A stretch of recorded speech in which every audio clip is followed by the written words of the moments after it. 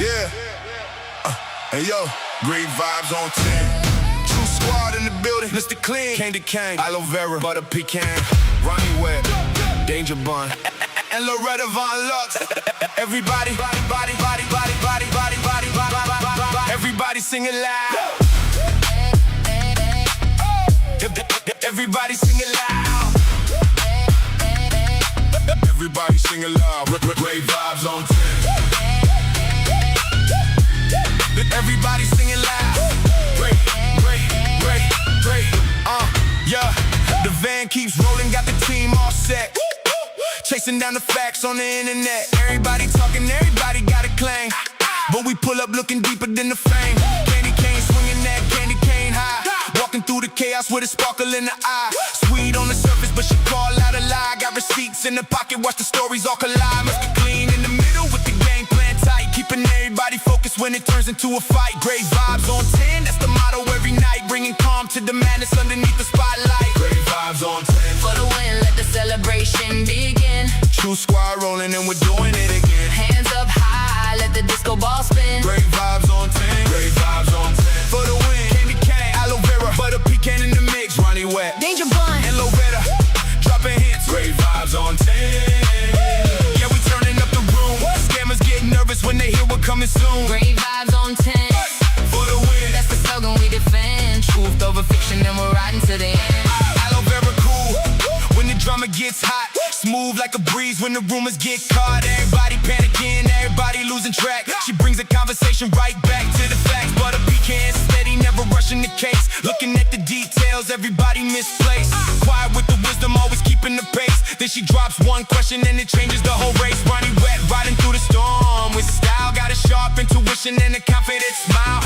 People tell stories, she can listen for a while. Then she finds the missing pieces hidden under every pile. Now Loretta Von Lux, now Loretta Von Lux, walking in designer flair.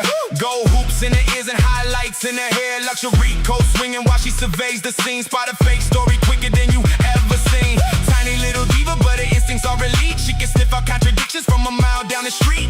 Gucci on the shoulders, confidence on max, while she's quietly collecting every piece of every fact. She don't gotta shout, she don't gotta bark. One look from Loretta and she's already found the mark. When the scammers start sweating and the stories don't match, Loretta's already smiling cause she solved another catch. Like flat, Crowd jump, music hitting hard. truth hunters, Fact checkers never dropping guard. everybody dancing while we're putting clues together. Searching through the nonsense no matter what the weather. Danger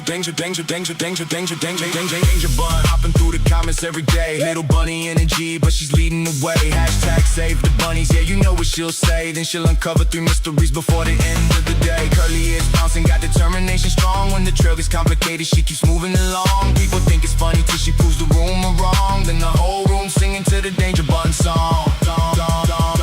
Great vibes on 10. For the win, let the celebration begin. True squad rolling and we're doing it again. Hands up high, let the disco ball spin. Great vibes on 10. Great vibes on 10. Mr. Clee holding center, keeping everything alive. Candy cane and aloe vera, always searching what they'll find. Butter pecan, Ronnie Webb, Danger Bun on the run. Loretta Von Lux in designer shades, making fact, checking fun. Great vibes on 10. True squad to the end. Searching through the fiction, letting real stories win. Great vibes on 10. For the win, That's the slogan we defend. Everybody sing it loud. Everybody sing it loud. Great vibes on 10. Everybody sing it loud. Great. Yeah. The van keeps rolling, got the team all set. Chasing down the facts on the internet. Everybody talking, everybody got a claim. But we pull up looking deeper than the fame. Candy cane swinging that candy cane high. Walking through the chaos with a sparkle in the eye. Sweet on the surface, but she call out a lie. Got receipts in the pocket, watch the stories all collide. Must be clean in the middle with the game plan tight. Keeping everybody focused when it turns into a fight. Great vibes on 10, that's the motto every night. Bringing calm to the madness underneath the spotlight. Great vibes on 10. for the win, let the celebration begin. True squad rolling and we're doing it again. Hands up high, let the disco ball spin. Great vibes on 10. Great vibes on 10. For the win, candy cane, aloe vera, butter pecan in the mix. Ronnie Webb, Danger Bun, and Loretta, dropping hits. Great vibes on 10. Yeah, we turning up the room. Scammers get nervous when they hear we're coming soon. great vibes on 10. For the win, That's the slogan we defend. Truth over fiction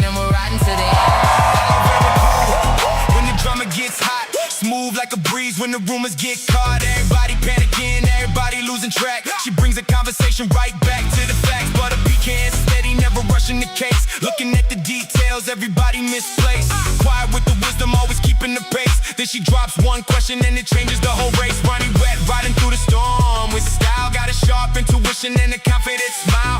People tell stories, she can listen for a while. Then she finds the missing pieces hidden under every pile. Now Loretta Von Lux, now Loretta Von Lux, walking in designer flair. Gold hoops in her ears and highlights in her hair. Luxury coat swinging while she surveys the scene. Spot a fake story quicker than you ever seen. Tiny little diva, but her instincts are elite. She can sniff out contradictions from a mile down the street. Gucci on her shoulders, confidence on max, while she's quietly collecting every piece of every fact. She don't gotta shout, she don't gotta bark. One look from Loretta and she's already But I cannot see, I'm legally blind. Sweating and the stories don't match. Loretta's already smiling cause she solved another catch. Like flat, Crowd jump, music hitting hard. truth hunters, Fact checkers never dropping guard. everybody dancing while we're putting clues together. Searching through the nonsense no matter what the weather. Danger, danger, danger, danger, danger, danger, danger, danger, danger bun. Hopping through the comments every day. Little bunny energy, but she's leading the way. Hashtag save the bunnies, yeah, you know what she'll say. Then she'll uncover 3 mysteries before the end of the day. Curly ears bouncing, got determination strong. When the trail gets complicated, she keeps moving along. People think it's funny till she proves the rumor wrong. Then the whole room singing to the Danger Bun song. Great vibes on 10 for the win. Let the celebration begin. True squad rolling and we're doing it again. Hands up high, let the disco ball spin. Great vibes on 10. Great vibes on 10. Mr. Clee holding center, keeping everything alive. Headed Kane and aloe vera, always searching what they'll find. But a pecan, Ronnie wet, Danger Bond on the run. Loretta Von Lux in designer shades, making fact, checking fun. Great vibes on 10. True squad to the end. Searching through the fiction, letting real stories win. Great vibes on 10. For the win, That's the slogan we defend. truth over fiction, and we're riding to the end. The van keeps rolling, the music keeps glowing, the truth keeps showing. True squad moving. Mr. Clean, Candy Cane, aloe vera, heart pecan. Ronnie wet, Danger Bond, Loretta Von Lux. Everybody singing loud. Great vibes on 10. For the win, for the win, for the win. True squad in the house. Great vibes on 10. Great vibes on 10. Let me tell y'all something. If you're going to be at home dancing, twerking, boxing, whatever the fuck you want to call it, just make sure you have enough room around to swing those legs, to swing the arms, to swing them elbows, because it's Sunday night. Y'all know tomorrow morning when you get up, you about to go back to work. Some of y'all don't want to meet that day. So tonight, we're going to make it all about the On 10 family. Thank y'all so much for coming in. Thank you, YouTube family. Thank you, Rumble family. TikTok. Thank y'all so much for coming in. We're going to have a great evening on tonight. If you was here on yesterday, y'all saw that, it was feelings everywhere. Everywhere. Just people coming in, feeling some type of way. We had street knowledge up in here. Street justice up in here. Fuck the courts. This outlaw. The courts. It's just all streets. We had smoke detector alarms going off. Everybody was doing their damn thing. But I will say this. One thing I cannot deny, that this right here is the greatest platform on this planet. I don't care what you may beg to differ. That's fine. That's your right. But coming from my standpoint, this is the greatest platform on this planet. Do you agree? No, GV, no. Especially what's been going down with you the last few weeks. You know, folks been talking crazy about you. Yeah, you know, that's cool. But that still make us great. I got this thing right above my head, right above my baldness, right? The baldness of my head in the thumbnail. Facts over feelings. And this is very important because yesterday when we played Austin's father response. Remember, he was on a gag order for damn near a year. And he was just boiling to get some shit out. So when it was time to let loose, his wife set up the laptop, gave him one of these right here, gave him a cute little microphone, clipped it on his shirt, and his ass just let loose. He told us everything. How he felt about the situation, how he felt about his side, the other side, how he felt about people responding to the trial. He talked about the GoFundMe. He brought some, low celebrity names, and what I mean by that, Charleston White, because he's still on the up and up. Whether you like him or not, it is what it is. And several other people he went after. Could we blame him? I mean, the First Amendment, hey, freedom of speech. He could say whatever he want to say. That's his free will to do that. Just like me. Ain't nobody gonna stop me from saying anything that I would like to say behind this microphone. Just like you. When you post a video or when you're in public or talking to your family members or speaking with your friends, ain't nobody gonna tell you how to, use your language or how you should address a situation or how you should feel about something.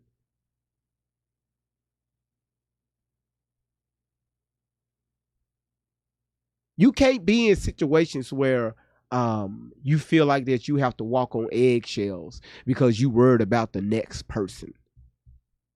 You worried about how they going to take this or how they going to take that. So you hold back a lot of, your thoughts. May be true thoughts, it may be false. Who knows? We won't know until you get it out of your mouth. That's why you have some people who would rather stay in the chat. Some people who just rather support, hit that like button, hit that follow button, hit that subscribe button, throw a heart me here and there, and just, put their phone up or cut their TV on and just turn it up. We got those. You got some that's very vocal in the chat. They don't give a damn if they right or wrong. They just want to put some shit in the chat. They be putting all types of shit in the chat. I could say the sky's blue. Fuck you, GV, the sky's white.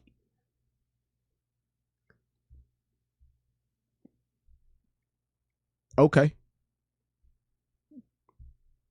And you want me to debate you on that? You got those. You got people that will come in, don't even read the fucking room, and just start, if they hear one word that they feel uncomfortable with, they will start attacking and start reporting the platform. We call those keyboard warriors. They talk all shit behind the keyboard, but when it's time to stand on what you need to say or what you said, we get these right here. You choke up.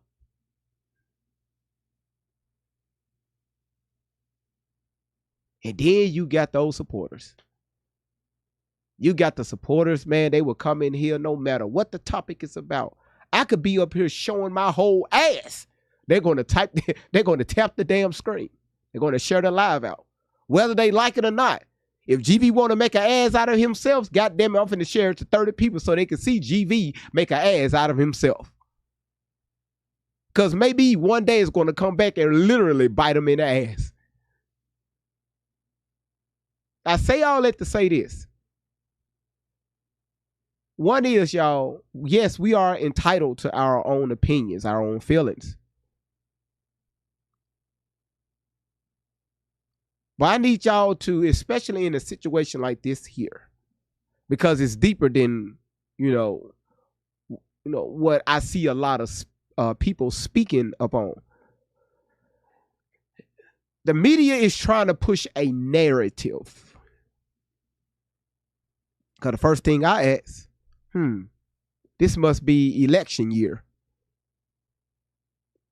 The same thing with Tory, right? Use her for an example. She started pushing a lot of bullshit on social media in 2020, right? Election time. And then really around election, maybe it's the midterms, you will really see certain narratives get pushed. So we have to ask ourselves, why are people making this a black versus white thing?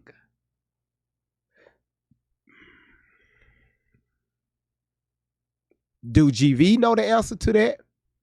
Sorta. Because let's speak some facts here.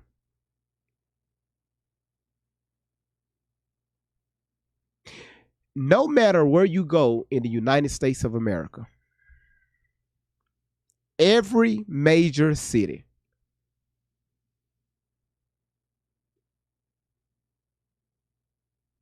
you have crime. Anywhere you have poverty, you will have crime.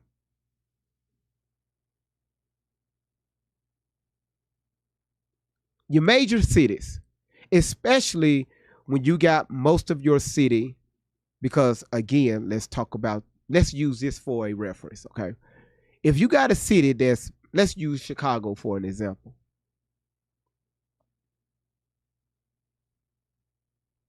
If you go do your research and look at the ERDR, right? The ERDR rate last year, the year before, the year before that, the year before that, the year before that, the year before that. When it comes to unalivings, aggravated assaults with a deadly weapon, right? Robbery, aggravated robbery. When it comes to Memphis, Tennessee, the same thing. Dallas, Fort Worth, the same thing. Orlando, Florida, the same thing. Atlanta, Georgia, the same thing. Cincinnati, Ohio, the same thing. Do we need to keep going?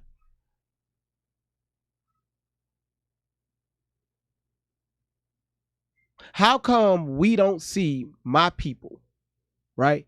People turning out in the streets trying to raise awareness to say, you know what? Look at us. Yes, we fucking up. When are we going to start looking at each other? I see the uproar the same way it was about Trayvon Martin and the other gentleman. And especially when Black Lives Matter came up on the scene, that was started by somebody that don't look like you and don't look like me. But guess what? Y'all dumbasses was back there supporting it. Where'd the money go? When was the last time BLM was in your community? Contributing anything.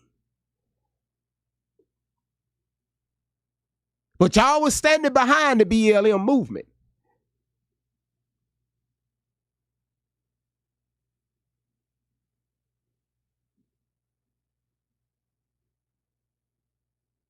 I'm doing my research, right? Going across and I'm pulling numbers, right, for tonight's live. I'm doing a lot of deep dive on different things. I'm looking at the outpour across, especially social media. How the algorithm is really pushing this narrative. And a lot of y'all are falling right for it. Why? It's because the algorithm it bends to your how you feel about something versus, something that's concrete and that's facts. Something that can bag up your claim by the majority.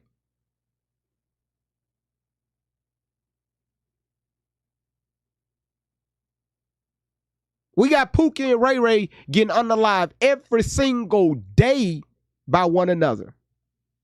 I'm talking about crimes worse than what we are talking about. Worse than this topic. You got kids. You got Ray Ray sitting at the dinner table with his grandmama and got his sister and brother sitting there. You got the drive-bys just going there and just shooting up the whole house. Unaliving everybody inside the house. Where is the outpour? You got kids, black kids walking down the street, minding their own fucking business, but because you got issues with a different set, guess what? You pull out them sticks and you let them go. Where's the outpour for that? Our kids can't even go to the local park, have a good time, swing sets, basketball. But because you see somebody from a different set, guess what? You're going to pull out that switch and let it go. Where is Keisha? Where is Pookie? Where is everybody to turn out to raise awareness for that? Protesting. And we're talking about this happening every single day.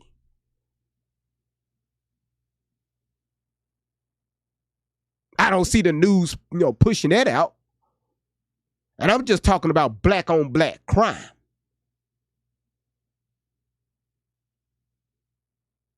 How many times we watched on the news somebody's sister got unalived, somebody's child got unalived that looked just like you and I? You know what? We so numb to it, you'll see it on your cell phone. You'll see it on the FYP. You'll look at it and you're gonna say, man, that's fucked up. You scroll right past it, keep going. What makes this different?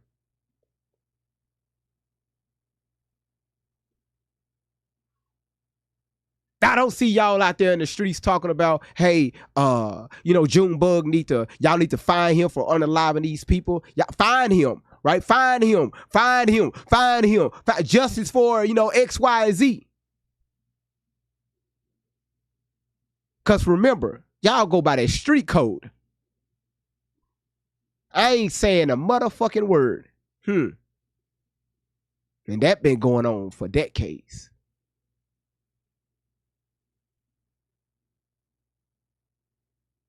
But you want to open up your mouth on this.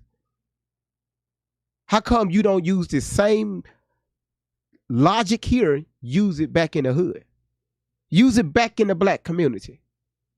Yeah, that's too much like right. That's too much like right. So what make this situation any much different? Because he was under the age of 18, unalive someone. They don't look like you nor I. And now you have the media pushing this as racial.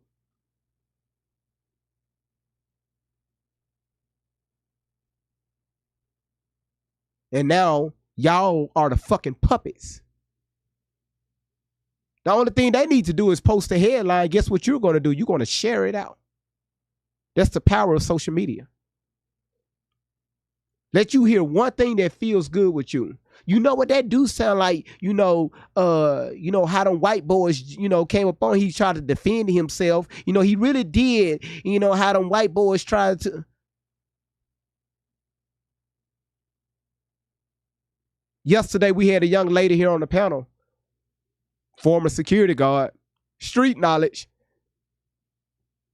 I asked her one question. If you were working security at a track meet, you want someone with a knife or a multi-tool set, right, that flips out, would you allow that on the field? She said, yeah. I got up and walked the fuck off.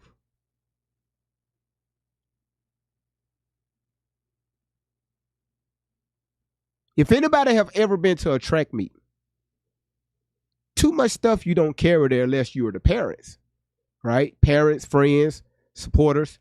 You the one that's carrying your tent, your seats, Gatorade, water, the radio, fans, different things like that. But the person that's participating in these events, they just have a gym bag, if that, because most of them come already dressed, ready to go.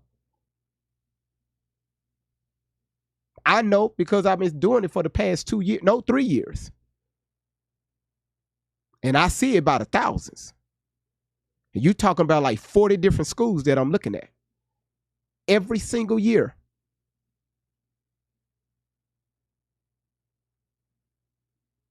Somebody else brought up the background, right? So we did a little research to see exactly where this guy went to school at.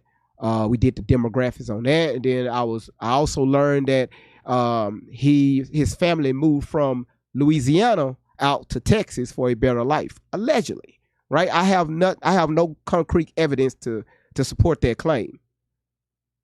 This is just what was told on the platform.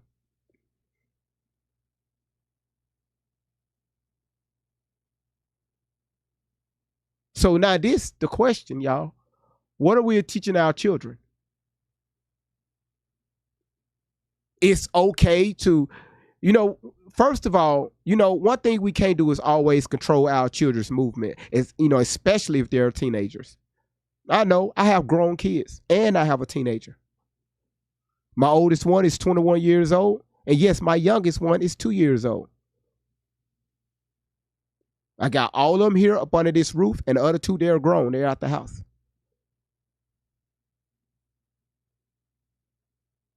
But I know everybody's situation is different. I know that. I know sometimes as parents, especially now, according to per capita, we have more single parent household than both parents inside the house.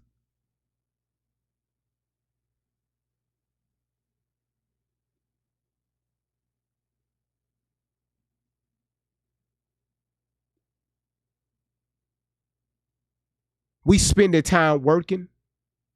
We spend the time on the phone. We busy watching TV. And how do we raise our kids? I'm going to show you how we raise our kids. You go buy them a cell phone. You go buy them a tablet. You go buy them a PS5. You don't raise your children. You maintain them. Half of y'all kids don't even know who you are. Even though you stay in the same house, they don't know you. And you don't know them. And then here my black ass, when I pop the news on, somebody's child got unalived and their child is the suspect. The first thing come out of these mouths, my child was such a good boy. He wasn't like that. He would never do that. Well, how do you know?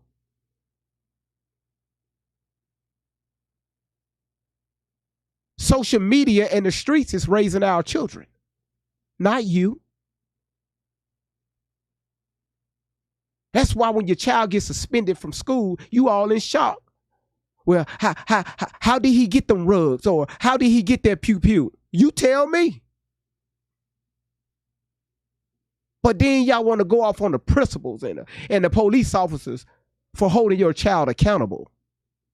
Something that your ass should have done a long time ago. But now you so worried about entertaining everybody else and entertaining yourself. Leaves your child or your children vulnerable. Who fault is that? Y'all got this saying, well, damn, y'all, these kids, these now, nowadays, it's these new, mindset of these kids. No, motherfucker, it's you. It's the mindset of the parents. Y'all got this saying, the way I was raised, I'm not going to raise my kids like that. My parents were too strict, so I'm going to make sure, I'm going to take it easy on my kids. Tell me how the fuck that shit is working out.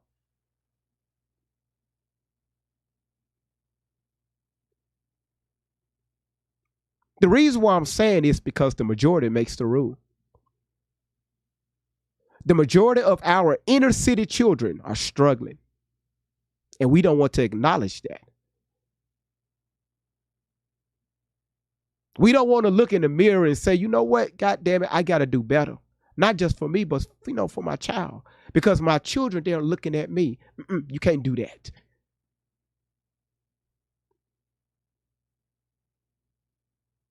So where do we go from here? I say it all that to say this. Tonight's live is going to be, I'm going to throw a trigger warning again. All the way at the top on my thumbnail, TikTok, you over here, YouTube and Rumble, it's this way.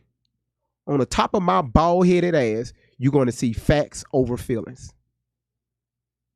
Now, I get it. Sometimes we can wear a chip on our shoulder. Sometimes feelings can, judge our saying. Sometimes I get it. It happens to me.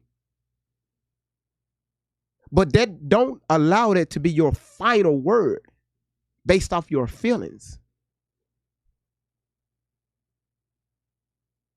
This whole case is all about what? Self-defense. And a lot of people are missing that.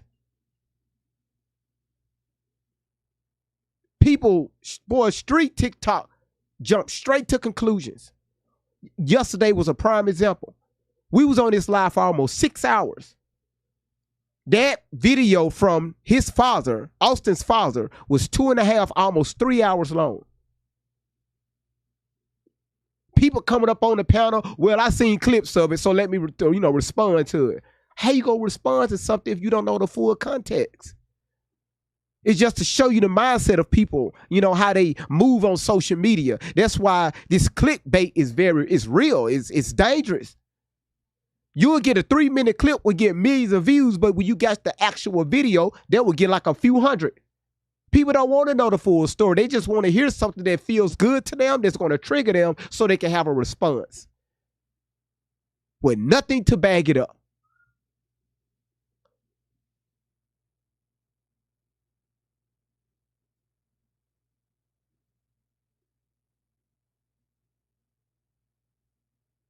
Like yesterday, a young lady came up here and she said, he mentioned watermelon felon. I'm laughing about the shit because we heard the entire video and how he used watermelon felon. I asked the young lady, did you hear what he said prior to that? She said no, but he still shouldn't have said watermelon felon. I said, y'all see what I mean? Now, I'm not saying that's giving him a right to say anything. Again, freedom of speech, right? What was the context it was used in? I can say a bunch of shit right now. Somebody clip it, post it, and you know what? GV is racist. Why you say that? Listen to this clip. Where's the full video? The only time people pull out their cell phones during the event is when shit is hyped, when things have escalated.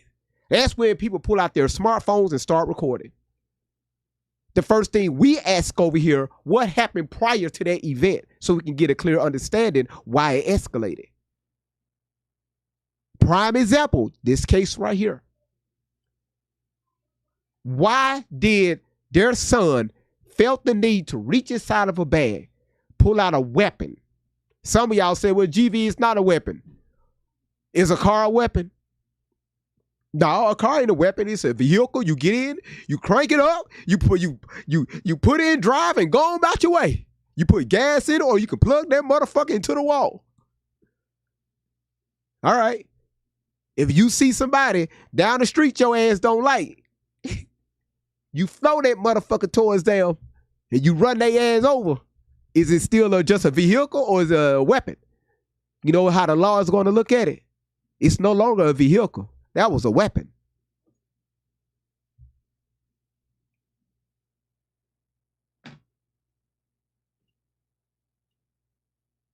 Y'all got to look at how the laws, look at how the law breaks it down.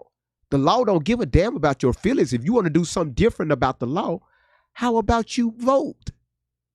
Take your issues to the Supreme Court. They the one that passed these laws down.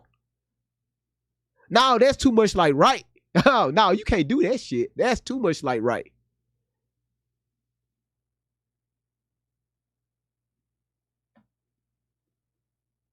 Welcome to Great Vibes on 10 for the win. Thank y'all so much for being here. If y'all can, please hit your daily heart meet. You too, welcome in. Thank you so much for being here, and also welcome in Rumble. Cool Mama, thank you so much for posting that comment on over on Rumble. I got to figure out. Yeah, I think I'm gonna make you a mod over there. But again, y'all welcome in. Don't forget to hit that gift gallery. And also, y'all listen, enjoy yourselves on tonight because we got a lot of material to cover. But I want you to remember this: facts don't give a damn about your feelings. All right. All right. I'm gonna start with this video right here. All right.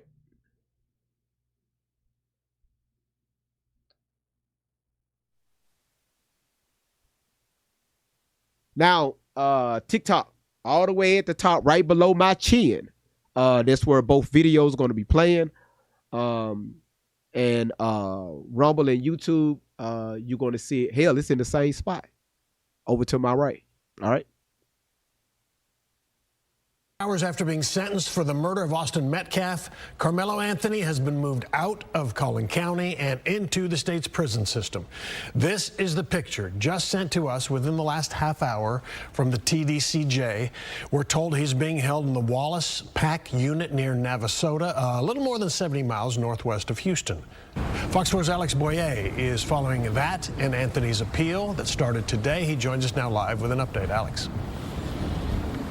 Yeah, a lot happening since he was convicted and sentenced, Steve. Carmelo Anthony has filed that notice to appeal. I can tell you it's with the 5th Supreme Judicial District of Texas. That's here in Dallas. And looking over the document, I thought it was interesting that Anthony notes that he is destitute and is now asking for a court-appointed attorney. I want to make sure that it's clear, I think, to everybody that when you begin to see appeals in the Carmelo Anthony case, it's not because something has, something is just glaringly like it was just this bias and everything was terrible. It is absolutely the next natural step. Criminal defense attorney Bree West, who is not involved in the Carmelo Anthony case, is giving some legal insight into what happens next now that the 19-year-old has been convicted of murder for the stabbing death of 17-year-old Austin Metcalf. This process is not over. I think that it's important that people understand that the appellate process is a necessary part of our criminal justice system. On Wednesday, Anthony filed a notice of appeal to the 5th Court of Appeals in Dallas. In it, Anthony states that he is a penniless, destitute, and indigent person, too poor to employ counsel. He goes on to say, "I pray that the court will appoint an attorney to represent me in this appeal." You're going to always appeal on sizable sentences to make sure that as you objected, and if those objections were overruled for whatever reason, that some higher body, some higher court is going to say to that lower court, you didn't do that right, or nope, all good. And if everything is all good, that sentence stands. While that appeal plays out, Anthony, who had been under house arrest up until his conviction Tuesday, will begin serving his 35-year prison sentence. Anthony must serve at least half of that, more than 17 years, before he is eligible for parole. Parole eligibility and parole release are not the same thing. So at the halfway mark is when Carmelo Anthony becomes eligible for parole. Whether or not that parole will be granted is up to a totally different body that's inside of the Texas Department of Criminal Justice. And so it's worth pointing out that in the state of Texas, a convict does not have a choice as to where they will serve out their or their sentence, rather. Ultimately, it comes down to where there is room and where Anthony is safe. And as of tonight, we know where he's ended up.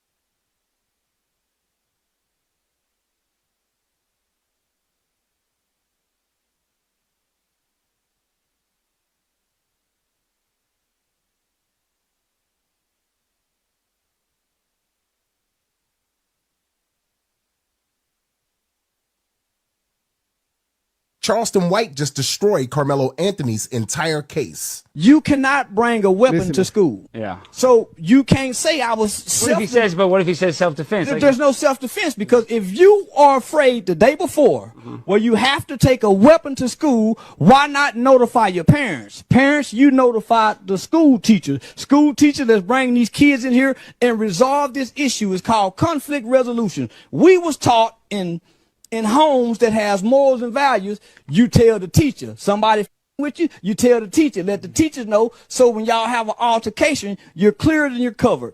Documentation beats conversation. So where's the documentation to say this is self-defense? It's a premeditated crime because you took a weapon. It's no sound because I'm trying to. Hold on, no, the sound is there. Y'all didn't hear anything. Boy, this ghetto ass shit. Boy, weak ass shit.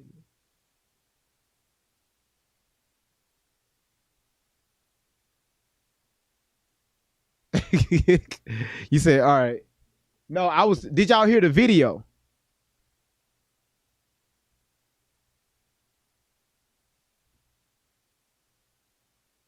Okay. All right. All right.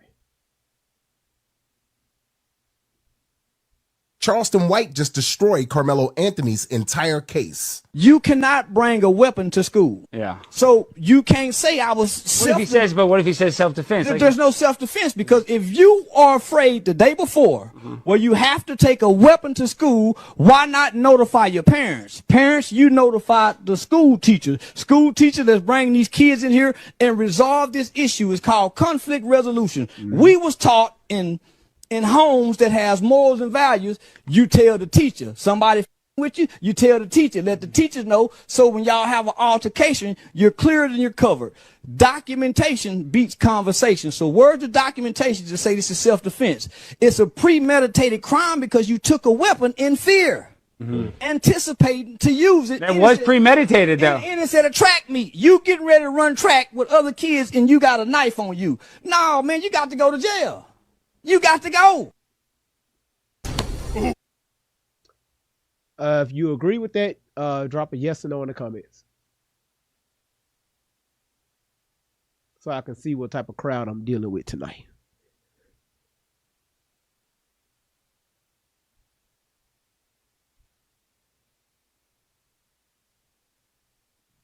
Okay. All right.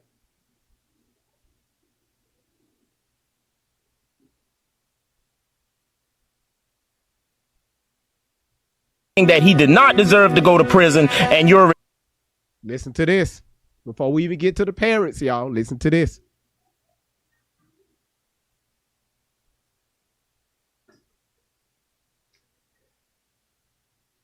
I consider this guilty verdict a win for whites and blacks, Hispanics too. We blacks is tired of you niggas too. I'm just gonna go ahead and tell y'all the truth, and I know that the truth makes some of y'all want to peel y'all skin off. I don't care, start peeling. If you're one of those people who said that what Rick Child did to Cyrus was wrong, yet in the same breath you're defending Carmelo Anthony, saying that he did not deserve to go to prison, and you're rejoicing that Austin Metcalf lost his life, don't talk to people about what's right and what's wrong. You don't get to talk to people about what's right and what's wrong. Right and wrong does not matter to you. What matters to you is narrative and race. You guys are stupid. The amount of racial hatred that I've been seeing coming from a lot of y'all the past couple of days is truly worthy of something to be permanently purged from society. Then we got y'all now out here making threats to people. You're wishing harm on people's children. You're rejoicing when people lose their life. And then a lot of y'all out here talking about a race war. I don't know what you're going to do that for. That's not going to change anything. The only thing that's going to change is you're either going to be in prison like Carmelo Anthony or in the ground like Austin Metcalf. Not going to lie, I lost hope in some of y'all. Not that I ever had faith in most of y'all to begin with, but a lot of y'all are racist, looking for a reason to continue being racist and harmful to people who have done absolutely nothing to you. Then some of y'all got the nerve to sit out here and say, we gonna get revenge on the whites for this. We gonna get revenge on the whites for this. We gonna take back what's... Ain't none of that going on. What's going on is we gonna keep hurting each other. We're gonna keep ignoring it, not having the same energy. We're gonna keep listening to our Al Sharptons. We're gonna keep donating money to the scams that is BLM and continue to engage in our forever wannabe war with the white man. And then some of y'all will sit here and say, how can you sit up there and talk bad about your own people? First of all, I'm not talking bad. I'm just telling the truth. And also, if you only see everything through a racial lens, you're not my people. You're not my people. My people, regardless of race, look out for me and show me love and got love for me when I'm up good or when I'm down bad. So don't involve me in y'all's bullshit, because y'all wrong. And I'm going to tell y'all wrong. He's right. There are a ton of black people that love to say racist, hateful things, and they can't wait for an opportunity to do so. I think this is what is happening here. All these people saying hateful things are simply just the racist black people that are coming out of the woodworks that weren't brave enough to stand up for their own people, being slaughtered by our own people every single day on a high scale that is multiplying every single year. But they can't wait to say something horrendous about white people that have never done anything. These are the same people that demand reparations. Ayanna Pressley was on the news today asking for reparations again. None of you deserve reparations. None of you dealt with real slavery. The majority of black people alive today didn't even deal with Jim Crow. Give me a break here. I'm so proud of y'all for killing that white boy. See, they not used to this shit happening to them, y'all. My only problem is it should happen more. This is where I'm fucking up. This is where I got a problem with my people. It should happen more. We should make a day like every Thursday or every Wednesday where we just wake up and fuck up a white girl or a white boy. I'm going to tell you right now, this guy.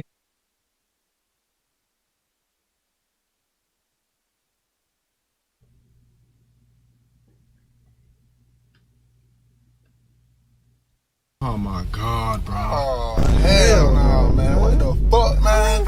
Get your ass on, boy. You get your goddamn ugly ass on.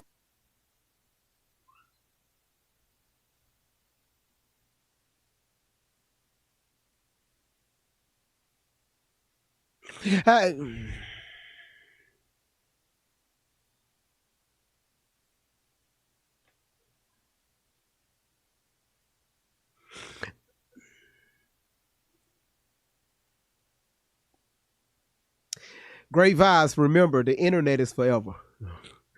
What? Well, we already know what community. We already know what community he's from.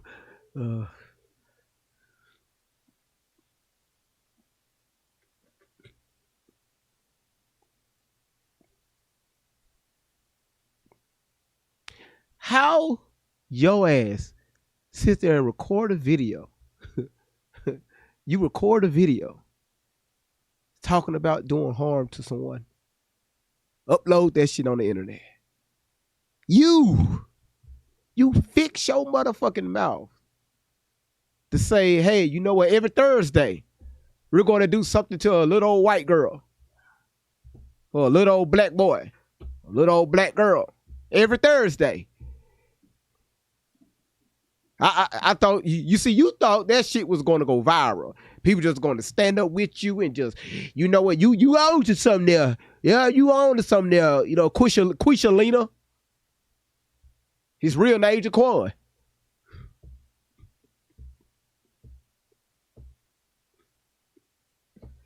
Yep. GV, shut your ass up. Can't fight. So he won't be throwing any hands on anyone. I guarantee you this guy cannot fight.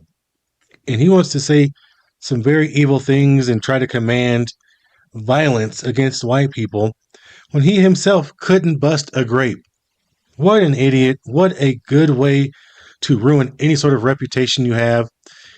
Someone can hold this video against him easily at a job work site or any future jobs. People need to stop being this dumb and putting this stuff on the internet. He could ruin his life forever from a dumb statement like this, threatening an entire race of people that you live with in the same country, threatening to hurt random people, and he himself would get his head knocked off by the average American. Give me a break. This is disgusting. And these are the people we're all tired of. Now, here is a perfect example on how to fix things in the Black community. Other people from the community stepping up to resolve issues by diffusing them. People being held accountable. Check this out. Yo! Yo! Yo! Yo! Yo! Yo! Neither one of y'all need to be fighting. Neither one of y'all need to be fighting. Hey! Hey! Hey! No! I'm not trying to hear none of that with neither one of them two young ladies. Neither one of y'all need to be fighting. I don't give a damn about any of that or even what he talking about. I don't want to see either one of y'all acting like y'all ain't got no goddamn sense out here. Neither one of y'all. I appreciate that. You're right. Stop it. Go to work. Go to work. Go to work. I love it. Now, most people ain't going to do nothing to Big Mama. I love to see it. The youth can get wild. I don't know why people in the Black community, especially the women, are so emotional. I guess the men are too, really. They're the ones doing all the shooting. Maybe they are the real emotional ones. But this is great. Go give each other a hug. There's no reason to be fighting. It's typically always over nonsense. And the first thing Black people try to do, and not the majority of Black people, but the ones we've been talking about, is fly off of the handle and get into a fight instead of at least trying to resolve the argument through conversation. Converse with each other. Do something productive. Apologize. Like, you know what? My bad. I'm sorry. It's better to just walk away than to deal with all that crap, especially on the job. You guys work at McDonald's, for goodness sake. Don't mess up your first gig. You want to at least try to build your resume up. So, look. Shout out to whoever this woman was that broke up this fight. This is what it takes. We have to hold each other accountable and start shaming the ones that are messing up. Bring back public shaming. Here's a perfect example of who Black people and everybody else in the country are tired of in the Black community. Hey, bro. Weren't you on motherfucking jury selection? Motherfucking bitch. Weren't you on jury selection? No, I wasn't. Yes, you was. No, I wasn't. Yes, you was. No, I wasn't. Yes, you was. No, I wasn't. Yes, the hell you was. I've never been on jury selection. Get out of here, you fat fucking Black bitch. And that's exactly the response she deserves to get after walking up and just slapping an innocent person. Now, this is the same thing that the guy from Florida did. Obviously, they're going up to people.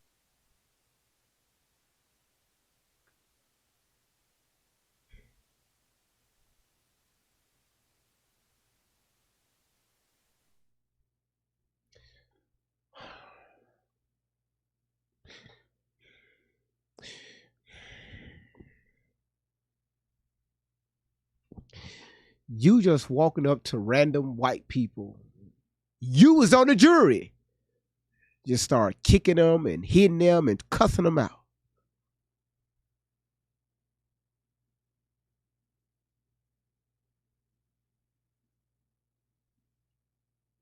Now, what if that man would have got up and did something terrible to that woman, which could have cost her her life? Here y'all would have said, "Oh, he shouldn't have touched her. She's a woman." Well, hell, she kicked him. He shouldn't have did this. He shouldn't have did. Well, what happened prior to that? She provoked him.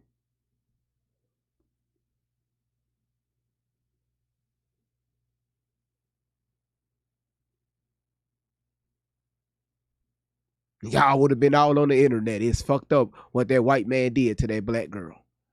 Here go another racial war. Something that she initiated.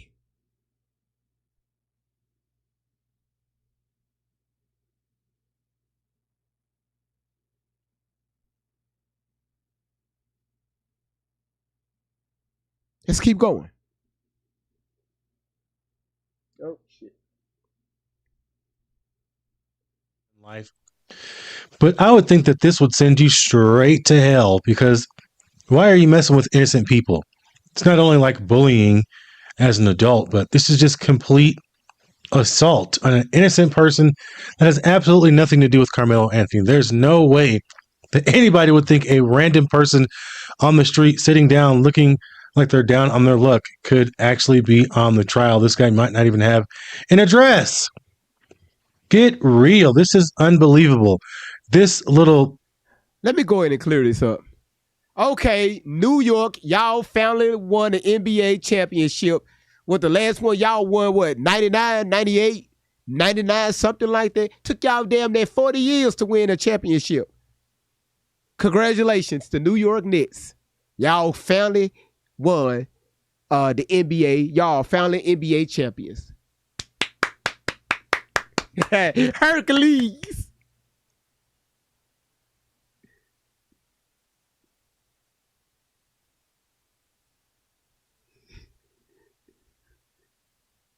Okay.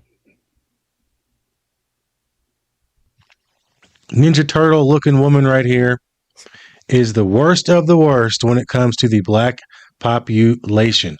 Heartless. And people are tired of people like this. I'm sitting here trying to figure out where all this racial division is coming in with the guilty verdict on the Karmelo Anthony trial. What's all this racial divide? I consider this guilty verdict a win for whites and black. I've been asking the same thing. Melissa, thank you so much for the hand hearts. I've been asking the same. How did we turn this into a racial war?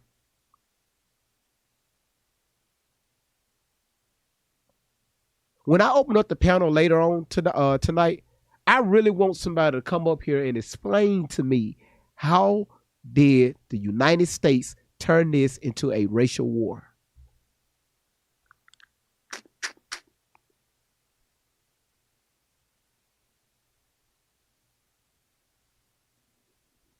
Shit, Hispanics too. Thank you, Laura. We blacks is tired of you niggas too. Some of us have children that we raise that you defend yourself, but all this here YN shit, this coward generation running getting them sticks and whatever they call them, switches, and killing a nigga over a simple fight. Yup. No. It's a win for us. They pull a rug off from under that bullshit where you get into a disagreement with your enemy. Instead of fighting him, you get together with some of your friends to conspire and kill him, and y'all have your little stir back up in self-defense. Ain't no more of that. Well, that happens in Chicago every day and other big blue cities. But hopefully this will set the tone that you guys aren't untouchable. And hopefully across the United States, every time that something like this happens, they make an example out of these people so we can start cleaning some of this up. This case set a precedent. Ain't no more of that. See, some of y'all don't understand about standing your ground. See, stand your ground. I've heard it all the time. I've heard it. You can't say I'm lying. I've heard black people say it in my community. Man, put a no trespassing sign up. Nigga come in your yard, you can shoot him. You a goddamn lie. You go to prison too. See, that's where you got to understand the law before you get out and start picketing signs and shit when you looking like an idiot. The law states that you have to use equal force. So if I put up a no trespassing sign in my yard and somebody step up in my yard, I got to tell them to get up out my yard. They stand there, they don't want to get out, I can call the police. If they come up at me and they push me, I got to push them back. Or I got to put them things on them. I agree with everything he's saying, but I can't skip past the fact that I've heard that smoke detector go off twice now. Thank you. I can't run in the house and come out with something or a butcher knife and stab this person. I'm going to prison. See, that's what a lot of you niggas don't understand. Yep. Understand me? If this person was trespassing in my yard with a knife, I can do whatever the hell I want to with him. Equal force, baby. That's what y'all don't understand. So you cannot legally claim self-defense if you are even getting your ass whooped. I'ma kick back when you fake like that. Won't you let me go? You never come the Infinity QX60. He reach in your goddamn backpack and pull out a knife and stab somebody. You just a pussy that's finna go to the pen. He said it just right. I mean, despite the smoke detector going off, I mean, he was spot on. A lot more people than you think have a lot of common sense and are very intelligent in this country. All right, so I'm going to pause it right there. Let's give a shout out to Gina, already at 11,000 taps. Almost pushing 12,000. Queen Nia, you sitting at 9,000. Mona, you sitting at 5,700. And Asia, you sitting at 5,600. But let's also give a shout outs. Let's do the top 10. Let me see. Let me go over to my actions. Where is it? Where's my tappers?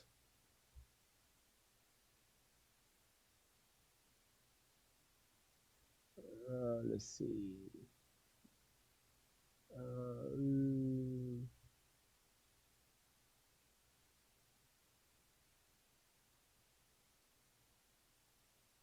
Okay, here it is. So we got Gina at number 1. We got Queen Nia at number 2. Mona at number 3. Kentech at number 4. Soundmind, you at number 5 with 3,400. Teresa, you at number 6 with 2,200. Laura, you at number 7 with 1,200. Chelsea, you at number 8 with 981.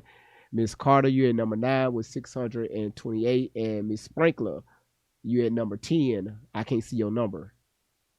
My bad. Now, if y'all can, I need everybody right now on TikTok. Y'all share the live out right now. Share this live out. Like the live. Make sure you hit that follow button. And please do not forget to get into that gift gallery. And during the midsection of this platform, I'm going to post the Venmo and also the CA for the legal side of the platform. All right. And I think we have maybe we have I think like almost $1,200 left. So y'all been donating like a mofo. All right. So again, everybody's coming in on YouTube. Welcome. Thank y'all so much. Remember, back out of the stream, hit that like button, come back in. But also don't forget to hit that subscribe and hit that notification bell, and also Rumble, the same thing. Thank you all so much. Make sure you share the platform out. So while y'all doing that, y'all just TikTok share to your stories. That's going to hit the FYP quick. All right. And again, thank y'all so much for being here. Everybody singing loud. Great, great, great, great. The van keeps rolling, got the team all set. Chasing down the facts on the internet. Everybody talking, everybody got a claim. But we pull up looking deeper than the fame. Candy cane swinging that candy cane high. Walking through the chaos with a sparkle in the eye. Sweet on the surface, but she call out a lie. Got receipts in the pocket, watch the stories all collide. Must be clean in the middle with the game plan tight. Keeping everybody focused when it turns into a fight. Great vibes on 10, that's the motto every night. Bringing calm to the madness underneath the spotlight. Great vibes on 10. For the win, let the celebration begin. True squad rolling and we're doing it again. Hands up high, let the disco ball spin. Great vibes on 10. Great vibes on 10. For the win, candy cane, aloe vera, butter pecan in the mix. Ronnie Wet, Danger Bun, and Lovetta, dropping hits. Great vibes on 10. Yeah, we turning up the room. Scammers get nervous when they hear we're coming soon. great vibes on 10. For the win, That's the slogan we defend. Truth over fiction, and we're riding to the end. aloe vera cool. When the drama gets hot, smooth like a breeze when the rumors get caught. Everybody panicking, everybody losing track. She brings the conversation right back to the facts. Butter pecan steady, never rushing the case. Looking at the details, everybody misplaced. Quiet with the wisdom, always keeping the pace. Then she drops one question and it changes the whole race. Ronnie Wet, riding through the storm with style. Got a sharp intuition and a confident smile. People tell stories, she can listen for a while. Then she finds the missing pieces hidden under every pile. Now Loretta Von Lux, now Loretta Von Lux. Walking in designer flair. Gold hoops in her ears and highlights in her hair. Luxury coat swinging while she surveys the scene. Spot a fake story quicker than you ever seen. Tiny little diva, but her instincts are elite. She can sniff out contradictions from a mile down the street. Gucci on the shoulders, confidence on max. While she's quietly collecting every piece of every fact. She don't gotta shout, she don't gotta bark. One look from Loretta and she's already found the mark. When the scammers start sweating and the stories don't match, Loretta's already smiling cause she solved another catch. Thank y'all so much. Thank y'all so much. It will be uploaded on the website later on tonight. So Tomorrow morning, when you log into www.greatvibes10.com, you will see that will be available. That's going to replace these right here. All right. My vendor doesn't sell these anymore, and I got like 2 left, and I'm gonna use that for something else. So these are no longer going to be available. You're switching over to those, and but it works the same way. And I think these right here are, I think they're 40 ounces too, but they're stainless steel on the inside. Of course, you got the handle where you can carry it around. Y'all know it's about to get hot outside. For some of y'all, it is hot outside. You work out, you need a cup of coffee. That's where these right here come in for your coffee. Got your coffee top. Again, is stainless steel on the inside. Keep your drinks very, very, very hot. Whether it's tea, coffee, you know, I'm talking about we doing big things over here, all right? So after tonight, it should be uploaded on the website. All right. All right. You say, I thank God I got one already, but I want that new one. All right. Y'all ready to keep it going? All right. All right. So we about to play the mother and the father, their response to they finally spoke. And I really want to hear what they have to say. All right. Here we go. Let's move the iPad. All right, here we go. Morning. How are you guys holding up? Right now we're in a nightmare. Doesn't feel real. We've been up all night crying, praying, waiting for family to come in. We have some family who has made it. We just right now lost words, waiting for him to give us a call as soon as possible. So you haven't heard from him just yet? We heard from him yesterday. He has actually suffered from seizures, so we actually have to bring his medicine to the courthouse. So we're waiting for them to give us instruction to get there. We know Carmelo from the courtroom, but tell us, who is he? What kind of person is he? What kind of son is he at home? He is a wonderful son. He's a wonderful student. 3.7 GPA, worked 2 jobs. I'm sorry, baby, for cutting you off. He was actually taking online classes during all of this and still held a great GPA going through this traumatic time. He was a kid. If I didn't say it, he was a captain of his track team, football team. He was working 2 jobs. He actually saved a kid's life. That the mom, he jumped in the pool, and saved the kid's life, which was amazing. I didn't know how great he was until this tragedy. I want to add some things to that. At home, he loves cooking, whether it's in the kitchen, outside, grilling. He makes the best hibachi. He loves running routes and playing soccer with his younger brother, Kingston. He has a brother named Andrew. He's 12, and Andrew is into doing science experiments, and Carmelo loved helping him with science experiments. He loves putting Legos together with his girlfriend. He's just a lovable, sincere child. Yeah.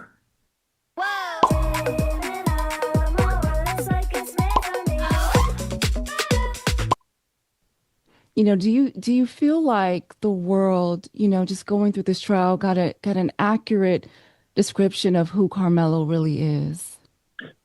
No, we've come to find out, which we were, before all this, we were a family that basically stayed to ourselves. We were very close knitted. My wife's at home. She stays at home. I was working, and we didn't know how cruel the world could be.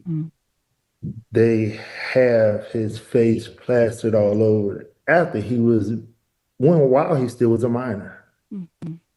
And it was like, everything was happening. We was getting threats. They doxed us. I was so clueless and so involved in work. I didn't even know what doxing was. They put our address online.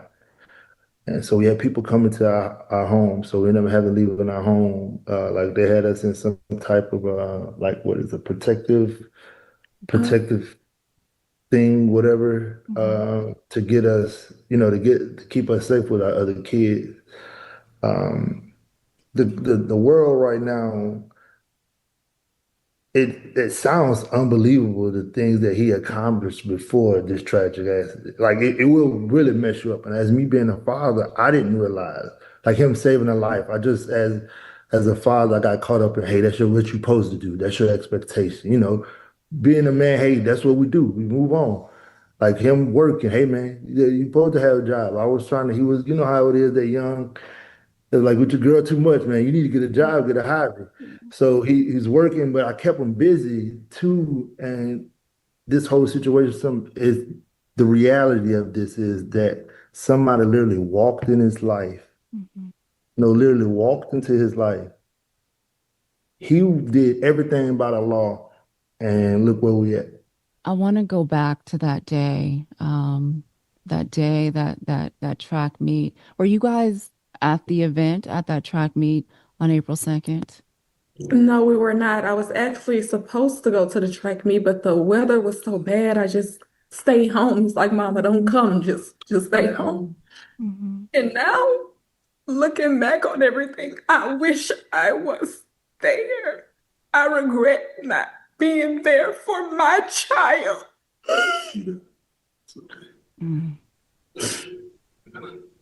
When did you hear the news that there had been an incident that day?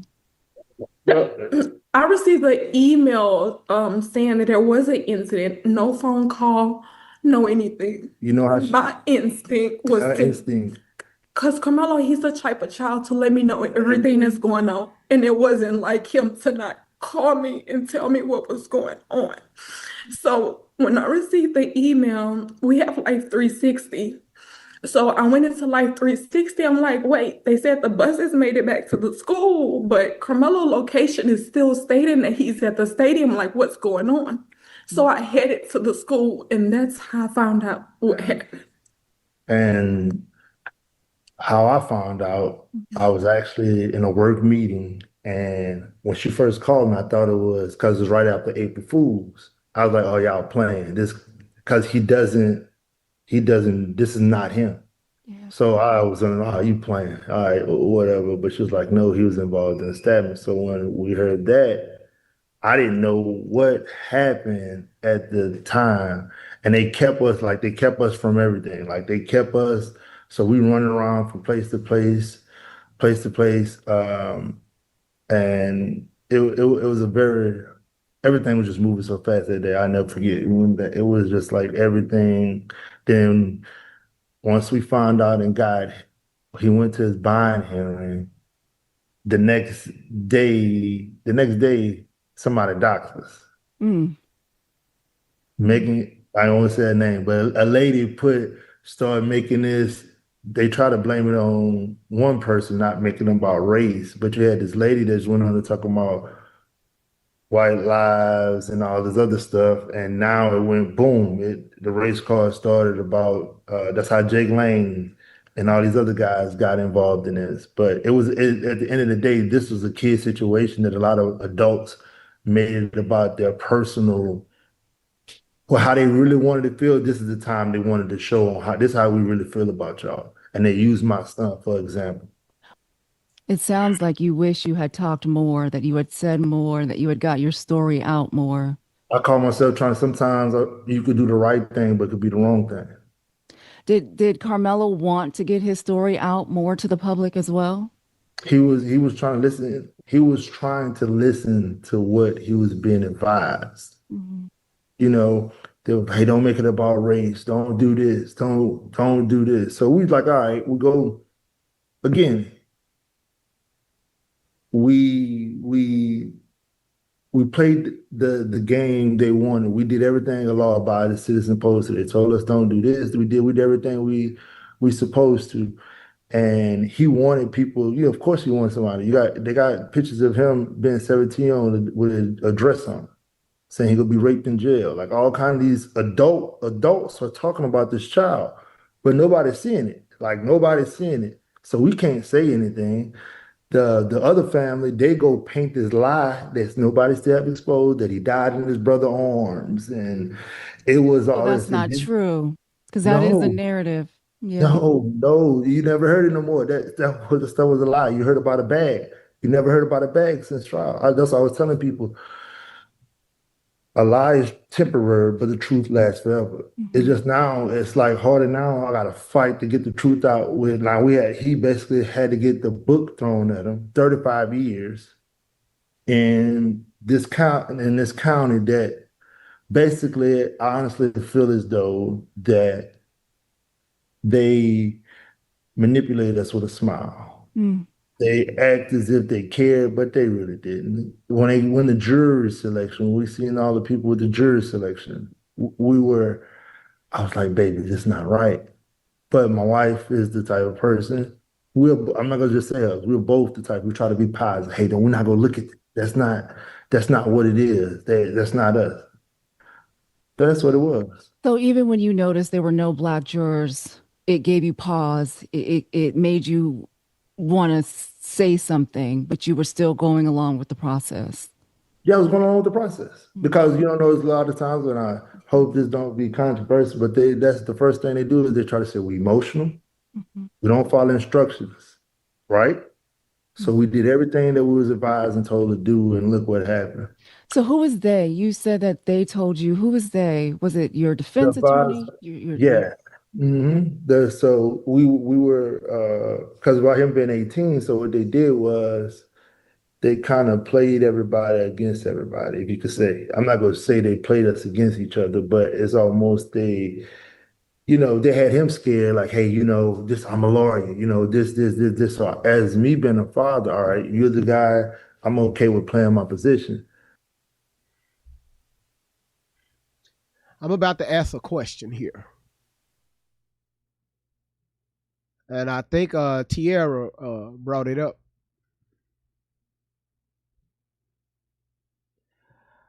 Marissa, can you request to come up on the panel?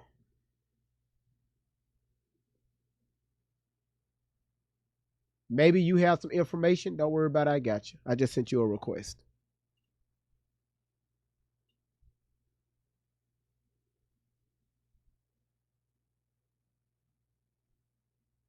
Now, remember, if we're going to say something, we got to stand on it.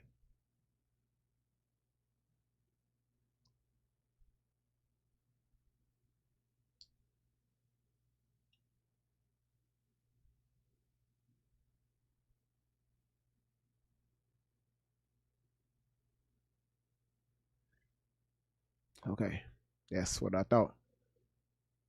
If I put something in the chat, I better have some evidence to back that up. Now, we know what Charleston White said about the GoFundMe. But that's a bold statement there. All right? I guess you're not going to come up here. That's what I thought. Let's continue. And I don't want to overstep any boundaries. Everybody kept saying, hey, to beat this. I even went to some Black attorneys. They're like, oh, you need a white attorney to go out there to fight out there. Remember they were telling us that? They kept telling us that. So everybody like, why y'all there? Everybody was telling us, okay. So then when we get it, they basically tossed them over. A lot of objections wasn't done. It's a lot that wasn't done. So do you believe your son received a fair trial? No. Absolutely not. Absolutely not. Absolutely not. And we're going to keep fighting. We will not stop fighting for justice for my son.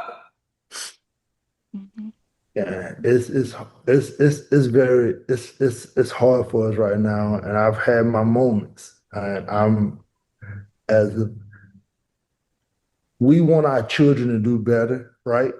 we look at our YNs, this wasn't a YN. So what we gonna do about this not YN? We can make more YNs. Now you got a kid, like I just told you, everything that we're telling you right now is verified. Two jobs with the HEB Foot Locker. That's who came to the buying him. His GPA, he still graduated through all this. He still graduated high school. He still graduated. The lady the kid he saved, this stuff really happened. He was never in trouble, and no, he was never suspended for no knife. But they had actually what I learned was they had a smear campaign that they did. I wasn't familiar with that, like and a lot of people that we were reaching out with, I understand business. A lot of people, they got a lot of things going on. So we was reaching out, I was emailing, but everybody want to go through. It's kind of a circle thing, which I understand. But I realized through this.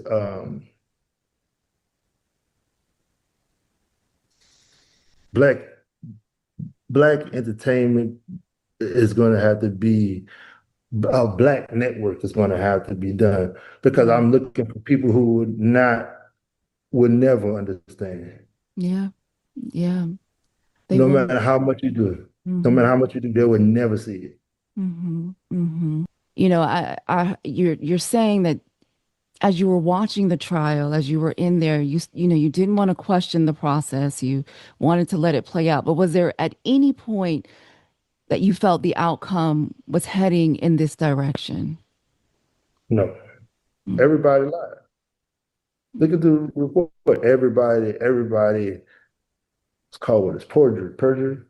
That everybody did. Basically just did it with no, and they never was called out on it. I mean, literally, they told within an hour of when it happened, it was 2 to 3 people. When they got to the trial, oh no, it was. I'm like, wait, what? And don't get me wrong, the defense said, hey, did you say this here? Everybody. One girl made up a lie, said it was over a race that my son just walked up. This how crazy this is. Yeah. One girl sat on the stand and said, yeah, he just walked up to him and said, what? You want to race? It didn't even make sense. Then they asked her, did you lie? She was like, on the stand. Nothing happened. Why didn't the defense call more witnesses? That's not my department, and I apologize for that. I don't No, have the I'm just, as you look at it and I'm not an attorney, but I'm hearing you and you're telling me all these wonderful things about him. And I'm just wondering, did the jury get to hear, all of these wonderful things about Karmelo? No, they didn't. Even when the one kid who was the corporate of all this, meaning the kid who invited him to the tent, he lied on the stand and said he didn't even know him. Yeah. And they had pictures with his grandmother. With his grandmother. Like, here's your grandmother, my son, your grandmother. Their whole family got multiple times, played basketball together, all kind of different things. And yeah. I mean, all of the witnesses' statements and stories were inconsistent. So we thinking that the jury is going to notice that. But they already had their mind made up when they sat in that courtroom. Their mind was made up already. How big of a role do you guys believe that race played into how this case was publicly viewed and how this outcome, this sentence was handed down?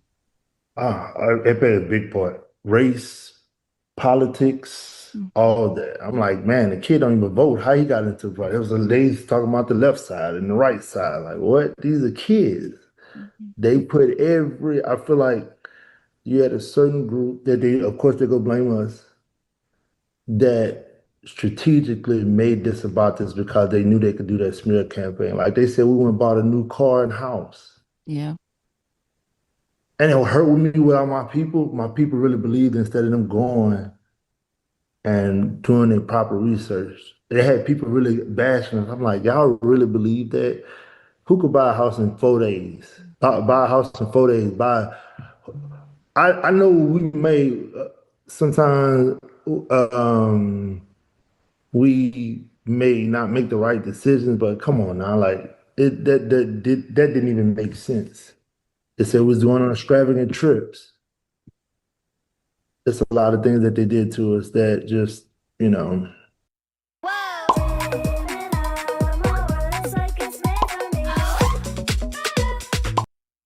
There was a lot of misinformation that was going on. Okay, so I'm gonna pause it right there so we don't get the live taken down. Like we got that little strike on yesterday. Again, everybody welcome in. Don't forget to collect your daily heartmeat. And also don't forget to share this live stream out. Please click on my name at the top, TikTok only. Click on my name at the top. And let's click on that gift gallery, y'all. Let's go ahead and get that completed. Also, YouTube and Rumble, welcome in. Thank y'all so much for coming in, sharing the live stream out. And again, thank all of you all for being here. Thank y'all so much, all right? But again, remember, facts don't give a damn about your feelings. Facts don't care. Because I've heard some stuff here that I got questions about at the end. Around, especially, you know, in the beginning. And, you know, I know your family had to move a couple times because you were doxxed. And, you know, I can't even imagine how Karmelo going through that, trying to finish school, fighting, you know, for his freedom. And you guys have other children, you know, so much on you as parents. How's your other children handling this? Now we had to end up taking them out of school because they had TikTok videos with my son with semen coming out of his mouth because there's him saying go get raped in jail. And it's just like that was my daughter, my princess. She had to go through that. The other boys, we was in a pretty blessed community. That's why I hope a lot of people get this message. It don't matter where you at. It don't matter where you at. We was supposed to be in the safest place, but it's like they're telling us that you could be assaulted, but you better not fight back. That's what this is what this case is saying. It don't care. It could be 2-3 people, size, it don't matter. Yeah. So that's what this case is really all about. The family is saying now, I just got a message, they saying they were robbed. Now they were robbed. Now, mind you, if They, as in the Metcalf family? I've just got this thing just popped up saying people they robbed. If we don't get the message now, and it's not because it's our child, we would never get it. This is the most crucial time ever, especially if you have kids. Because again, you see the child I'm telling you about right now, we all have kids like that. We sent them off to school. We sent them off just not looking for it. Again, he didn't go look for this. That's why they try to paint that picture. They painted a picture and he didn't look for this. This walked into his life. Literally, matter of fact, they say it like this. The evidence shows he jumped 3 bleachers to get to him. Now, So did the jury hear that information? And is that information on the video? That's on the video. And they had their minds made up. Their mind was made up. It's already made up. 3 bleachers. Some say 1, some said 3, some said 5. Their statements was inconsistent. So Every tell statement us, was inconsistent. because we haven't seen that video. What did that video show? The video showed, honestly, you can show that you can see him coming into the tent, sitting down. Goodness.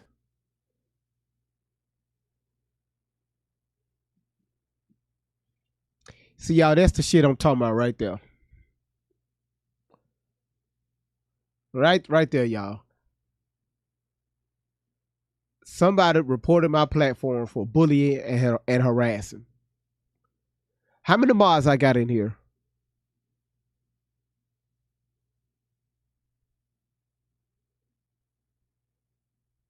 It's 2 mods in here. Yeah, I didn't say nothing. Because again, it's just to show you the hatefulness that people have. The hatefulness.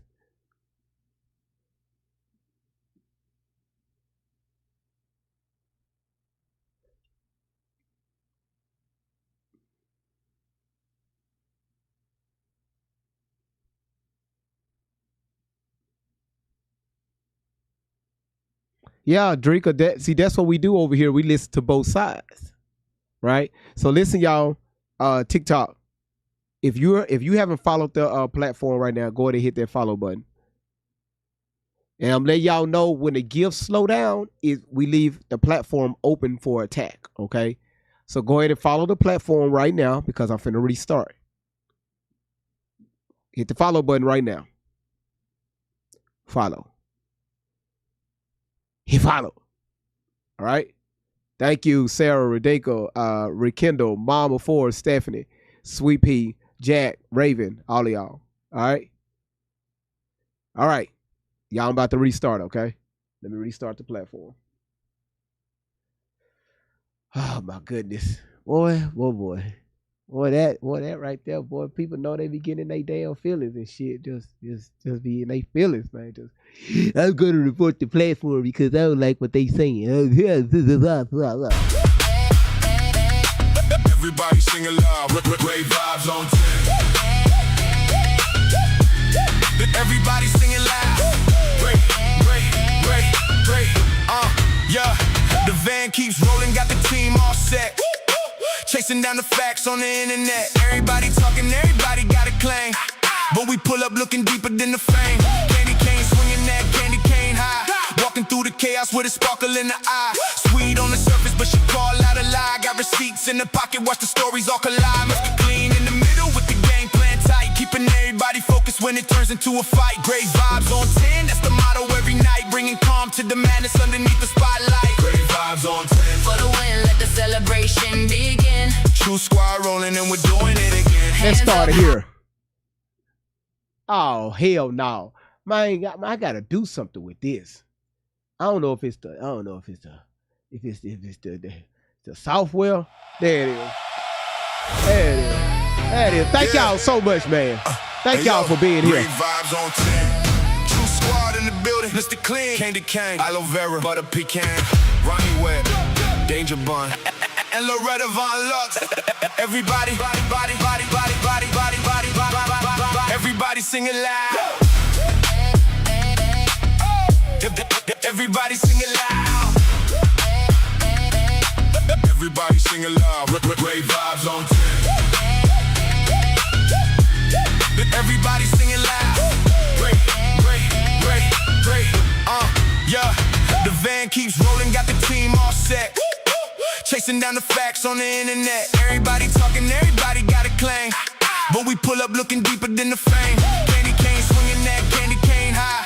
Walking through the chaos with a sparkle in the eye.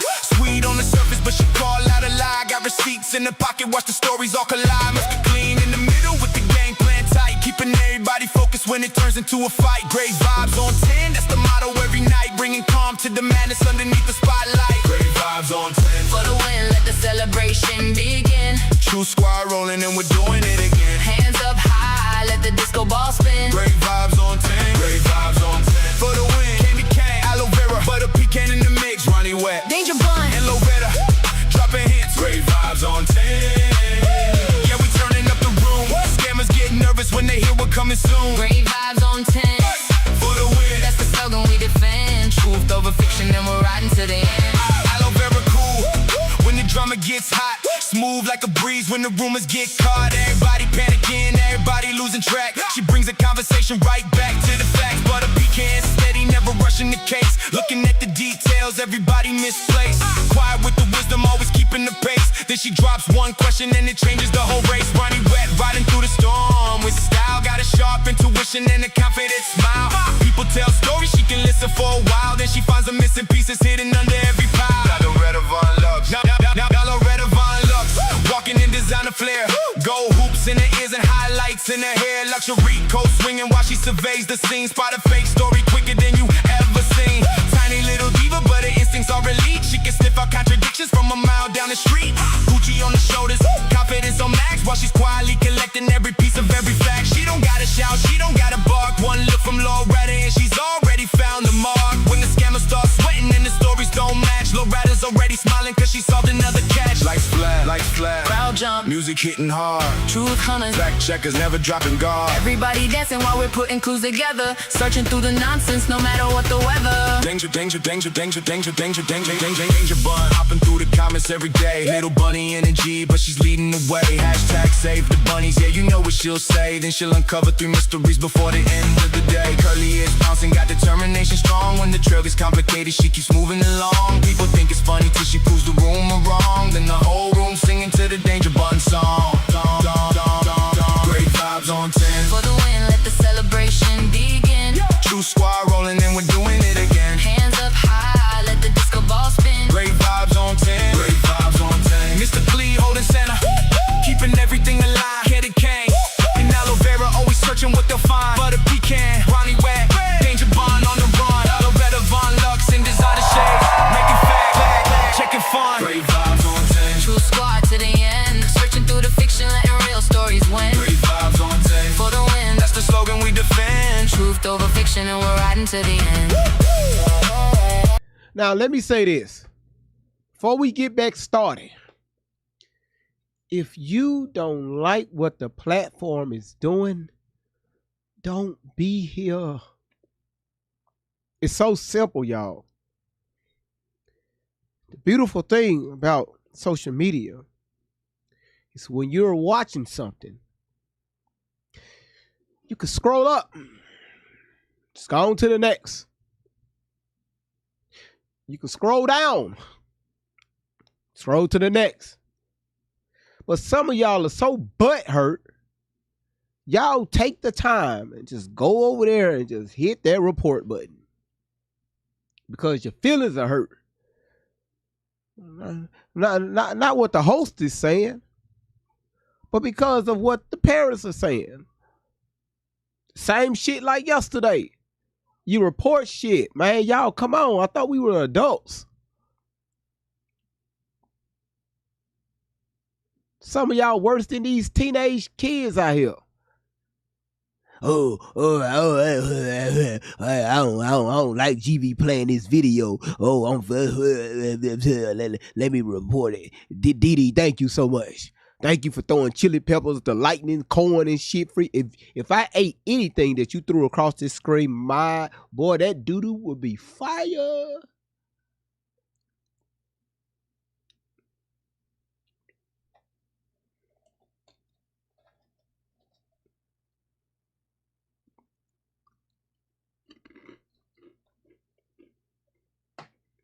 Report my damn platform for bullying and harassing. They just speaking. The parents just talking.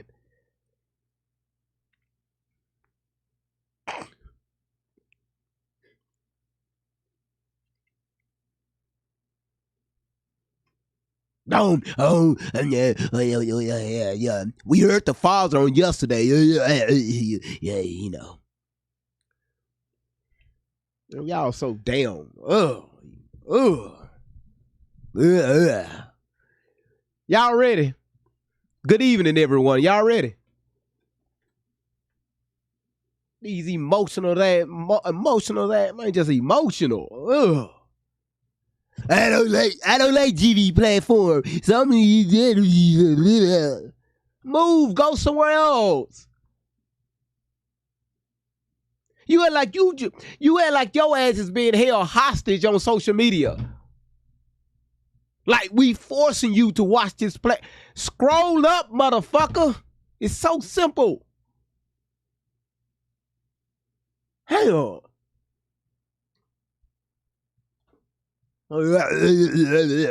I'm not allowing anybody up right now. When we get done with these videos, then I'll open the platform up. Y'all ready? Drop a 10 in the chat if y'all ready. Let's go ahead and get started on this video. If I can get at least 30 10s, we're going to get started on the video. And let the celebration begin. True squad rolling and we're doing it again. Hands up high, let the disco ball spin. Great vibes on 10. Great vibes on 10. For the win, candy cane, aloe vera, butter pecan in the mix. Ronnie Wet, Danger Bun, and Lovetta, dropping hits. Great vibes on 10. Yeah, we turning up the room. Scammers get nervous when they hear we're coming soon. great vibes on 10. For the win, That's the slogan we defend. truth over Fiction, and we're riding to the end. aloe vera cool. When the drama gets hot, smooth like a Y'all did it. Mm-hmm. Y'all don't mind me. I'm eating some damn Fruit Loops. Nobody asked. GV, did you eat? Randy, thank you for your daily heart meat. GV, did you eat anything? Did you put some supplemental foods on your stomach? Nobody asked that. We just want GV to sit his black bald-headed ass right there behind that chair and play these motherfucking videos. You said it's not a great dinner. Well, goddamn it, tonight it will be. Mm-hmm.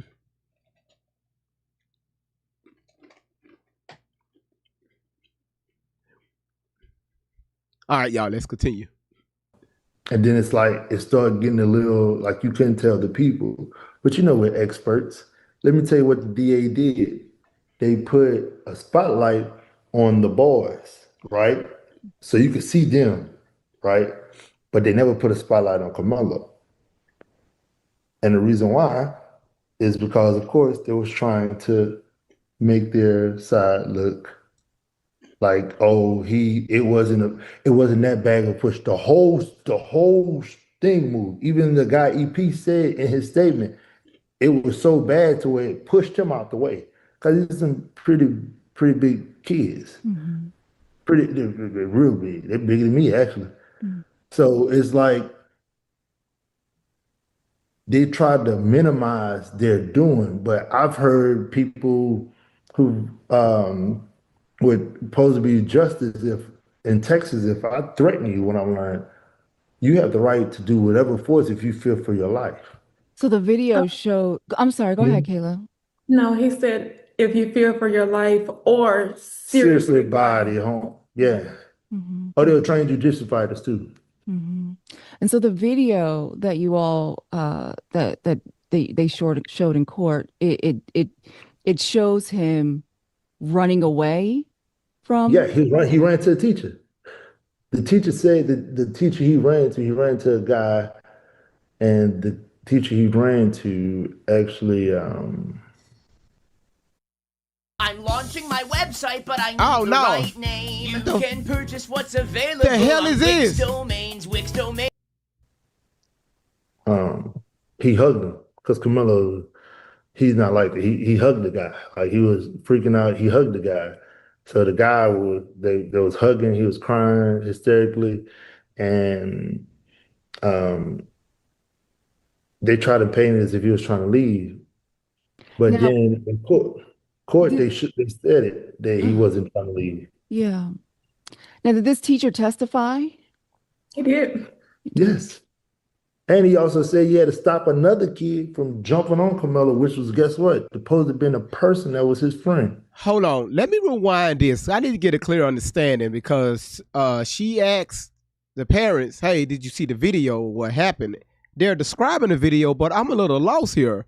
The father is having a very challenging time explaining this video. They're bigger than me, actually. Hold on. Let me rewind this. Seen that video. What did that video show?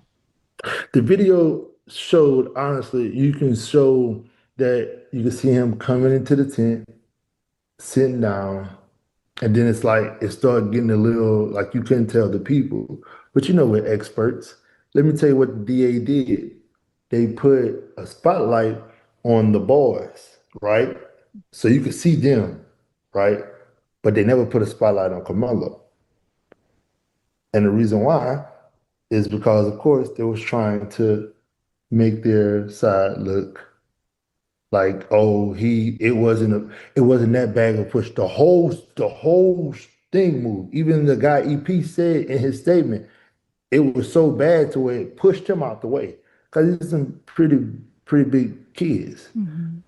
They're real big. They're bigger than me, actually. Mm-hmm. So it's like,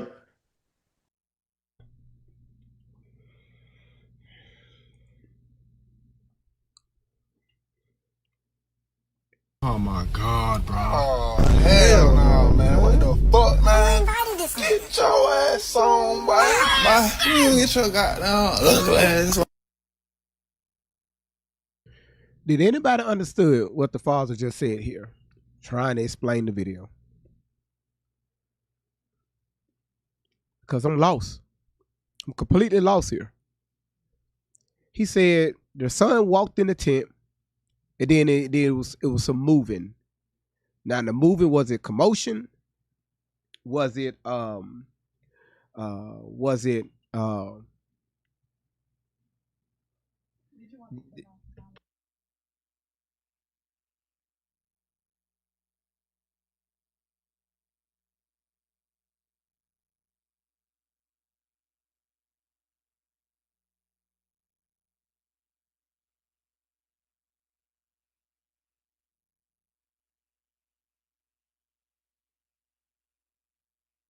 sorry, y'all. The wife was bringing me dinner.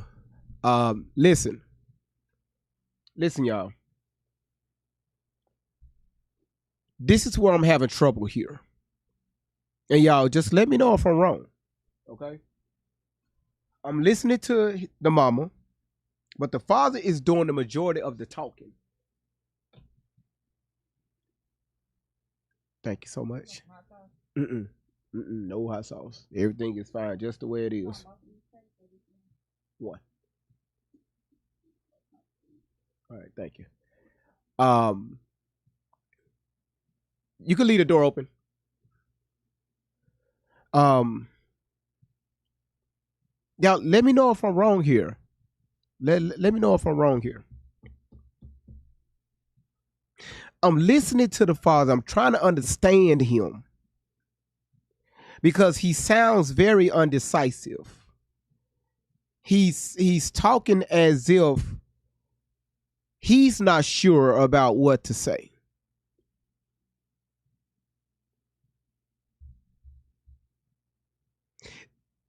The host asks, did you see the video, the incident that took place with your son in Austin? Yeah. Tierra, I got he seemed nervous, but in a situation like this right here, if you looked at a video, especially in a moment like this, you can, trust me, because you trying to get understanding. You want to make sure whatever the judge's decision is, you're looking at the video, you're hearing testimonies and you're hearing witnesses. You want to make sure whatever the judge sentenced down from the jury, that everything, you look at this as a fair trial. So explaining this video is very important here because, again, you came to the internet. Now, people have already came up with their own opinions and their own feelings about what happened. This is why we're hearing from the parents.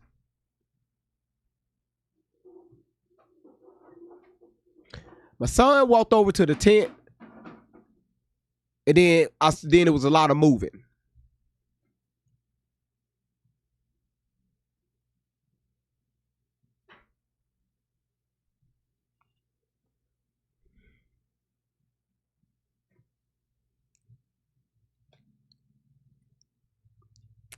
You said certain things they still cannot say because of the appeal. Well, they're not on a gag order.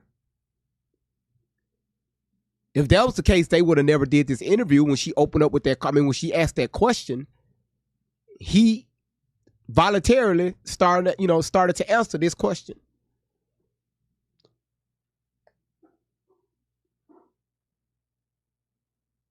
Because a lot of people are asking, hey, look here, what happened inside the tent? Again, you got millions of people making their own accusations. Okay, Foster, you seen it. What happened? That's your son. What happened? Well, he walked over to the tent and then it was a lot of moving. Where did moving come from? Who started the moving? What happened to cause movement to be moved? Y'all hear what I'm saying? And then he had to jump 3 bleachers. Then he ran over to the one of the teachers, because people thought he was trying to run from the scene, but he ran to the teacher. Did the teacher testify? Yes. Hold on, player. You're not finna speed past all that. What the hell happened? But I ain't in this situation. I'm just an outsider looking in. I'm nothing but a podcaster just asking questions. Because I'm not finna make, y'all ain't finna come down on great vibes or making assumptions. Speaking off my feelings, I'm not finna do that.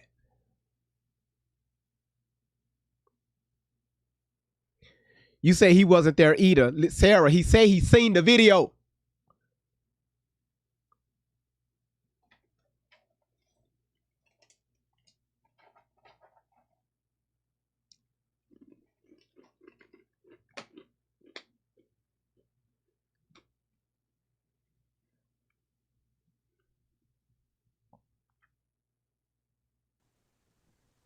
They tried to minimize their doing, but I've heard people who would supposed to be justice if in Texas, if I threaten you when I'm lying, you have the right to do whatever force if you fear for your life.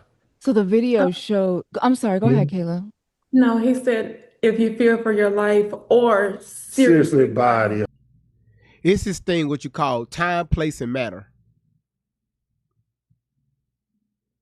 Sir, you get what I'm saying? Boy, y'all got to learn y'all laws. Time, place, and manner. Yeah. Mm-hmm. Oh, they were trained judicial fighters too. Mm-hmm. And so the video that you all that they showed in court, it shows him running away from. Yeah, he ran to the teacher. The teacher said that the teacher he ran to a guy, and the teacher he ran to actually he hugged him because Carmelo, he's not like that. He hugged the guy. Like he was freaking out. He hugged the guy. So the guy they was hugging, he was crying hysterically, and they tried to paint it as if he was trying to leave. But Now- then in court they said it that he wasn't trying to leave. Yeah. Now, did this teacher testify? He did. Yes. And he also said he had to stop another kid from jumping on Carmelo, which was, guess what? Supposed to have been a person that was his friend. The guy who, hey man, come on, look, hey, if you've been to high school, think about it. The guy that told you to come over here, you sitting down, the same person who could have de-escalated the whole thing, he was trying to go after him. And that's the same guy that was playing like he was videoing, but they couldn't find the video. He was the police didn't really even try to go through his phone to even look for the video. So he said he was acting as if he was recording. Now, when he was running, was this before or after the incident happened? It's after the incident. This is after the incident. That's where I have a question right there. I got so many questions about that one. Why would somebody pretend like they're a video recording, especially a unaliving scene? I got so many questions around that. None of this is sounding right. There's no logic here. This is all over the place.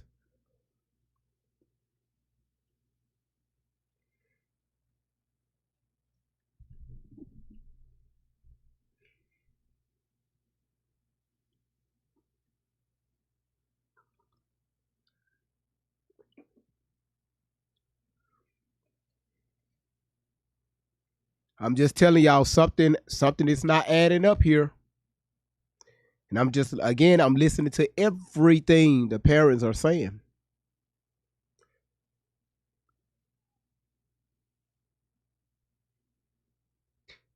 That's why they came up with I'm sorry. No, go ahead. That's why they came up with the narrative that he was running. Yeah, he threw the knife. When he didn't throw the knife. His hand was cut. So it's a lot that the video show, if you ever been on high school bleachers, you're not on those stairs. You know how you try to walk. So imagine trying to run up, he fell. So what you think fell? He only went up. They caught it in 3 bleachers. It was like 3 bleachers up. It was 3 bleachers up. So when you could see him get up. You could tell he dropped it Then he stood up. He didn't know where to go. Then he ran down, fell, and they was coming after him. He ran around and ran to a coach. So did the video show the altercation of you know, them Him putting approaching hands him on- first and then the Mhm. confrontation? Okay. Yes, ma'am. Okay. Okay. Um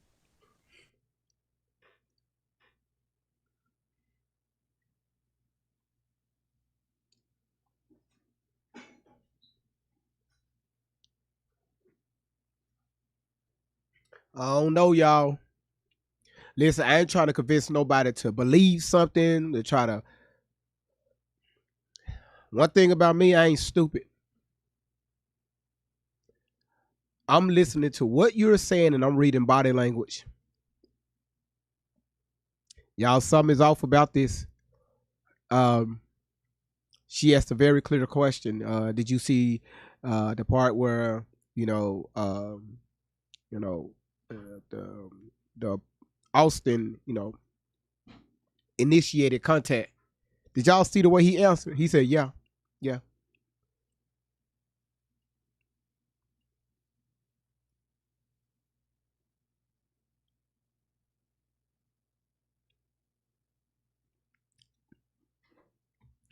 I cannot enlarge the video. If you want to see the video bigger, go over to my YouTube. Great Vibes on 10. Same handle here on TikTok. It's much bigger. You can see it bigger that way. If I make the video bigger here, TikTok is going to take me down. The AI is going to pick up on it. They're going to take me down because they're going to say it's what they call it, reproduced content.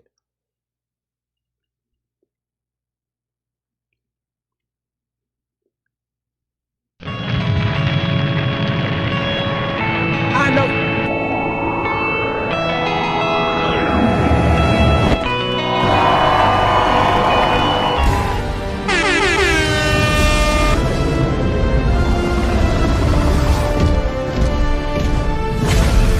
Man, shout outs to Lori. Thank you so much for the galaxy coming in, just taking everything, spinning around trees. You say you got violated for showing your own videos. Yeah, they will violate you. So this is why the video is very small. If you want to see the video bigger, again, like I said, go over to the YT channel or go over to Rumble. Whatever, we're live over there too. You'll see it bigger, all right? But again, something about this doesn't. It's not sitting right with me, and I'm not asking y'all to follow me, right? I'm observing, and based on my background and my training, I'm looking for certain things, context clues, right? When she asked that question, I'm looking at the mama first, because your baby just got sentenced to what, 30, 35 years in prison. Half of that he's due for parole. I'm looking at her. Then I'm looking at him. Nothing about that scream, yeah, I saw what happened. Because a lot of the times, that's when you're going to see Mama Bear come out. Yeah, he initiated contact. He put hands on my son first, and my son defended himself. Right? A lot of times you won't get much reaction out of the father, but you will get that reaction from the mother. Did you see the video of him making contact first? Yeah. Yeah, we saw the video of him making contact first, yeah.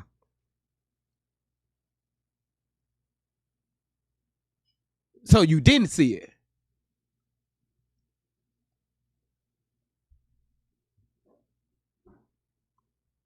Did you talk to your defense attorney about any of these concerns that you had as the trial was playing out, or even now that the trial is over? 100%. I mean, I'm actually praying that somebody sending somebody that we get sent somebody that can help us. It's kind of like I'm still right now in shock, so I'm just moving on and drilling right now. Like So I you're said, looking for a new defense attorney for future appeal process. Yeah.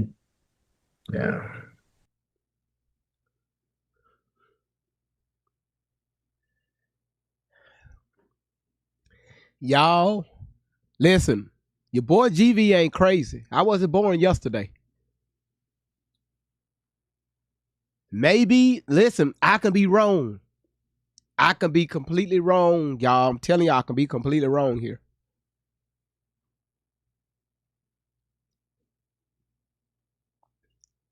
Something is not adding up here.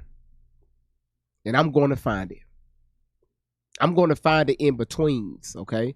Now, again, I'm not asking you to believe me. You don't have to agree with me. Everybody, that's you're entitled to your own opinion. Right now, I'm just giving an opinion because I have no facts to back up what I'm saying.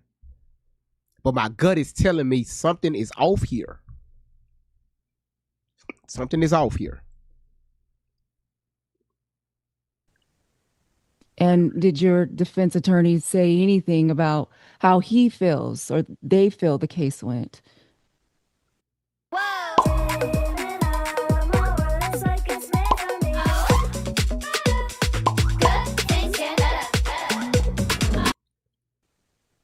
By the way, that was a fake ass store. That store wasn't even real.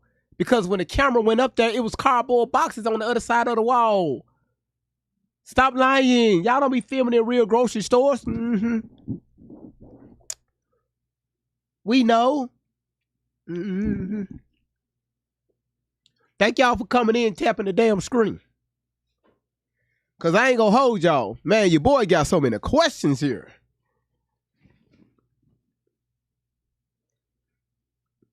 Something ain't adding up.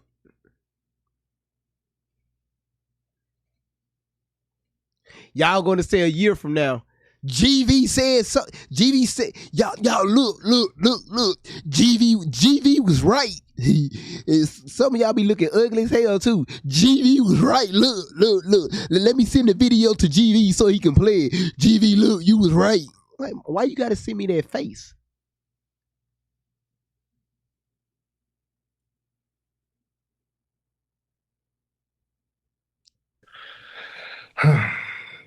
I'm going to say they gave us the corporate answer. They gave us the corporate answer. Did y'all? Oh my goodness, the energy is off. Okay, so it was told by Charleston White that he helped raise a GoFundMe, right? I guess almost $1 million, right? Allegedly. Again, I have no proof. Okay, no proof. All right, no proof to back that claim. Allegedly. To help out with attorney fees and y'all tried to get, according to Charleston White, y'all was trying to get him to start a whole nother GoFundMe for some more money, so it can help out towards other things. And y'all made it very clear to him it wasn't going to go towards what they call legal fees.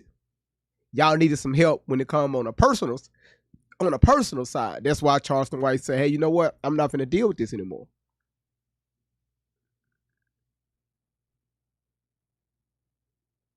Something is not right.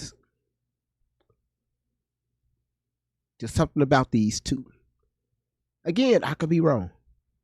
And did Karmelo want to testify in his own on his own behalf and was survived? It was based on everything. It didn't need nothing because everything they said when it's self-defense, they have to prove it. They never proved it. Okay. So that was never, that was, because I know there was this pause and a lot of people thought that, we were going to come back and he was going to take the stand and he didn't. So that was never an option. That had never been discussed of him taking the stand. That's why we just need we need somebody who's going to fight. Mm-hmm. That's what I can really say right now. We just need somebody going to fight for him. Mm-hmm. Because their whole thing was he provoked it. That was their entire case. He provoked it. That's what the whole thing was. Mm-hmm.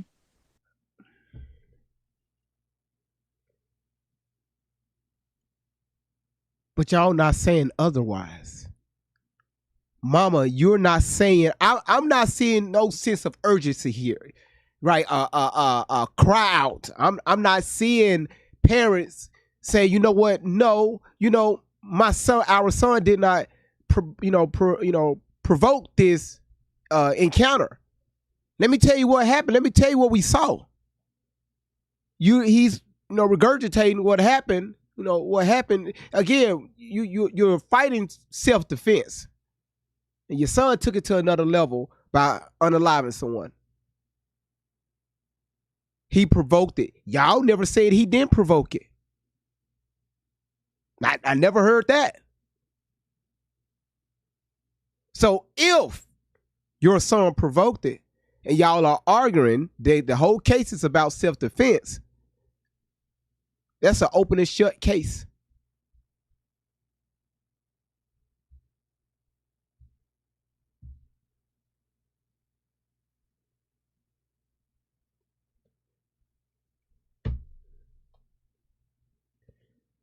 If y'all look at the parents' face,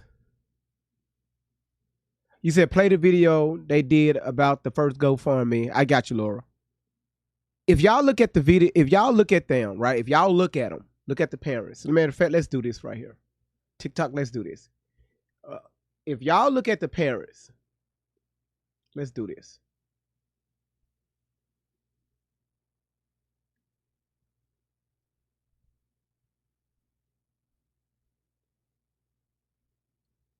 Let's do this. Let's focus in on the parents for a second. Okay? Let's do this. All right, y'all. I'm only going to do this just for a split second, okay? I'm going to rewind this back maybe 2 minutes. And I want y'all not only to listen to what they're saying, watch their body language.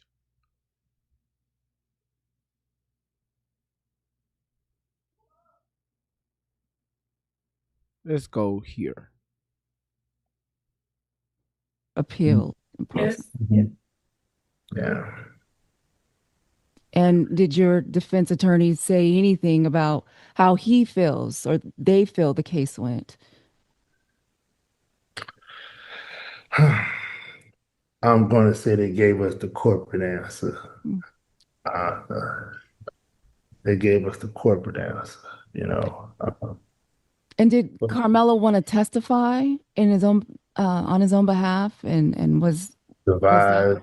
It was based on everything. It didn't need nothing because everything they said when it's self-defense, they have to prove it. They never proved it. Okay. So that was never, that was, because I know there was this pause and a lot of people thought that, we were going to come back and he was going to take the stand and he didn't. So that was never an option. That had never been discussed of him taking the stand. That's why we just need we need somebody who's going to fight. Mm-hmm. That's what I can really say right now. We just need somebody going to fight for him. Mm-hmm. Because their whole thing was he provoked it. That was their entire case. He provoked it. That's what the whole thing was. Mm-hmm. Mm-hmm. And what do you want the world to know about who Carmelo? Okay. Y'all saw that? That it's the whole case is about, again, self-defense. He provoked it. Y'all not saying anything else otherwise. I'm not seeing, hey, he did not provoke it. Well, my lawyer gave the corporate answer. No, he gave you some damn facts. Based off the witnesses, what was told, more than likely what was seen. You cannot, I was looking at the comments here. Because for the most part, I see a lot of logical people here on the platform. Y'all keep arguing, hey, it wasn't a knife, it was a multi-tool. Well, GV, it was just a car. How did we unalive somebody with our car? It's just a car.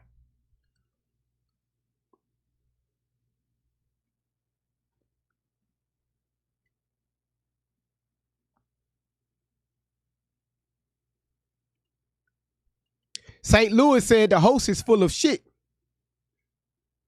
Thank you. Thank you. You said they're deflecting. Again, we got logical people inside the chat.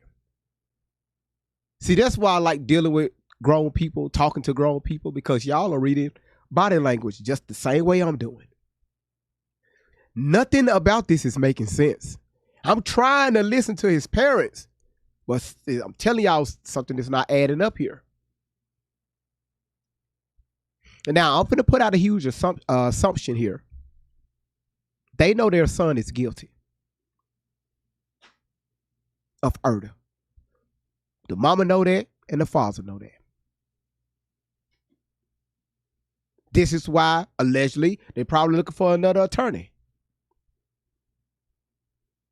Again, look at their body language. He said his lawyer gave him the corporate answer. No, the lawyer's going to tell you what the law states. See, some of y'all get mad because the law say one thing, but your feelings say something else. The laws don't give a damn about your feelings. They know their son is guilty. I can be wrong. I can be wrong.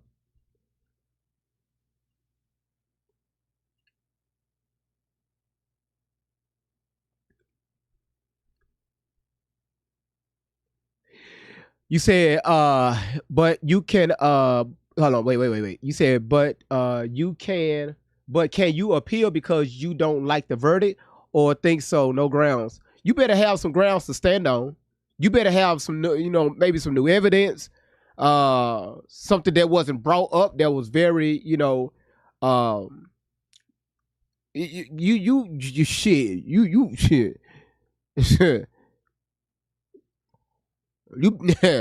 better come with something. Now you can holler appeal all day long. That doesn't mean it's going to happen, because again, people going around the internet, y'all, this is not over. It's not over for them. It's an appeal coming. They just talking about it. You can file the paperwork. But do you think, honestly, listen to the parents. We're looking for someone. Listen, let me tell y'all something. Okay, this one should shut all this shit down. Any attorney know when they looked at this case, this is a very high profile case. When they looked at this case, come on now. Nope, I ain't finna get my hands in that one. If they have to go look for an attorney and attorneys not lined up at their doorstep, sending them emails, text messages, hey, look here, hey, I can help you out here. You have to go look for somebody. Man, cases, nah, it's a done deal.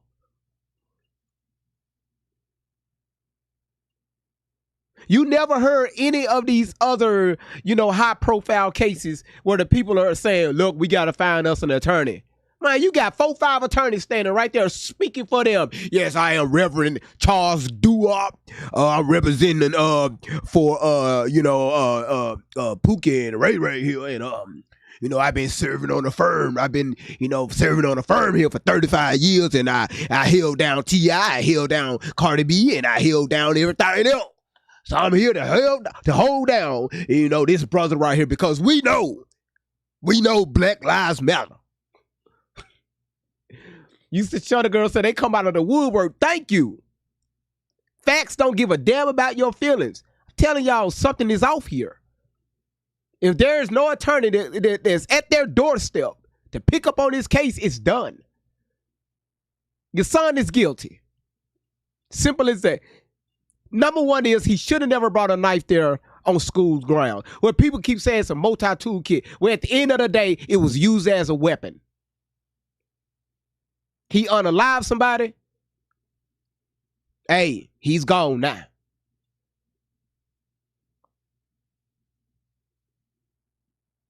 I try my best to hear things from all sides.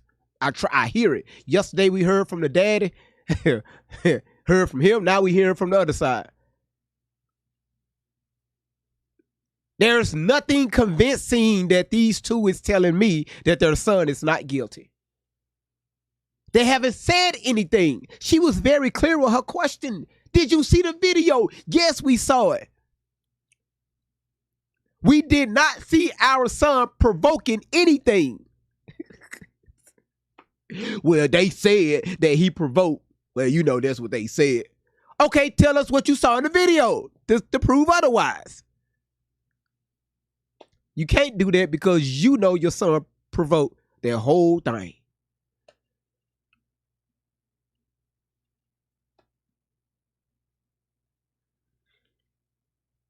As simple as that.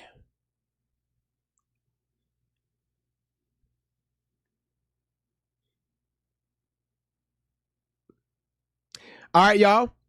Again, always read body language. All right, let's continue.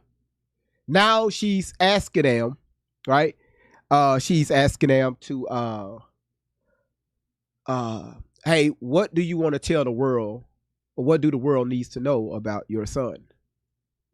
Carmelo is and what your family is going through right now. We're going through hell. Doesn't feel real. We feel like, I mean, it just don't feel real. He's a good kid. I mean, the receipts show. Let me pause this right here. This is what y'all call selective hearing, right? Now, indeed, Kimberly, what's your name? Curly Jackson. Indeed, he ran.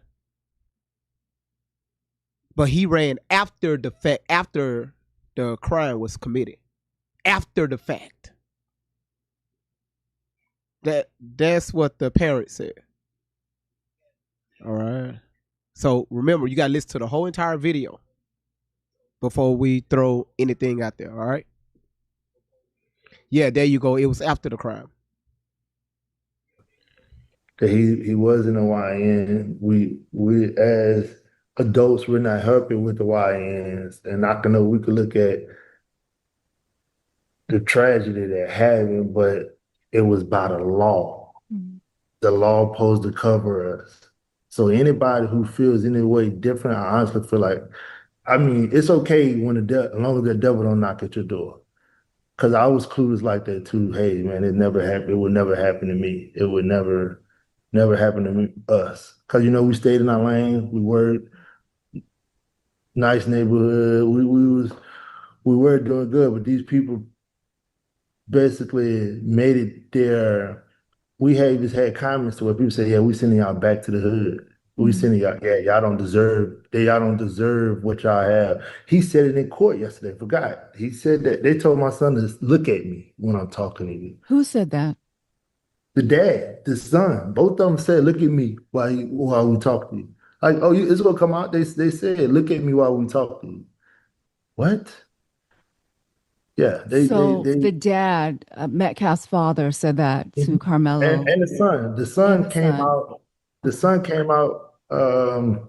He eventually got on the stand for the impact statement, you know, but he didn't want to get on the stand. And I even tried to get people to I even try to get them to call him, but it's just a lot. And I know what's going to hurt me more because this interview may push a lot of people off wanting to help us because, oh, well, you did this, man. I don't do this. I don't understand why we like that. Like, we all fighting for the same goal. Like, oh, man, all right, sure. Well, you said this. I can't. What? Come on, man. Like, but it's okay because you know what? It's not yours. So I totally understand it. But I just tell everybody, be careful in case that devil not. You know, and as parents, have you all struggled with guilt, you know, asking yourselves, is there anything differently? I know, Kayla, you said you wish you had gone to that track meet, you know, but as a trial has played out, is there anything that you both wish you could have done differently? I wish I would have.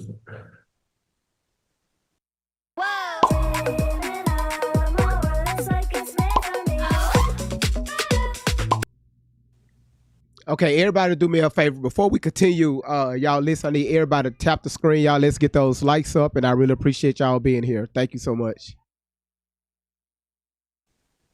being rebellious Mhm. and just do what I Or was listening to told. advice that you thought was, Yeah, I was told, don't talk to this person. Don't talk to this person. I feel like it was just a setup. Now, like I said, they told us, go get white attorneys. Every black person I went to, white attorney. No white attorney, they set them up, pushed them. Hey, here you go. I mean, no objections. It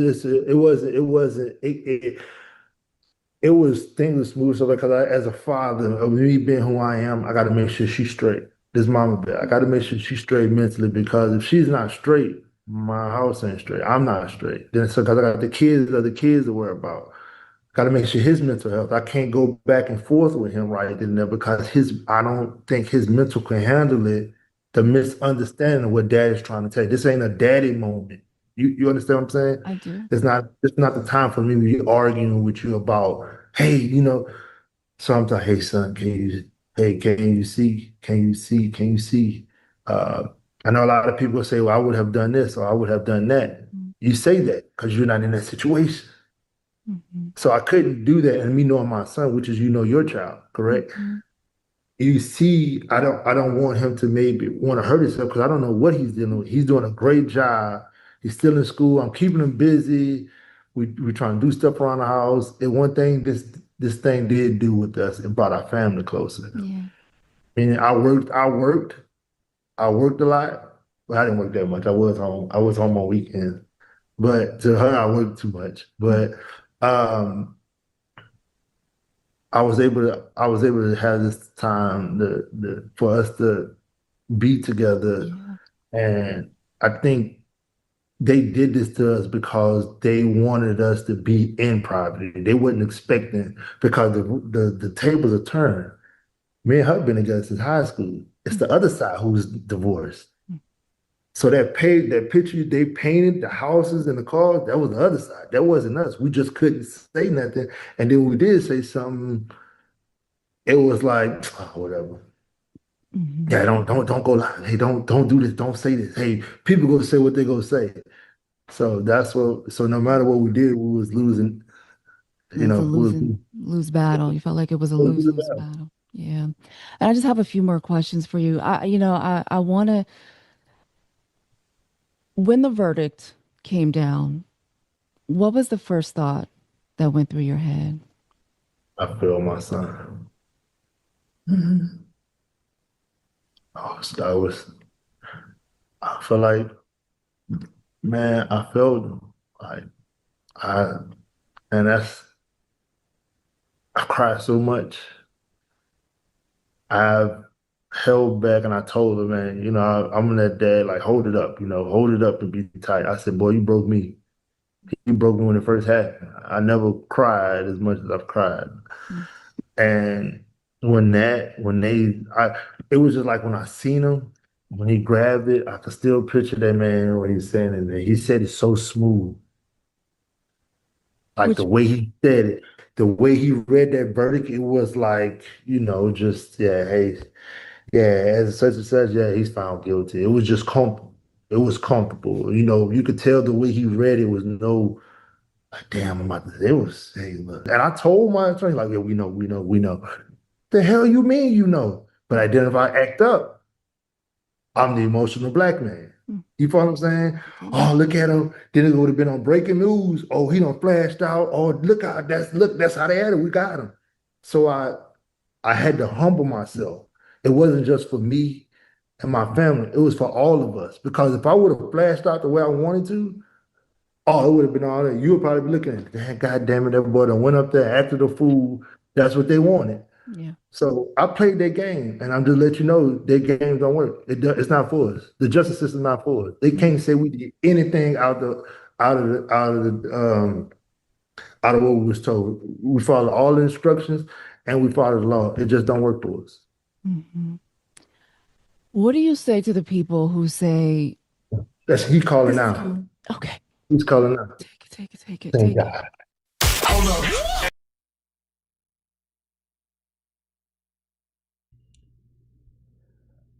Well, he was calling. I want y'all to check this out.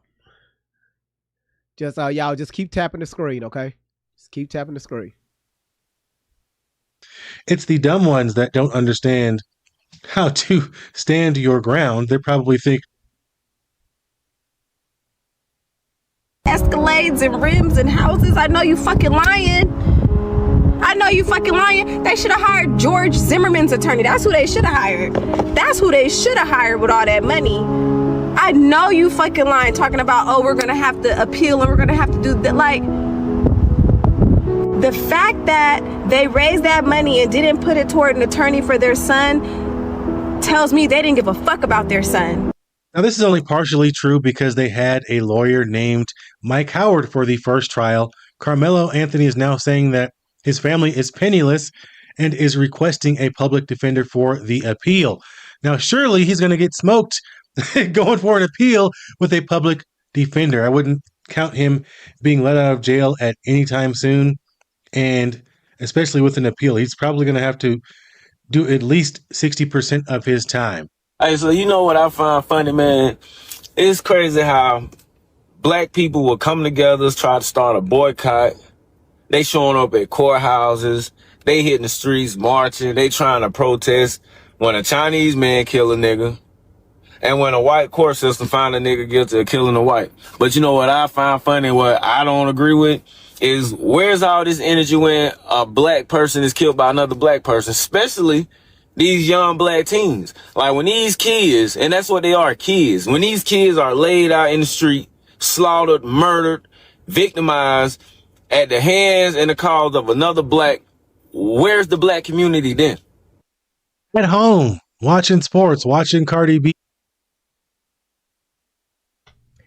The panel is not open. Again, facts do not give a damn about your feelings. The panel is not open. You got any questions about anything that you've heard today so far? Come up on the panel. Let's have a conversation about it. All right?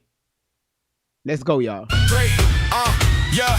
The van keeps rolling, got the team all set. Chasing down the facts on the internet. Everybody talking, everybody got a claim. But we pull up looking deeper than the fame. Candy cane swinging that candy cane high. Walking through the chaos with a sparkle in the eye. Sweet on the surface, but she call out a lie. Got receipts in the pocket, watch the stories all collide. Must be clean in the middle with the game plan tight. Keeping everybody focused when it turns into a fight. Great vibes on 10, that's the motto every night. Bringing calm to the madness underneath the spotlight. Great vibes on 10. For the win, let the celebration begin. True squad rolling and we're doing it again. Hands up high, let the disco ball spin. Great vibes on 10. Great vibes on 10. For the win, candy cane, aloe vera, butter pecan in the mix. Ronnie Wet, Danger Bun, and Loretta, dropping hits. Great vibes on 10. Yeah, we turning up the room. Scammers get nervous when they hear we're coming soon. great vibes on 10. For the win, That's the slogan we defend. Truth over fiction, and we're riding to the end. aloe vera cool. When the drama gets hot, smooth like a breeze when the rumors get caught. Everybody panicking, everybody losing track. She brings the conversation right back to the facts. But a pecan steady, never rushing the case. Looking at the details, everybody misplaced. Quiet with the wisdom, always keeping the pace. Then she drops one question and it changes the whole race. Ronnie Wet, riding through the storm with style. Got a sharp intuition and a confidence. All right, so I guess nobody have any questions about what they heard tonight so far. Again, just based on what I've seen from the mother and the father, I'm looking for a sense of urgency. I'm looking for, and again, I didn't know this. I guess allegedly they had, did she say they had a public defender the first time? Or was this somebody that was hired in by the court, or just, that was handed over the court case? So they had a real attorney the first time. There was no public defender. Okay, got it. So now they're looking for a public defender now. Happy he's heading. You'd have to say it so hard. I was asking a question. I was asking a question. It was asking a question. Like, why you get so mad if I'm asking a question? Like, the fuck, man? You say a public defender for the appeal. Okay. Okay, got it. I got you. Okay. All right. And I see people are saying about the grifting. Again, I can only she wanted me to play the video with Charleston White. So this is what Charleston White said. And the reason why people are calling them grifters.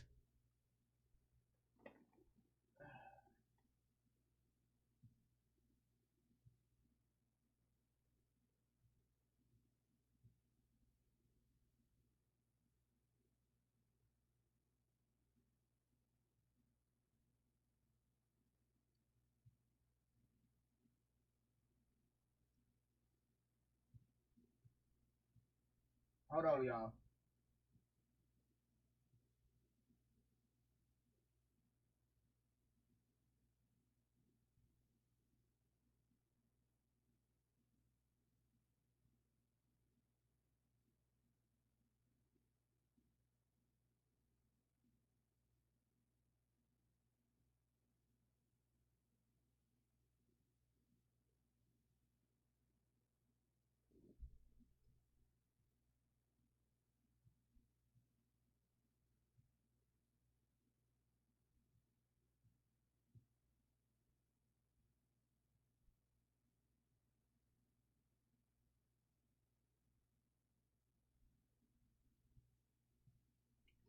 Looks like the video is gone. I don't see it.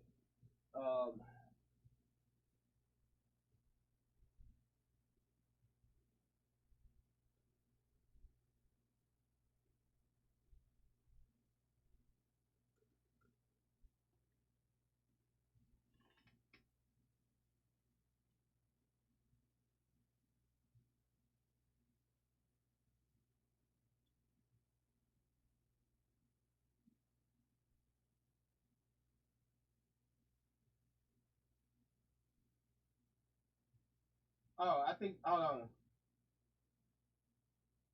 I think this is it. Hold on. I think this is it right here, y'all. Wear them, so I asked ChatGPT to help me.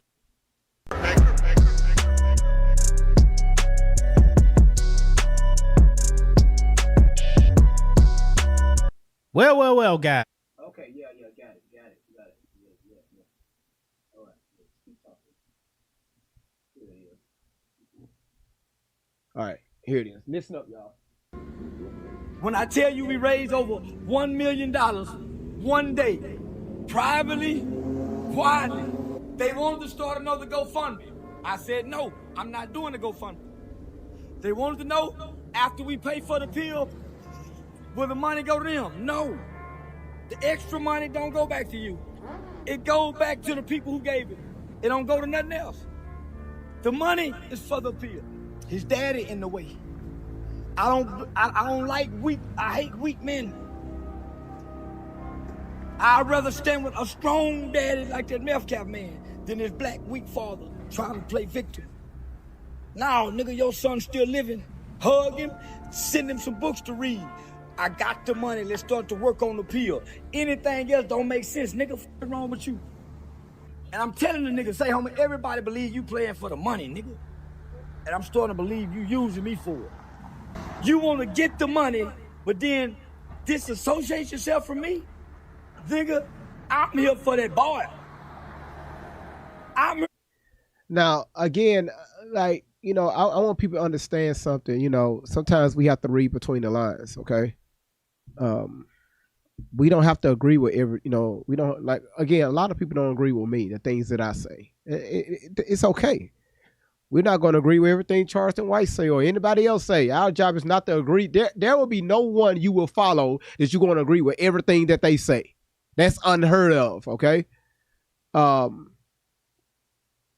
the question is, you know, if this money was raised, you know, $1 million or more, you know, this should have been taken care of. Why are we reaching out to a public defender for the appeals? Again, if most lawyers know, if this was a easy case to win, they would have been lined up at these. I'm talking about lined up at their doorstep. We see it all the time.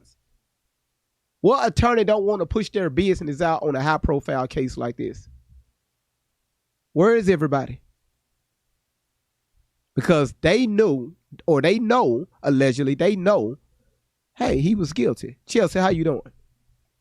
Hey, I had a question. Considering everything we've all seen, y'all don't think this smelled like a psyop just to get folks riled up close to the little elections coming up? Yeah, allegedly, yes. Y'all ain't realize, like, wait a minute, let me calm down and just look on the out. Like, not saying that this didn't happen. Like, I'm just saying the fact that this case was so high profile and they use, their favorite actors to come out and say how they felt and get people all stirred up. Like, nobody thought that this was, y'all ain't got hip to that yet. The psyops around election time. Mm-hmm. Like, I was just wondering because this is probably why I didn't pay that much attention to the case, because it was just like, oh shit, here we go again. Mm-hmm. Somebody was black and somebody white. Oh lord, they gonna start hating both sides. So white people hate the black people. It ain't right. BLM. Oh, they about to burn their own city down. Like, That's why I said. That's why I said early in the monologue, Chelsea, about the black on black. You don't see the outrage and the outpour or the outcry when it comes to this. But now that we have somebody that don't look like us, as far as our skin tone, why now? Why now? Okay, why now? They always popularize cases like this, and that guy was Benjamin Grump. What's his name? The attorney that always like to get money for folks to talk about wrongful deaths and stuff. Dude. Yeah, big bald head dude that always pops up. Just be sitting in the microphone, just big ass. Yeah, they come running. He come running when somebody died. And he would have been the first one at these folks. Man, yeah, I thought I seen him first, and then I guess he wasn't on the case because then you got to think about nobody died, so of course he wouldn't be there to get money and get a settlement. Yeah, that's usually what he's there for, to get settlements. But Crump. Crump. But it's like when y'all see stuff like that, like, come on now. That'll just stop and just look, be like, wait a minute. Do I really want to get pissed about this right now? Do I really want to go out in public and be glaring at, people of other races? Because they probably think this person is bad. Or they probably like, it ain't tiring at this point. Anything race related coming in mainstream media. Are you like, y'all ain't over it? No, because you got you got a new wave of people, young adults coming out of high school. And then look, this is what happened with these boys apparently. Like, things got so tense in high school, kids ready to like crash out on each other because they're assuming that, they gotta hate each other. I mean, I have my own pessimistic view about stuff like this. I came from I didn't come from, but I lived in a predominantly Caucasian town. And I know for a fact after the our current commander-in-chief attempted assassination, everybody's a little salty. And it was just glaring at everybody, like, me and my family. It was like, whoa, I didn't do it. What y'all mad about? It's like folks that let like current events like affect them and how they interact with people every day. And I think that's kind of lame and cheesy for y'all to be like, yeah, I'm gonna be pissed at them white folks. Yeah, I'm gonna be pissed at them black folks because y'all support BLM. I'm pissed because y'all support MAGA. And like, shut up. Stop letting this stuff like push y'all. Like, y'all was cutting up yesterday. Yeah. Yesterday was in it. It was like, oh my God. Like, I'm just saying, before the next one pop up, it's gonna be another one, right? Yeah. Something gonna happen. Yeah. How many more months we got until November? Let's see. What, 5 months? 5 months, yeah. So they're gonna do something. No, hang on. It's something coming out in August. Something's gonna hit. They gotta keep the summer off right. They really will. You waited. Okay, sorry. Now y'all okay? Listen, y'all. The panel is open. If you got a question about anything you got a question about, feel free to come up about what you've heard so far today. Again, we heard, the Austin's father. Now we heard from the other parents, and Again, like I said, I'm listening. I'm looking at body language. A lot of stuff is remember the trial is over. It's over, so they can speak. They can talk about it. Giving off bad actors. They seem very awkward, like they didn't stick to the script like they were supposed to. Dad was just rambling because they probably gave him a good chunk of stuff to say and points to hit, but like I said, they didn't really have a good case. He didn't make a good point. I was like, when she this asked, is why my son is innocent. When she asked, "Did you see the tape?" He said, "Yes." His words were, "My son went in the tent." Then all of a sudden, it was a big commotion. He said the brothers were highlighted because they wanted them in the spotlight, and they didn't highlight. That's what's Mello. after. It was like he said after, the boy. After. He said the boy his son walked in. Then it was a big commotion, and then they highlighted the twins, the other boys. Oh. They didn't tell us nothing new. I thought it was something like. So I'm like, okay, how did we get to the commotion? What happened there? That didn't help. And I see why nobody ran to try to take the case and help out with the appeal. My point exactly. You ain't gave us nothing. Like, my point exactly. Okay. Easy. And then yesterday with the dad, he's making all these points. It's like, bro, if you were gonna make people really like have us empathetic, like tell us about your son. Tell us why like the world is missing out on a kid that had promise in his life. No, you over here. What are we talking about? DIE? Yeah. Look, random. Y'all look at this comment right here. There were no commotion. There was no commotion. If somebody got unalive, you mean to tell me everybody just standing there and say, "Well, yep, we seen this yesterday, yep, and then we got another one." And everybody was just calm, cool, and collected. DEI, yes, thank you, Randy. They see blood everywhere. They see blood. You know. I don't know. It smells like a psyop, you guys. I'm sorry. Just be on the lookout because the summertime is the turn up time. So it's gonna be something real nasty. Maybe something with a younger kid or something. Something real nasty. Folks gonna get real heated about this. Whatever it's gonna be. It's gonna be something. We're the easiest targets. White and black folks. It's easy. Yes. White and black folks. You never hear the news talking about Mexicans and Chinese going against one another. Or Rev 29. Hey, you can't say that. Can't say that. It's scripture. I'm talking about scripture, GV. I didn't name no people. I'm talking about scripture. Okay. All right. Turn to your Bibles, Revelations. B. Gina, how you doing? I'm good, and you? I'm doing just fine. What you got? Hey, so I was kind of thinking, just kind of a food for thought here. How much do you think nature versus nurture play into this? As far as how the Metcalf kid was raised and nurtured as opposed to how the black kid was raised and nurtured, so I was thinking about that, and then I was thinking, has Texas really seen a case like this, anything similar like this? I didn't see anything, but I'm sure there's some stuff out there. It was like a murder. It was like a murder case that had something to do with a parole that was kind of along the same line. But then everything kept going back to how they defined how they defined the fact that he feared for his life. Right. Because you can't just say, I'm scared, or I'm scared he might take my life. You got to be able to reasonably prove these things, right? And so that was kind of one of the things I was thinking about. You can't, if you're gonna talk about self-defense, you've got to prove that you really fear for your life. And I don't think they was going to be able to prove that. And I also think that they're trying to focus on the appeal, and I think it's too, I don't want to say too soon, but I think that they're just getting done with the sentences. And yes, the attorney should be working on it, but it shouldn't be in the public right now. They need to be focused on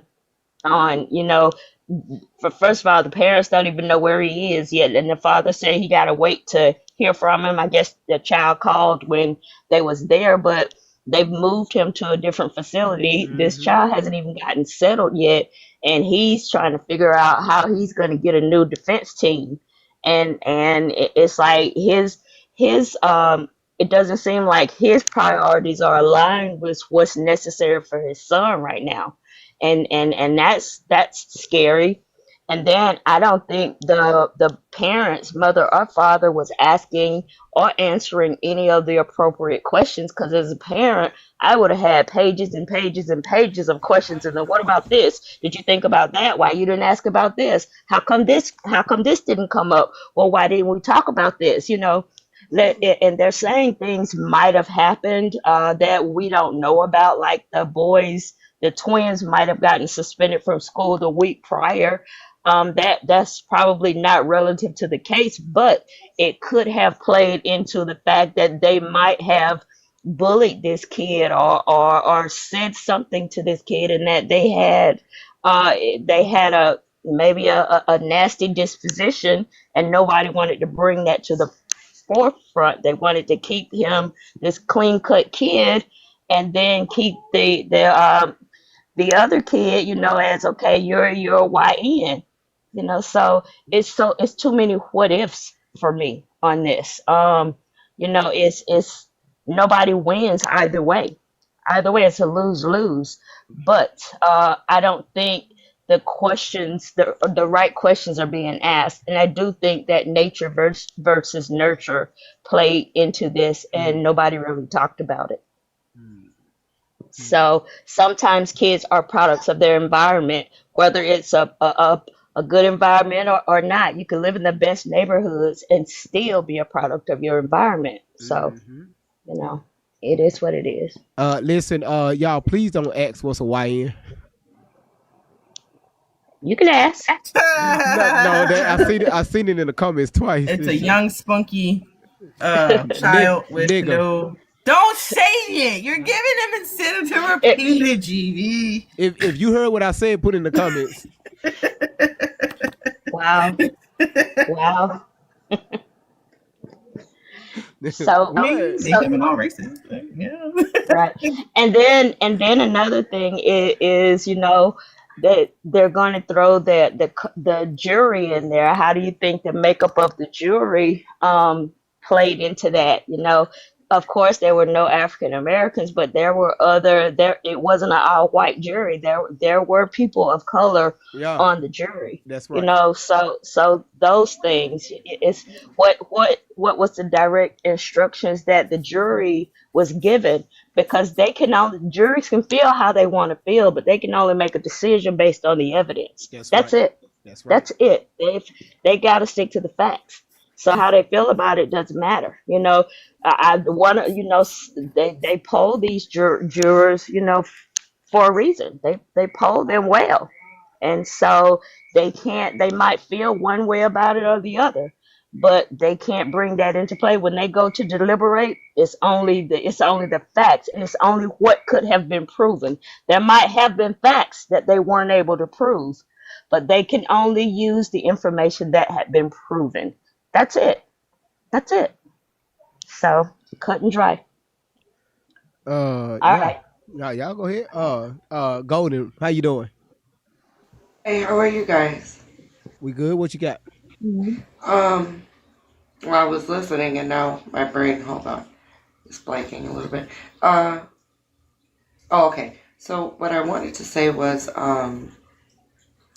you know, we don't know if there were prior arguments between these kids or if the Metcalf boys were bullies. It just seems to me, and I suppose I'll go off personal experience, and even as far as race goes, I grew up in the South, so in high school, it was not uncommon for black women, black young girls at the time, to be real nasty to me. If we had a fight, we had a fight. It never crossed my mind that I need to take somebody's life or hurt them to that extent. But what my point of coming up was, for any of the South in the United States, I think the big issue that we have, because it's just my opinion that I don't believe that Karmelo was justified in what he did. That doesn't mean he's a terrible kid or some kind of little thug or doesn't deserve redemption. I think the big issue, Franny, you don't need to know where in the South. That's personal.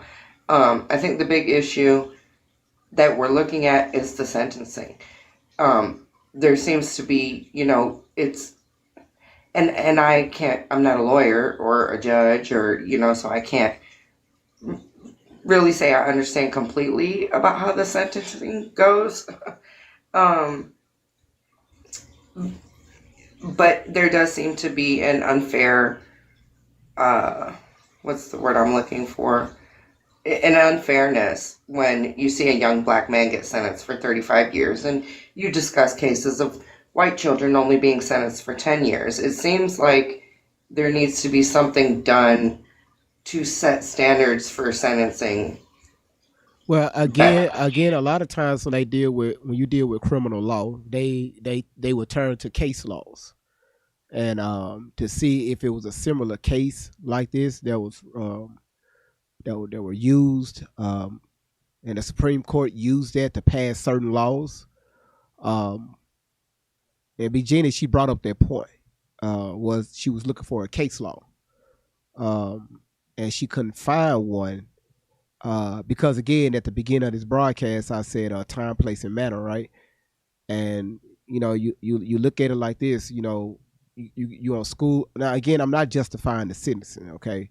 You on school grounds where other young, teens, kids, parents, babies, a lot of people's lives could have been put in danger because that right there could have turned into a stampede.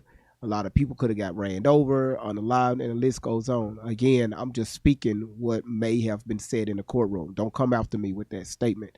It have been done in the past. That makes sense. Where a weapon were used, and a lot of people got trampled on, and guess what? You got small babies were unalived, parents were hurt, people. It was just a whole chaotic scene. So again, time, place, and manner. But go ahead. Don't they usually kind of take into fact, like this is a young man who hasn't been in trouble before and, did well in school and things like that? Is that like, did the judges get to just have a personal feeling like, hey, I feel like you're an okay kid and I'll make it less? Or how does that work? Again, they just stick with the facts. Well, sometimes I was reading is how they will consider what they would call mitigating circumstances. And sometimes those mitigating circumstances might be the fact that this kid has never been in trouble before, or he has already been accepted into college, and that doesn't come into play. I don't think in the guilt or innocence. I think that kind of more comes into place when it's determining the length of the sentence.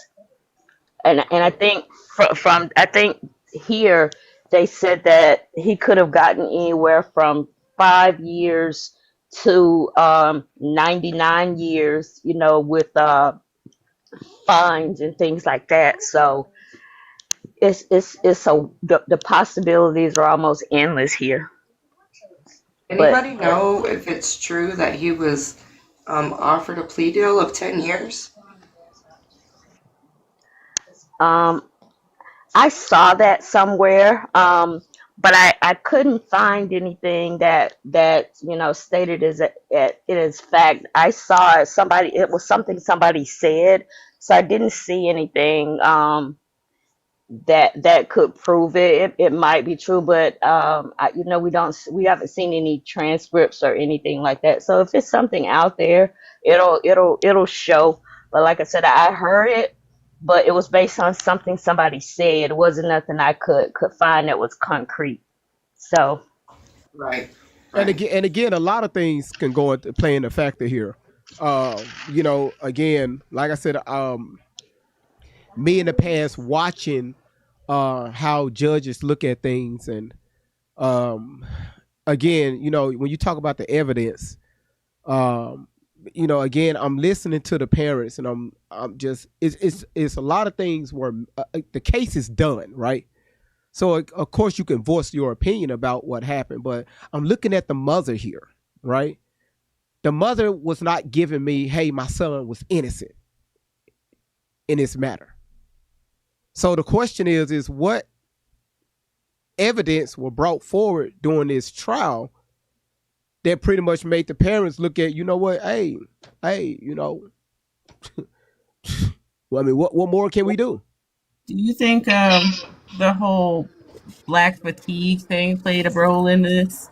That folks was just so fed up with us, they were just like, yes. Well, Let's just give him I would say the black fatigue when it comes to everybody else, but still, you know, when you with due process, and the court's decision, remember they can't be biased, because again, you know, because I got to be careful with that. Judges can't be biased because if black fatigue, there will be bias. They say that, but this whole racial tension stuff has been amping up, and you see people like it almost feels like they want us to act out on it. They push these narratives for us to fight, and then then we have a case like this, and what is pretty clear cut. You stab somebody, they die, you're gonna get held accountable for it. Well, and at the same time, again, see this why I keep posing this question. What I just want to know what happened, and I'm not talking about what other people are saying, what they're assuming, because the internet is assuming. What happened? Again, my son, he been to several track meets. I know what goes down at these track meets. Number one is you don't walk up onto somebody else's tent and just sit there. All right, you come on now. That's something you don't do. But but again, by him doing that, the father said when he went in there, then all of a sudden it was a commotion. What happened? It's like, did he walk up there and provoke it? Because they said that he provoked it, so he was in there. They came, and then he got bucked with them out of nowhere. Yeah, I want to, because the father didn't say otherwise. The mother didn't say otherwise. Can't see the video. The dad sucked at explaining what happened in the video. Why we can't see the video? Why they held on to it for so long? Like, come on, people wouldn't be screaming, fighting, tussling if we just seen the video of what took place. Yeah. If there's footage, why hold it from the public? Yeah. Right. Agree. Yeah. I think they just want folks to continue to assume and be at each other's throats about it. Well, because we're going to be assuming forever at this point. Well, I know I'm not going to assume. I'm gonna just go off what because the parents were there. Now, is it true that the parents wasn't there during the sentencing? They walked out, and walked away. And I don't know if it was because there was some rumor going around that they were told to leave, but I don't know if that's allowed. No, but no. They did say they weren't there for the sentencing. Yeah, they're not going to tell you that you have to leave for the no. It's probably too emotionally straining for them to want to sit there and hear that, or they just didn't care. I don't think they didn't care. It's because of the victim impact statements. Oh, because they had to listen to the family of Austin. Yeah, and they didn't want to sit there. I feel. I mean, that's like your son is. You just left him there. Yeah. I don't like that they didn't show too much empathy. Like, that's kind of annoying that they didn't even at least say like. This was an unfortunate situation that our son made this action. They really tried to paint it as. That's why I felt like it was kind of. They did say that. They did? That they felt bad that the situation escalated like it did? They did. They never said that their son was innocent. They only said that he shouldn't have got first-degree murder. Okay, thank you. I thought I was crazy. I thought I was crazy. No, you're not crazy. Okay, so again, they never said that their son was innocent. No, they did not. They son even took accountability for what he did. He never said he didn't do it. He never said that. But we're saying that the verdict was wrong. He got railroaded. He should not have gotten first degree because it was not intentional. He never went in that tent to kill anyone. Okay, now intentional. Okay, I'm glad you brought that up. God damn it, Jim. If I had some gems, I'd give you 13 of them. Listen, intent, premeditated. Yes. Okay. Again, why do we have a multi-tool at a track meet? School The grounds. tool was in his bag. He did not walk in there with the tool out. It was in his bag. We don't know why, It was but on it was his in his possession. bag. On his possession. He could have had some doggone Not no could anything in that bag. Not coulda, woulda, shoulda. No. What I'm saying is the knife was not in there for that reason, and we don't know that because it was not a fighting knife. It was one of those multitasking that had other things on it. Right. So, just like scissors, that being right? said, no, like other stuff like a can opener and No, what I'm saying you know is how they have other stuff on it. like what I'm saying is like if you had a pair of scissors on you, right, and you just got finished cutting up some stuff like some paper or something, and then you end up in an altercation like this right here, and you use those scissors to unalive someone. Let's say this. I'm a hairstylist. So say like I left out my shop or something and had my shears in my hand, they was in my purse. And if something happened to me, I thought they was in there, I probably would use them. Yeah, why wouldn't I? Now remember again, school grounds, right? School grounds, and I keep bringing it up because that plays a huge factor in this. Well, what we don't know is that boy got to leave and walk home, right? Don't he have to? So what he gonna do? That ain't got nothing. That ain't got nothing to do with the rules. No. But the rule is though. I mean, as far as first degree murder, you have to go in there intentionally to harm or kill someone. That's what he did not go in there with the switchblade already popped open, ready to stick. No, he did not. And I'm not listening to none of them witnesses that all of them was on Austin's side. There's no way that boy went in there 130 pounds, 5'8", up against a 218, 6'1" double, two of them now. Ain't no way he went in there to start no mess. He went in there, y'all keep forgetting it was a thunderstorm. Everybody keep forgetting that. Right. It was raining. He went in there to get out the rain. My take on it, he came up in there. What reason they didn't like him or didn't like what they saw, but they didn't.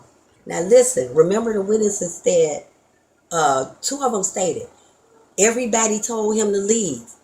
We told him we didn't want him there. What that sound like? That sound like people ganging up on you. That does not sound like no one person came and said, you gotta go. You know, it don't. That sound like, and then it's a thunderstorm, they in a track, bunch of people under a tent. Unless they were all close around, how would everybody know what that he said, touch me and find out? I mean, really? Come on, they were all close. They were around that boy. I don't know, and then think about this. Austin being the weight and size he was, right? That little knife, for it to force through that boy's heart, that boy had to be very close to him. And I already did my deep dive on this. He had to be awfully close. And the impact had to be, because nobody ever said nothing about Karmelo lunged forward toward Austin, right? Right. Remember, Austin pushed him or whatever. So with that being said, think about it. He got this in his hand. I don't know at what point he whipped it out, but Austin had to be very close up on him for that little blade to pierce through him like that. Nobody looked at that part though. They didn't think about that. So to me, that means something, because that physics means a lot, because that boy was taller than him. There's no way for that to get.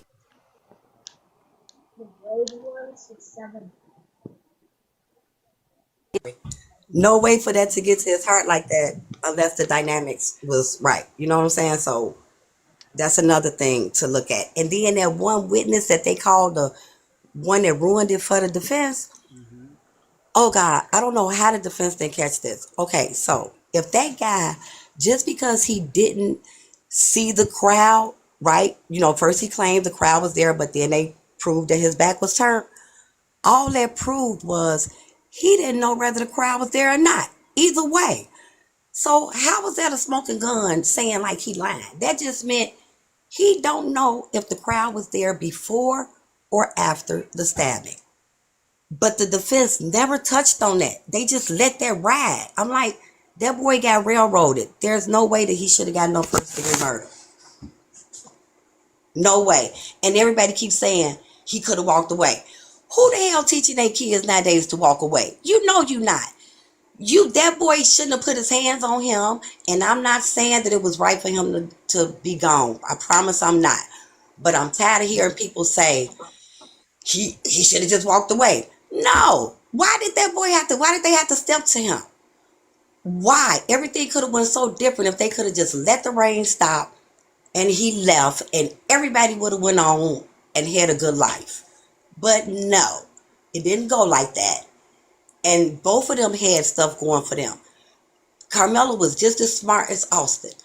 They both were captains of their teams. They both lived in Frisco. So, I'm like, what? I don't think the boy did nothing wrong for standing up for himself, and he did not try to kill him. Yes, he probably maybe thought he was going to cut him, but I do not think that he was trying to pierce his heart, and I really don't. And for him to say, first thing out of his mouth is, he put his hands on me. He didn't say he shouldn't have touched me, or that's what he get for touching me. He said, he put his hands on me, and then he asked, was the boy gonna be all right? To me, that don't sound like somebody that was trying to kill somebody. Of course we know he may have been trying to hurt him, yes, but it don't mean he was trying to kill him. And why everybody keep harping.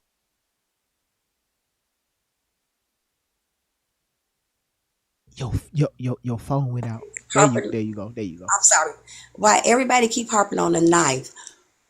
Don't everybody walk around with guns nowadays?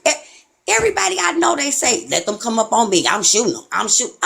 Why that's so easy for everybody to say that with guns? But this boy made this fatal mistake with a 3.5-inch blade. I don't get it. I don't understand it. I don't. Please make it make sense. That should have been manslaughter. It may be not even self-defense, but it should have been manslaughter. I think self-defense, because I really do feel that they all were attacking him. Like I say, listening to them witnesses say, we told him we didn't want him there. That don't even sound like that was about the tent rule. That just sounded like they didn't want him there. I mean, if you listen to what they saying.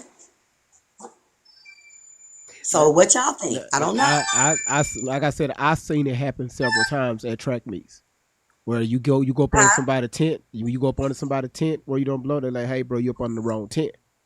You know what? Look, listen, like I said, I seen that happen. Hey, GV, I get that, but let me tell you this. It was a damn thunderstorm. Don't forget that. Right. Who thinking about where somebody's supposed to be with a thunderstorm? And truth be told, they should have had something up there saying, only such and such allowed. I never knew about that. So you telling me if I would have went under somebody's tent and they told me that I got to get my ass out, I would have been looking at them like, who you talking to? Again, I didn't know. It's like that at the track meet. I'm telling you, I see this with my eyes. But that track meet wasn't going on. The track meet technically had been canceled because of the storm.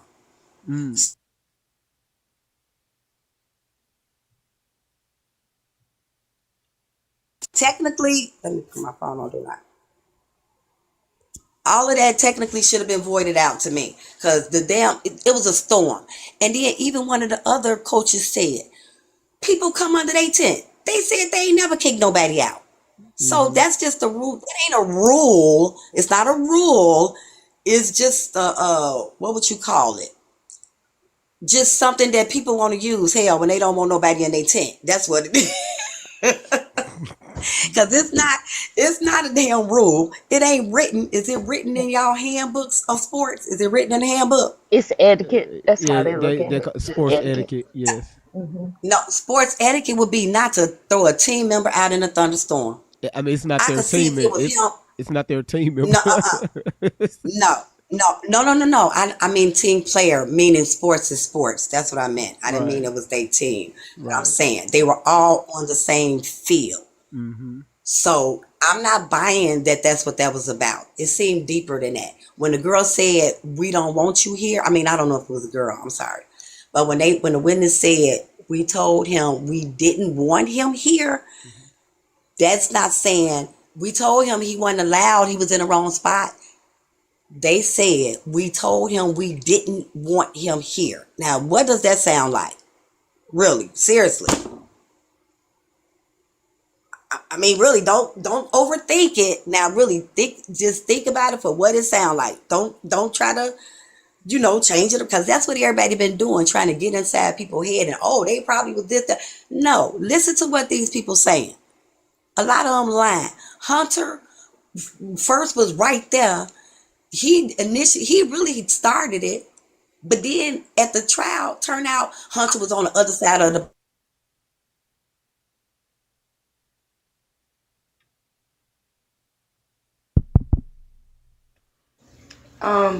Real quick, I had a question, and I'm sure probably not, because I know they're being targeted, but has anybody heard anything about any of the jury members speaking out?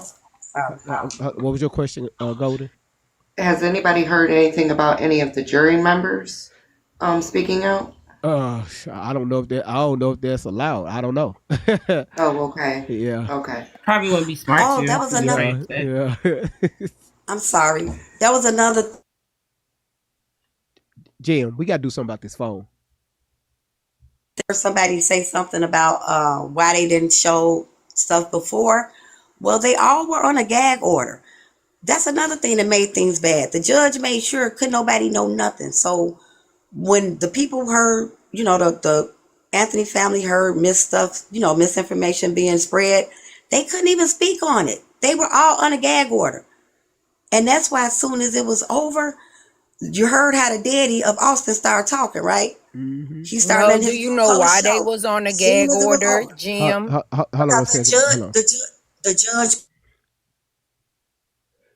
You know what? I'm finna call Cricket right now. We finna get this shit handled. Hold on. I mean, what you thought? What your thoughts are? No, hold on. Forget the thoughts, Jim. What phone service you with? We finna fix this problem right now. Let's see. I gotta pull. I'm sorry. The toll free number. What service you with? Your cell phone. No. Someone keep calling me. That's it. Keep coming interrupting. Yeah, cause you keep going in and out. Put your phone on do not disturb. I did. Okay, cause we'll hear you for a few seconds. It just go away. Then we hear you. Then it just go away. No, I put it on there, but it keep interrupting on my headphones. I don't know. I think we good here. Go ahead. MES. Mesmerize. Okay, there you go. Hey, host, how you doing? What's up, all the Mezzies? Put purple hearts in the chat for everybody that's been down for Karmelo for 14 months that's been doing it. I don't know if it was you, host, or your moderators that muted my comments in the chat. I'm the one that been putting that petition in the chat. Now, homegirl down here, some of the stuff. That's me. Homegirl down here, Jim. Some of the stuff you saying is real, but some of that, no. We gonna keep it all the way trill and all facts here, baby. If you not in Collin County, if you not in Frisco or Denton County, I don't know why y'all mute my comments, because, baby, the real is about to come out. What so part anyway, did I say? What part? No. I said some stuff you saying, girl, you own it, but it's just we gonna clean it up. We gonna clean it up. But anyway, baby, do you know why they was on a gag order, Jim? They was on a gag order. I was waiting for you to tell me. No, because before the gag order, y'all homeboy, the McCaffrey, Jeffrey, was live jumping on this TikToker here. See, I've been down for Karmelo for 14 months. Y'all, wait a second. August 2nd, 2005. Hold on, homegirl. I'm going to let you talk. Wait, no. I'm hearing double. Wait a minute. Wait, I'm hearing double. I'm trying to see why I'm hearing double. Well, maybe it's an echo. Karmelo since 2005. Okay, baby. I had GV on my YouTube also, and both of them was coming through my.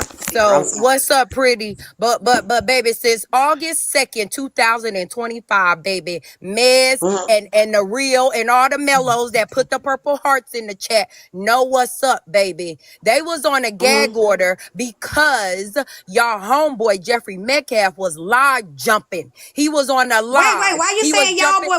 This was why you say y'all boy?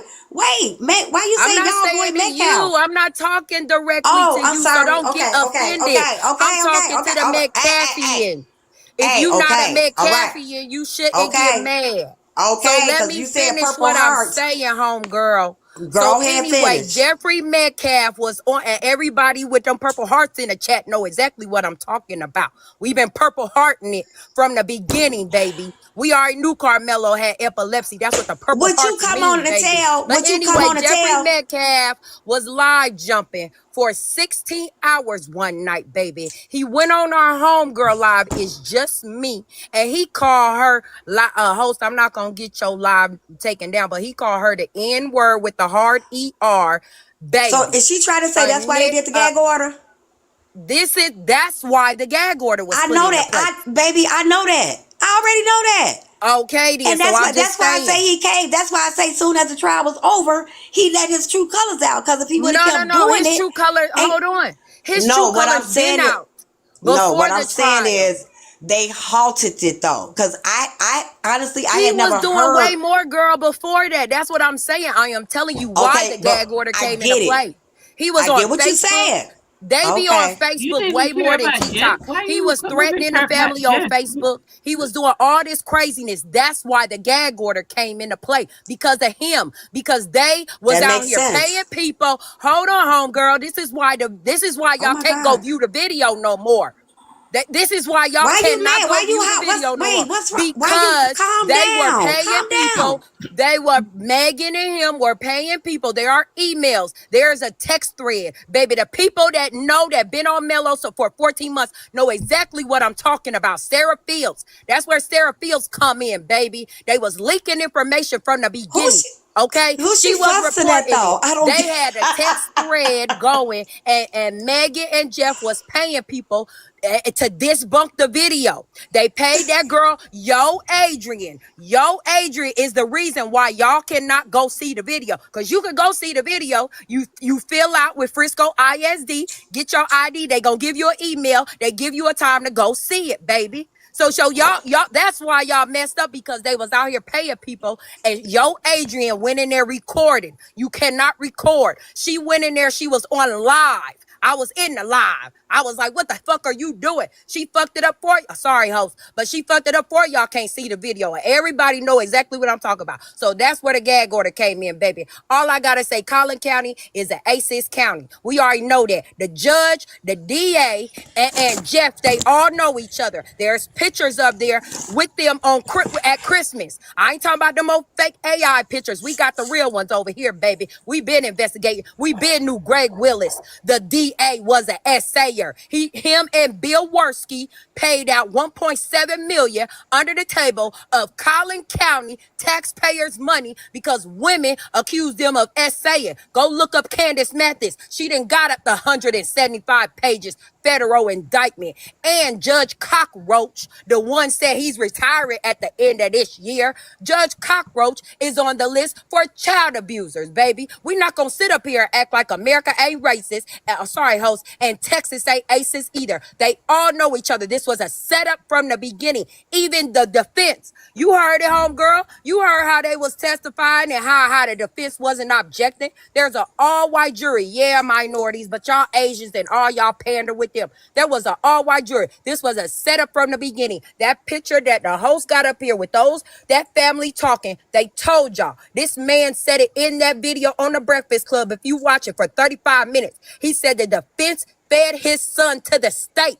We know this was all a scheme and a scam. We're not going to sit up here and keep playing these games with y'all, baby. We know this boy was set up. Texas law is on this boy's side. This boy had a tool. It was said in court. It was a legal tool for him to have. Quit saying knife. It was a legal tool for him to have. It didn't matter where he had it. Kirkendall is a public stadium. Pee-wee, little games, baseball games play there too. Not just school events. That is a public stadium. Public taxpayers' money pay for that. So that is legal. Just like the cop that testified said it was legal for him to have it at that stadium. And it was a legal tool for him to have. This boy comes from a two-parent household. This boy was working 2 jobs. This boy was a straight-up student. Baby, we not gonna sit up here and keep playing. This boy was doing his thing.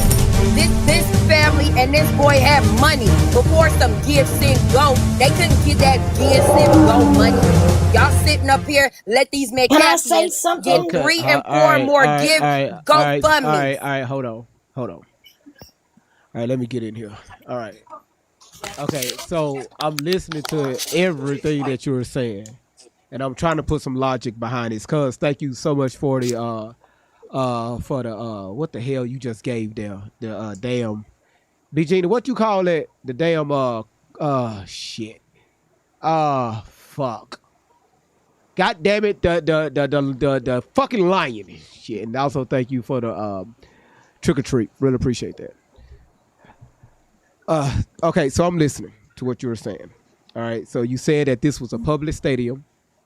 A lot of teams, also the public share this stadium, right? It's Little League play there. It's funded by the Texas, right? Okay, now you said that he was fed to the state. I mean, pretty much they just say, you know what, we're going to make an example out of you. Exactly. You heard? Did you? First off, I'm down there. People we know was in the courtroom. Hold on. Okay, I got it. I promise you, I got it. When I first started this broadcast, I was speaking on us versus us every single day. Every day, all day. Major cities. If y'all want to pull up the crime rate, we can do that. But I really ain't got time for it because we've been live for a minute and I'm damn near tired. So if we're going to, have something to say about this case, how come we don't say things that happen in our communities every single day when we are unaliving one another 5-10 times a day? We do. They do it at a higher rate. And how do they do that? We can't keep sitting up here acting like we have the most unaliving rate. We do not. They do. Who go in school? Who go pew pew to schools? You did not answer. Who went to the church and pew pew and the cops gave them Burger King? I'm not talking about that. We talk about us. It's not about us right now. It's about how the system keeps railroading us, brother. Listen, so we're gonna complain about the system. Why don't we? This wasn't no why. Hold on. Listen, how come we don't do something about it? Go vote. Exactly. Why is Collin County? Okay, so why y'all keep voting in Greg Willis, y'all DA, the assayer? Hold on. So what I do is, okay, cool. When I bring up, so you know the system rigged. People, okay, again, we could say the system is rigged, the system is not. Cool, got it. What are we doing about it? The only thing that I see doing a lot because our rate has dropped in the last year since y'all homeboy became president. Hold on. Listen, you keep saying y'all. I don't know who you. I'm not talking about you. I'm just saying whoever simping for the poopy diaper in the White House. So what I'm saying is, this is what I'm saying. Overall, if we're gonna holler over the internet, say all these words and say this and say that, actions speak a whole lot louder than words. I have actions, baby. I'm not talking about you. You see these hearts. You see these people putting purple hearts in the chat. We've been out here doing this. You're not listening. We've been out here doing this. You doing more talking than listening. Anytime. Hold on. This per T. I'm finna go back to YouTube. I see y'all. Bye bye. Okay. I'm going back over. This per T. All right. Hey, can I ask her a question before she goes? Please. No. I gotta finish what I'm saying. Don't leave, lady. I want to ask you a question. I do not like getting cut off. All right. What I'm saying is the majority makes the rule. When I make that statement, I'm not talking about you per se, or maybe 15, 20 other people. Every time something like this go down, it's the majority of us on the internet hollering this and hollering that, but there's no actions behind it. None. Now, I'm not saying per county, because there are a lot of black people that's out there trying to make a change, especially when it comes to certain laws. Last year, I had people to send in, their state, and I guess the closest major city. And we came up with some paperwork to help send not only to their local governor, but also to the United States Supreme Court. But again, it's up to them. So if we were to change anything, or we want to see a change on anything, and they was to give you one thing, what would it be?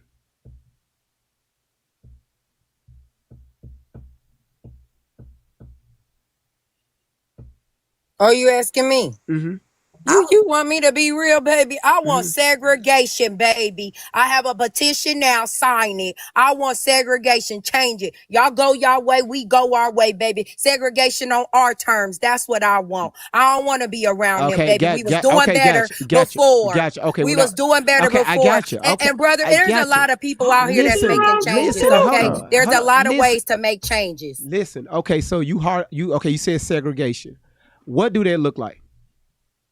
I just said on our terms, they go their way, we go our way. Cut it on down, middle half, baby. They stay on up north because most of us down south, baby. They do their own thing, we do our own thing. We got it. We gonna have our little side. We gonna have our little stuff taken care of. We gonna have our weapons, baby. We gonna do everything we need to do. Y'all don't want us around y'all. All right. Y'all keep saying that. We don't want to. We want to mind our business. Okay. So that's what we want to do. Got it. Okay. Now, again, you want segregation, all right? Them up north, we down south.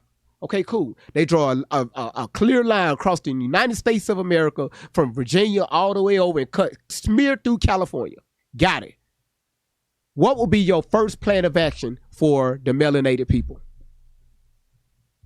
Baby, we going over to Burkina Faso with Ibrahim. What's up, homie? Let's make this treaty. Hootie hoo. We going to Africa, baby. That's what we doing. And they gonna love it. China coming next. Every country would deal with us before they would deal with that northern half of America. Trust and believe. Every other country will deal with us. So I'm not worried about that, brother. I'm focusing on Karmelo. I'm focusing on Karmelo. Free Karmelo. He was railroaded. You said it, so I'm asking questions. All right. If you said that we somehow get into this segregation, and when you go into the majority of black neighborhoods per capita, we can't even get along with one another. So what you talking about? What you talking about? We get along way better than them. I don't want to be with pedos. No, we don't. Release the Epstein files. I don't want to be with school unalivers. I don't want to be with them. Hold on, sweetheart. They do it at a more alarming rate. I want to keep it on. Hold on now. Talking loud doesn't make you right. Because I'm passionate. I want to keep it on mellow. I'm passionate. Listen, we can pull up stats all day long. That's I didn't come here for a debate. I do debate panels with political other places, sir. I came here for Mello. Okay, again, it's not happening with Mello. He gone. Yeah, and he gonna get out. When? 50 Cent already putting it up. It doesn't matter. Up 500,000. It doesn't matter. He coming home. He was railroaded by this system. It doesn't matter. And instead that you as a brother didn't say he it got. Doesn't matter. That man was railroaded. Are you in Frisco? Are you in Collin County to know exactly what's up down there? He unalived somebody. Are you in Collin County? It doesn't matter. No, you're not. It doesn't matter. It doesn't matter. It do matter. The law is the law. Matter. Because in Belton, Texas, Casey Allison. Okay. The law is the law. That's why I told you. Allison only got 10 years. Don't unmute your mic. Let me speak. Don't overtalk me. Again, if we want to do something about it, let's get in front of our United States senators and start a movement or put out a plan of action. I asked you about a plan of action.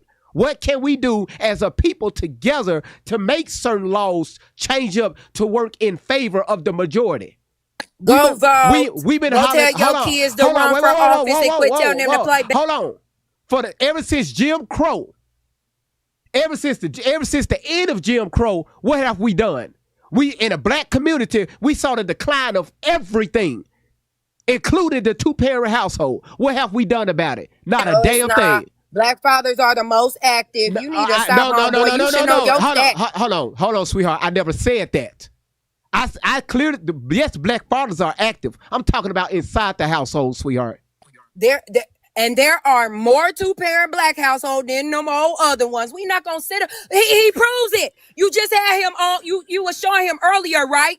Ain't that a divorced family? Those grizzly bears come from a divorced family. Jeff Metcalf was the essayer. Jeff Metcalf beat his wife. That's a divorced household. Who is together? They've been together 17 years. That couple you got up there, they've been together since high school. They are raising not only Karmelo, they are raising 3 other kids. Karmelo worked 2 jobs. They had a house, they had an Escalade, he had a Mercedes before some give, send, go.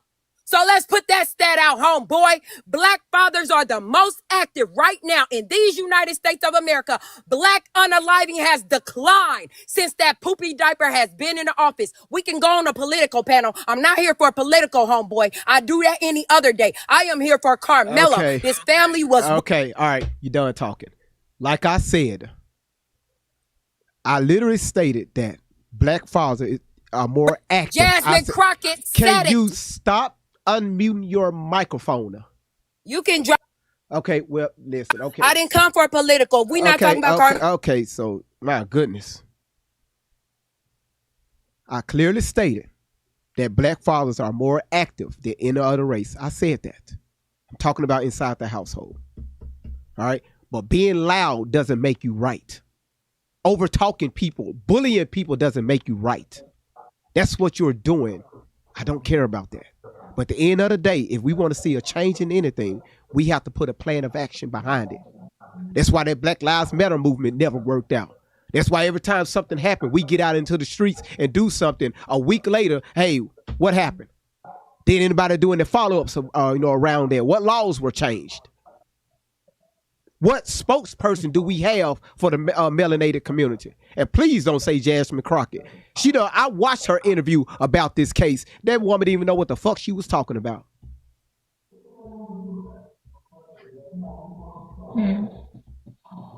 Next person. Sherry, go ahead.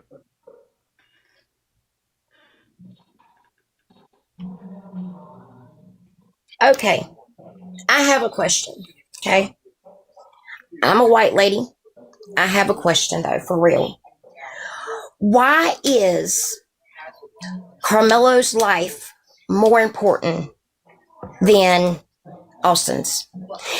If anyone's mother's up here, I want to know why, if it was the other way around, why would his life be more important than Austin? If Austin was sitting in jail, hold on a second. His life was okay. Wait, I'm asking a question. No, I want to know who said it though. Who said that Austin? I was listening to that lady. That's why I wanted to ask her. That's why I wanted to ask her. She had Bam Bam as her default pick. That lady clearly heavy on sniffing the psyop dookie. She don't represent all us, ma'am. But that's why I know. That's why I said I wanted to ask her. No, we're talking about fairness. We We're just talking about fair treatment. So I was just confused because everyone talks about how Karmelo was done wrong, but why is his life more important than Austin's? Because Austin lost his life, right? So it's sad altogether. But why is his more important? Could you let's say for anybody that's a mother up here, let's just say that it was your son that you lost and Austin's in jail. Okay, let's just say that. Why is your son's life more important than Austin's? Because evidently Karmelo'S life is more important than what Austin is. What's the difference? So can I say something? So wait. Absolutely. So you thinking just because we say it shouldn't have been first degree murder, you think that's what we think that his life is better? Is that what you're saying? No, because that's not what we're saying. Going off of what, again, and the things that I've seen on TikTok, because I don't watch the news because it's full of shit.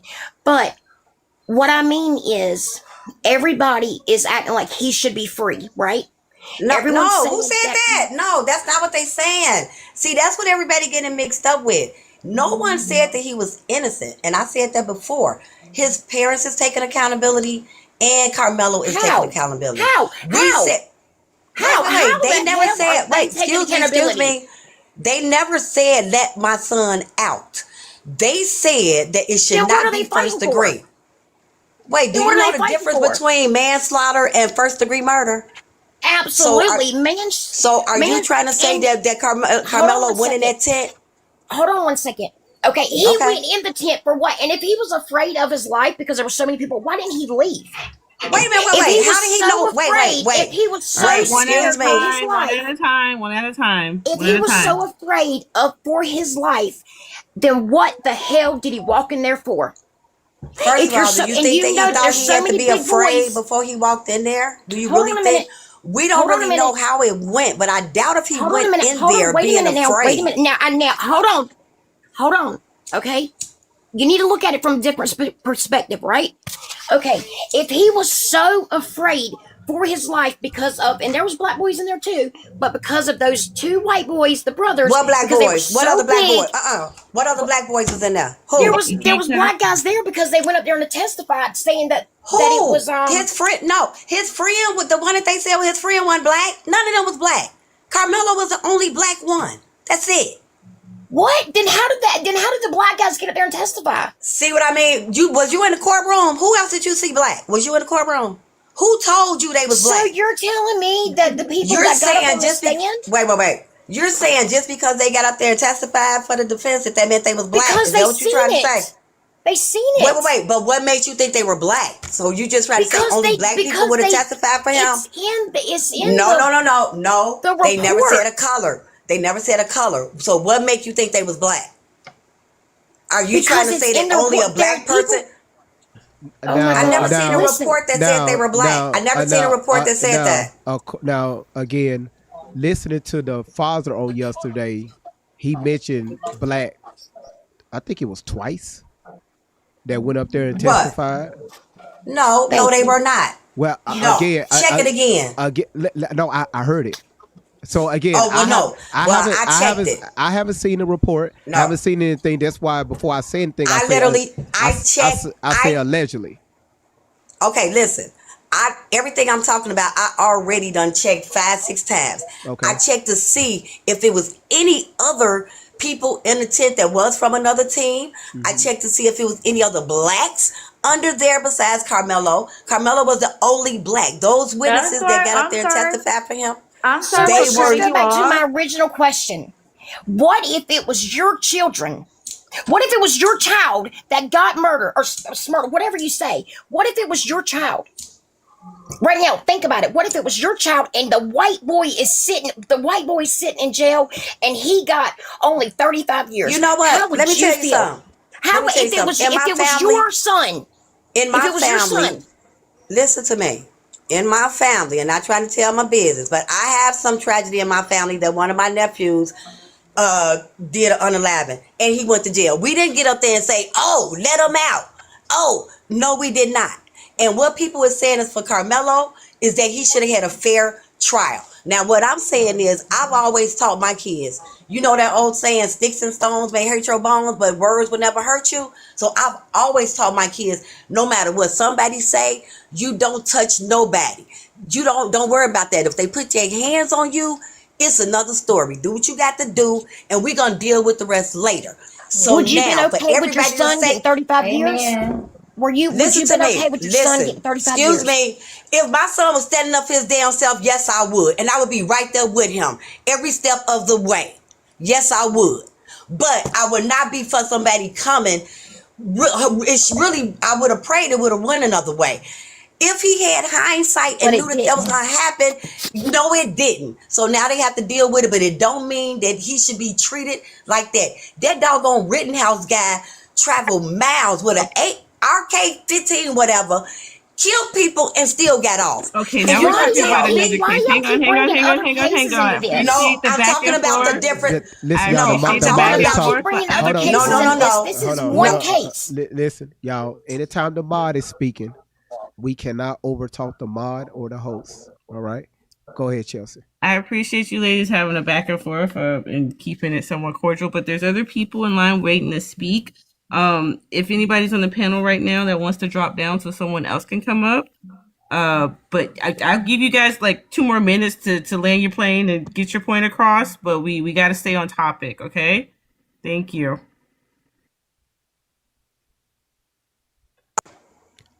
So that wasn't going off topic when she asked me, what if it was my son? Because that's going off topic. That ain't staying on topic.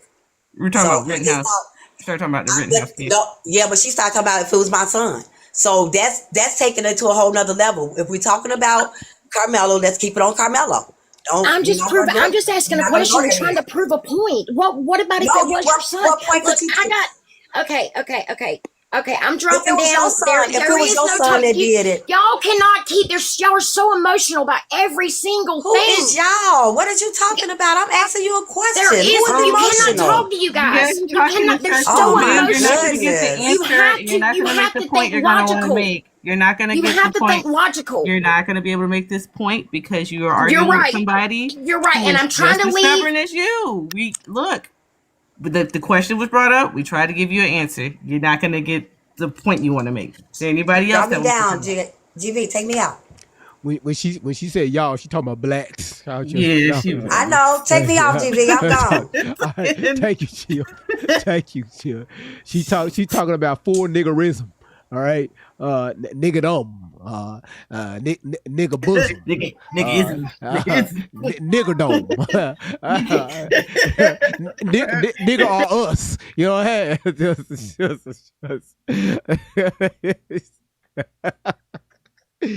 But here's the thing: the loudmouth ones, shady. People would argue with the loudmouth ones. Y'all don't want to have a logical conversation with somebody that could just answer your question. Oh, no, All right, can I answer the question? Yeah, because your ass loud, that doesn't mean you right. Go ahead. I'm sorry. Fuck you, GB. Okay, right? Okay, you know. All right, listen, y'all. If you see the follow button at the top of your screen, please click that follow button. If you haven't given your daily heartbeat, please give your daily heartbeat. If you're enjoying this damn crazy ass show, all right, y'all. Remember, logic over emotions. All right, I get it. You know, people trying to make this thing about race. I'm not.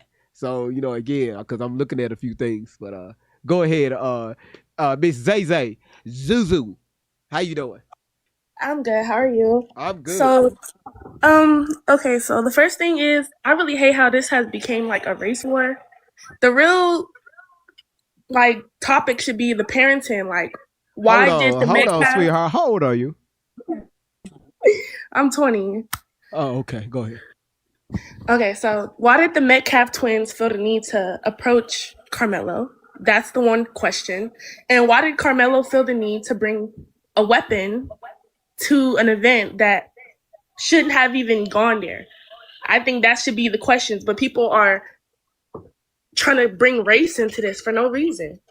Like, y'all are not even talking about the discussion at this point. Y'all are just being racist. I think it's justified that he in jail right now, but the sentence is not justified because he was being provoked and he did fear for his safety. But that doesn't give him the right to kill somebody. You know what I mean? Or I don't know what the words are on TikTok, what to not say, but unalive. You know what I mean? That unalive. Yeah, unalive. Yeah. That's all I got to say. I mean, I get what you're saying. Overall, because again, I try to stick with the facts, and a lot of the facts I don't know. It's just a lot of hearsay that's going around the internet. And again, when you talk loud and shit, that doesn't mean your ass is right. Because you say it aggressively, that doesn't mean your ass is right. Because ain't nobody hearing your ass after this. All right, political or not. That's why they ass be losing in them primaries. All right. So again, these are fair questions. I really wish, a lot of people have said, it was cameras. They should have brought cameras into their courtroom, so we can, let's see what's going on here. Because again, this right here could be a learning lesson, for our future generation. Again, why was a tool on him? Some people said it was a tool, multi-tool. It wasn't a weapon. At the end of the day, how you use it, time, place, and matter, he used it as a weapon. Did he fear for his life?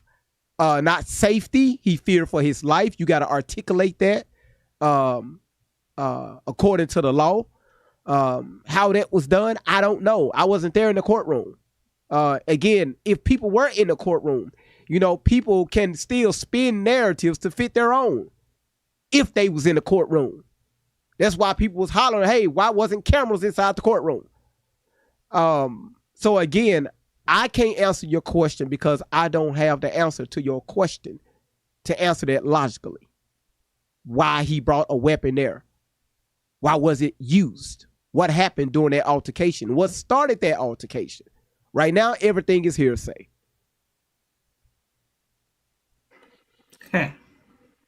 Okay. Where'd she go? Oh shit, she go. She's like, I don't want to hear all that. Okay. Hell. The young lady that was I think Jean, she was making a point about, I guess I got confused. The other lady came up and started screaming, purple, purple, purple, free mellow, and about that. Y'all, I want to go back to Africa. And bam, they gonna kick your ass out. You take your ass back over there. Ain't nobody trying to go. I'm gonna need y'all in the comments not to just generalize. She didn't even say a tribe that they're going to pro. Do you know how many tribes out there? They don't like us. Your ass up. They gonna take a straw and shoot some shit at your ass. How you gonna say they sent us over here? Do you want us to go back to them? They don't like us. Have your whole left side locked up. They don't want us. You ain't making me go back.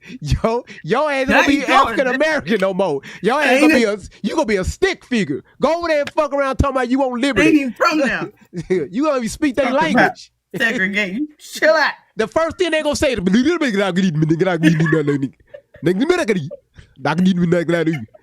American. Stop. You American. This why they don't like us. They talk with their head. They talk like Robert Zoom fool. Oh, don't call her up. Hang on. Darkness. Where's she at? Talk about draw some treaties. They don't like us. They don't like us. Africans don't like our black ass over here. We get there. So you got everybody from Dallas, Fort Worth, and Austin heading out there. Now y'all creating a whole nother slave ship. Y'all ain't coming to America. You go now. You going. You go back. Your ass driving to Africa. Stop. It's going too many places. You jumping from segregation back to Africa. No. What happened when the ship break down on the way out there? Most of us can't swim. Who gonna fix the propellers? What the engineers? We're not doing this. How? I just want to say one thing. She was arguing with you, and she was basically saying that she wants one half of the country to be her way, and I was just like, wait a second. And y'all take y'all white asses up north. Everybody. And not all black folks agree with her. That's all I know. Just stay up there. Just look right. Just be cold for no damn reason. You just want us to stay hot. You just want us to be hot all day. I don't want no tan no more. I'm tan enough. Sometimes the sun hurts. I know the sun is good for us, but that motherfucker get hot too. So I want to drive to New York for this fake ass Gucci bag. So you mean to tell me that I can't cross over to Kentucky because these white motherfuckers got a whole borderline that Donald Trump created in the middle of the United States of America. So not only we can't go to Mexico, now our ass can't go to Colorado. Make this shit make sense. And you have to go live in Georgia because she said Georgia. You have to go live in Georgia. And I feel sorry for the motherfuckers up north because Georgia's home of the peaches. Y'all ass ain't eating peaches no damn more because of that damn wall. No peaches.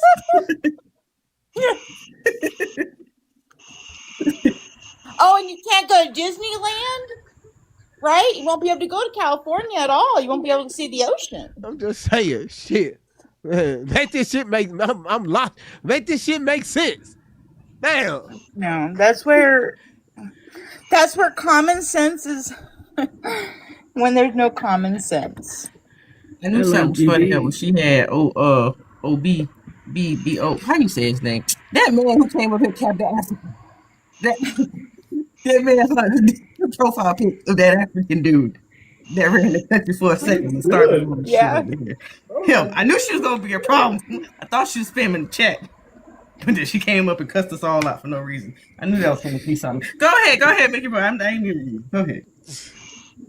Well, I just wanted to say, just come on this part. So if you have to take me down, let me, take me down. But that was so funny. That was so good, and I just couldn't understand. Like you're basically saying that you're gonna force another black person that doesn't think your way, your ideology, your religion, and you're going to tell them that they have to go live over here.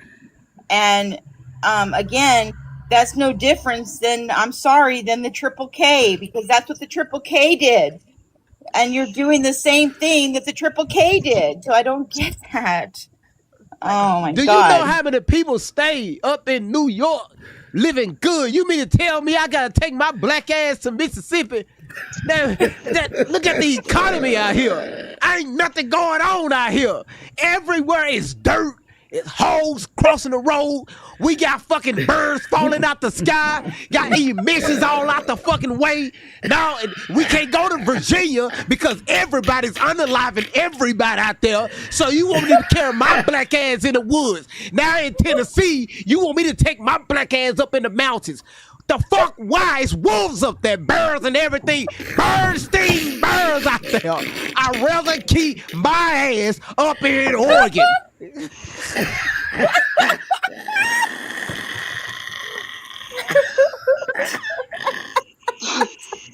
Breathe, mama, breathe. And the thing is she was being honest. Like that's what's so sad. She was being honest. That's what's scary. I'm talking about believing the bullshit that's coming out of her mouth. Like, lady, who you ain't speaking for all the black, the melanated. Talking about we gonna go to Africa, then over to China. Them North Korea, Chinese don't like other Chinese. North Korea can't stand South Korea. They got a border. So when you going from the north, you going from the south. You know what, Tory, Ali Carter fucked up a lot of people. Now you talking about going on submarines. Your ass want to go on B-2 stealth bombers. This shit has got out of control. Free Carmelo Anthony. For who? For you? When his ass out of jail, now what? Now what? You feel better because Pookie and Ray Ray going to jail tonight for killing your auntie. Oh my God. Oh my God. Oh my Chelsea, God. Chelsea, get your boss. Get your boss. He crashing out. They were asking for it. No, he crashed out. And somebody need to send CPR over to Momo. Why's he getting popped, GV? Wait a minute. That was very specific. That was truth right there. And I don't want to go to Colorado. I'm not going back. Thank you. It's cold. Everywhere out there is cold. That's why them white motherfuckers love going up there in the mountains, skiing their ass off, hands behind the back, skis in the front. Your ass gonna be up there. Hell, they don't feel the cold like us. If it's 10 degrees outside, if we out there with everything on, including the car, we in the mountains with the car with the heat on. Them white motherfuckers they got don't the care. cartels up there. That's not cartel runs that area. Y'all got short pants on with sandals with a whole coat on. You don't know if you want to be cold or hot. Why you got sandals on out there in the mountains in 10 feet of snow? Talking about GV, are you ready? Hell no, my black ass is heading back to Texas. I seen it. To free Carmelo Anthony. Well, Deion Sanders likes it in Colorado. Remember now. So, Deion Sanders loves Colorado because he played in Colorado. Yeah. Do I hear an oxygen machine? Okay, wait a minute. Somebody cut their oxygen machine up. I heard. Who is that breathing?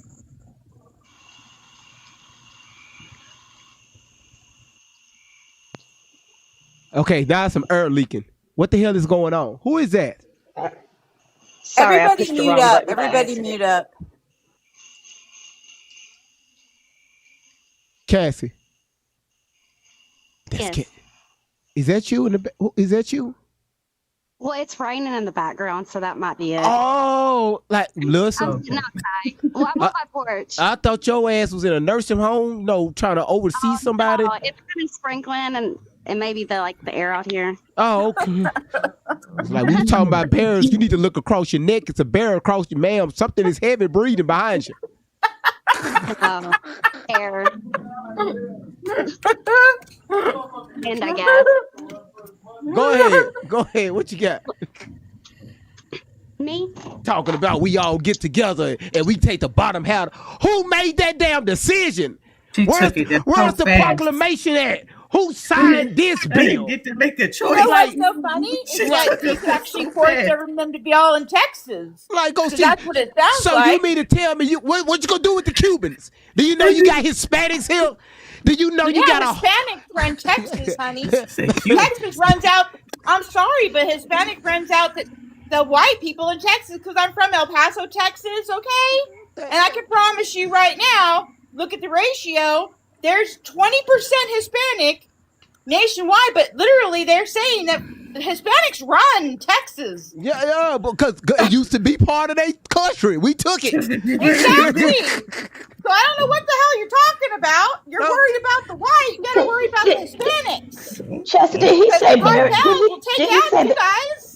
Did he say the Berenstein Bears? I said the Berenstein Bears out there in Tennessee. Because she talking about all the blacks be pushed down south. What the hell your ass gonna do about the Puerto Ricans? You left their ass out. Well, you gonna ship their ass back to Puerto Rico? You didn't say, you just talk about black and white. It's so many other people stay here. Yep. Right. Yeah. Right. What happened? Right. What about the mixed people? Like, why turn mix? What do you There was a lady that came on here. She was black. She was arguing, saying about Karmelo. And then he asked her, what would you want to do to change the laws? And she said she wants segregation. And he was like, okay. And she's like, we'll split half the United States. We'll split half the United States. You take your space and we take ours. And that's how. That's what she said. I don't know. Who was she? No, she was a purple lady. Dropped the purple hearts in the chat to release this motherfucker. Because he ain't doing it. Spicy. She came in spicy. Who muted me? I did. Yeah, I'm trying to turn that purple. Drink Karmelo. G-Beanie, Lord. Man. Jenny, you missed it. And I'm serious doing this right here. Let her get all. I'm doing this right here. I was looking exactly like you with my. No, I was here for all of it, Momo. I was just, I was over here like, okay, these ninjas crazy. Yo people. That's all I know. Them your people. Your people. No, yours. Excuse me. I'm not one of y'all. I'm not one of y'all. I'm sorry. No, cousin. I don't know what the Harriet Tubman's that side come from. But that's that was your cousin. Cassie, you said you had a question. I'm sorry. We still kind of traumatized by the suggestion of going back to Africa. Yeah, look, do they know they got lions, dragons, and bears out there? I was just checking to making sure my doors was locked so they wouldn't get in and drag me back because I ain't going. Do you know how many black people? Do you know how many black people make up the United States of America? It's a little over 14%. Listen, we couldn't even afford Spirit Airlines. They shut that motherfucker down. Most of us was taking Spirit. So how the hell you think we can afford to go to a whole nother country to try to do some shit over there? Spirit Airlines is gone. It's gone. It's out of here. Barely made it on the boat. You want us to get our black asses on a plane? They gonna put us all on a Greyhound bus. We on the Greyhound. We can only go drive until we reach the ocean. That's about it. You gonna have to drag my ass. Me too, Kelsey. They gonna have to beat me. I ain't crashing out no more. I ain't crashing out no more. Right. Remember what happened to me when he wouldn't take the name. All right. I'm just saying. But who she taking with her? She ain't talked about Europe. Her ass ain't talked about motherfucking Yugoslavia. All this shit that's going on with the ports of whatever. Iran. What's going on? They don't like black people out there. You talking about going out. Let's go to the northern part of Africa. They don't want us out there. How we sit down at a table to talk about who is the president of this committee. I need to talk. I got paperwork to send out. I need to. Who is on the board here? Who made this decision? You know what's so funny is that my husband served in Somalia. Okay, my husband served in Somalia, and he's like, "Yeah, just wait they don't treat their women, they don't treat their people good. I promise you. So go ahead, go to Somalia. You know, whatever. You know what? Your ass gonna eat though. Like you go be the white tea folks over though. here that's tired of us. Y'all probably need to go over there and see how good y'all got it with us. Wait, if we complaining about how hot it is, maybe y'all need to go over there and just understand why we stressing this, because they not like us, and y'all will see we are more like cousins than y'all realize. We complaining about the heat in Georgia and the heat in Arizona. Now, what we gonna do with our black asses in Africa? They got TPs. Listen. And I want to hold on. The hell, BG. Ain't no timeout. There's no central heat in there. It's ain't central nothing. And I like wearing shoes. I want to wear shoes. You'll be doing tribal dances, Lord. you know? Tribal dances, you'll be on tribal dances for TikTok. Be the new entertainment. Your ass think you try to get a pedicure now? They ain't doing pedicures right there. Your ass walking on rocks.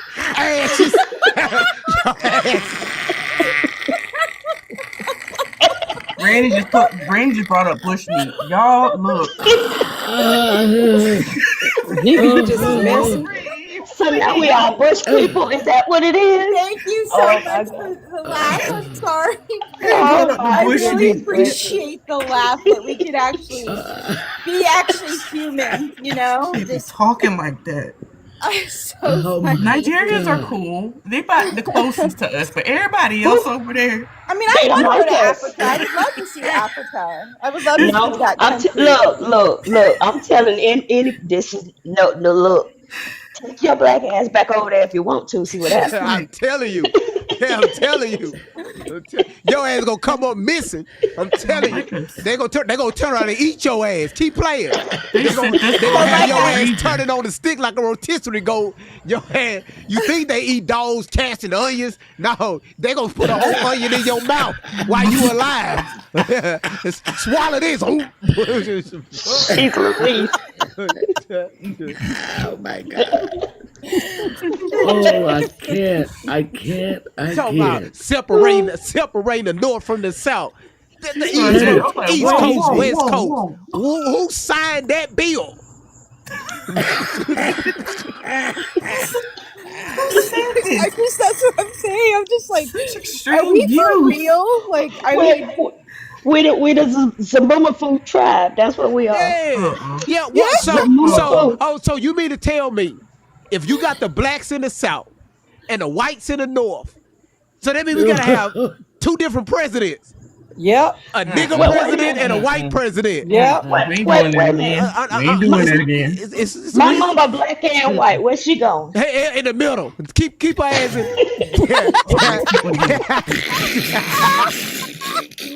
Where she gonna go? Actually, we can go to Canada. We're supposedly taking over Canada, so I don't know. Oh my. Tell just be looking over the fence. Tell.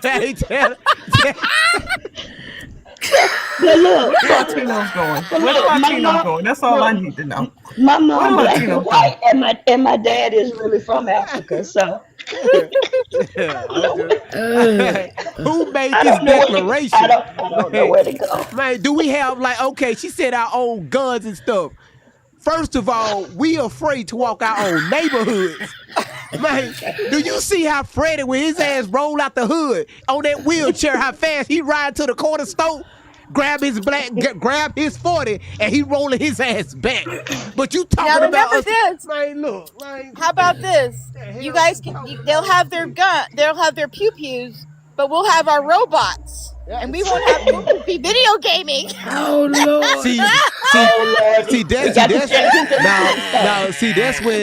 That's when I'm gonna get charged for breaking and entering. If I find out y'all ass got robots, I'm breaking into everybody's house and I'm plugging that shit from charging. I'm gonna make sure that everybody's robot is like on 3%. So when that motherfucker go from blue to red, the moment you attack my ass, you gonna die. Your ass gonna die. That's it. We'll have drones. We'll have drones up in the air. Hell, our community is so damn polluted, them drones will fall right out the sky. He won't even make it over here. I'm telling you, he won't even make it. Boy, shit. Man, now listen, y'all. Y'all Hey, listen. here's how you fight the war. You give everybody laxatives and steal all the toilet paper. Steal all the toilet paper. See what happens. And get rid of the doo-doo wipes. Yep. Oh Lord. Because we're all born with And no assholes. newspaper. You know, We GV all loves shit doo-doo the wipes. same way. So y'all know in Africa when it comes to tissue paper, ain't no quilting Northern over there. Y'all, angel soul. You Nope, can hang that shit it's up. gonna be a leaf. It's gonna be a leaf, or maybe That's what or it a is, grass and cactus. leaves. Your ass better grab that tree branch that's been sitting there and take it. Take that. It's like the dog. You just gotta Y'all do scoop your not butt get across Miss the Queen ground. to I'm about to laugh. drop myself. I ain't Do got not that. let Miss Queen laugh. No, Queen. no, Oh Lord. no. I didn't agree to this. Oh no. Oh no. Queen No, for the we Yeah, laugh, Shelty, y'all. not. It just you didn't know. It just rinse You it off. didn't know, Rinse it off. That is nasty. And ain't nobody said nothing about you got to go fetch your own water. You ain't no public sewers. Y'all, I'm lying. Listen, a lot of Africa is very wealthy. Okay, I'm just I know, we talking. know. It's wealthy. I You know, still don't want to go. they You doing don't wanna great go? out there. They doing great. But I again, still don't want to it's go. not. That's Me not either. our culture. That's not our culture. Exactly. They don't want to have Exactly. nothing to do with us. That's right. Nothing. We could go out there and visit.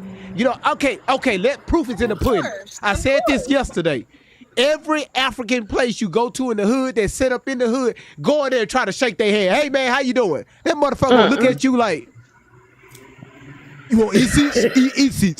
Incense. I don't want no damn incense. I'm just trying to shake your hand. They just gonna It's look. no difference. I lived in Okinawa, Japan. It's no difference. I lived in Japan for 3 years, and it's the same thing. It's a cult because I was military. We're a military family.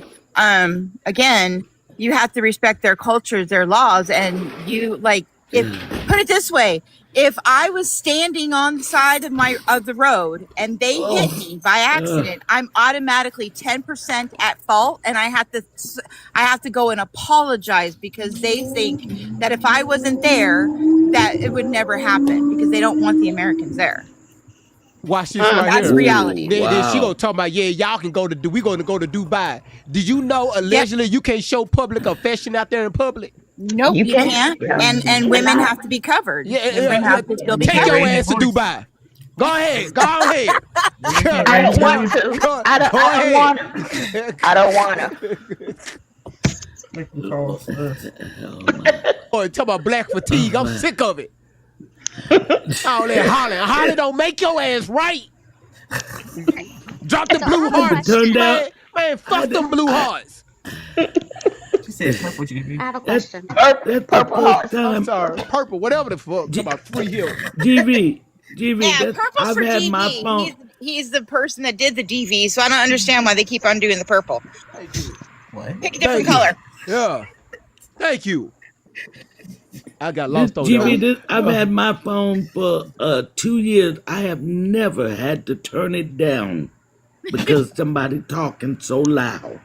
Oh, That's GV. That's GV. That's one. Hey, wait. I got beef to take care of here. GV, I am so angry with you, and I don't appreciate you having me. I don't appreciate you having me laughing. I'm reporting you to HR.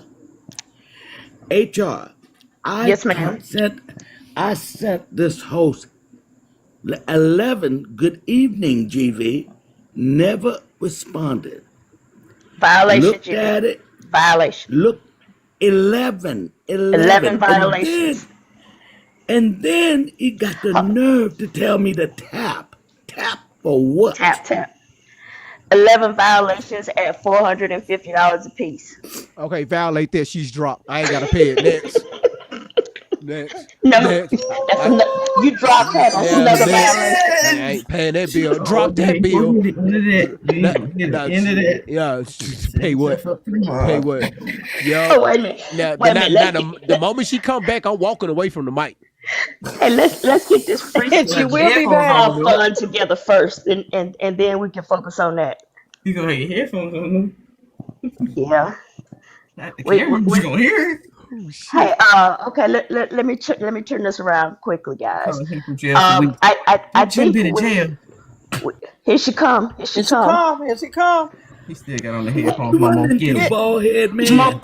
Where you running to? Why you running? I got it, Come Mama. on.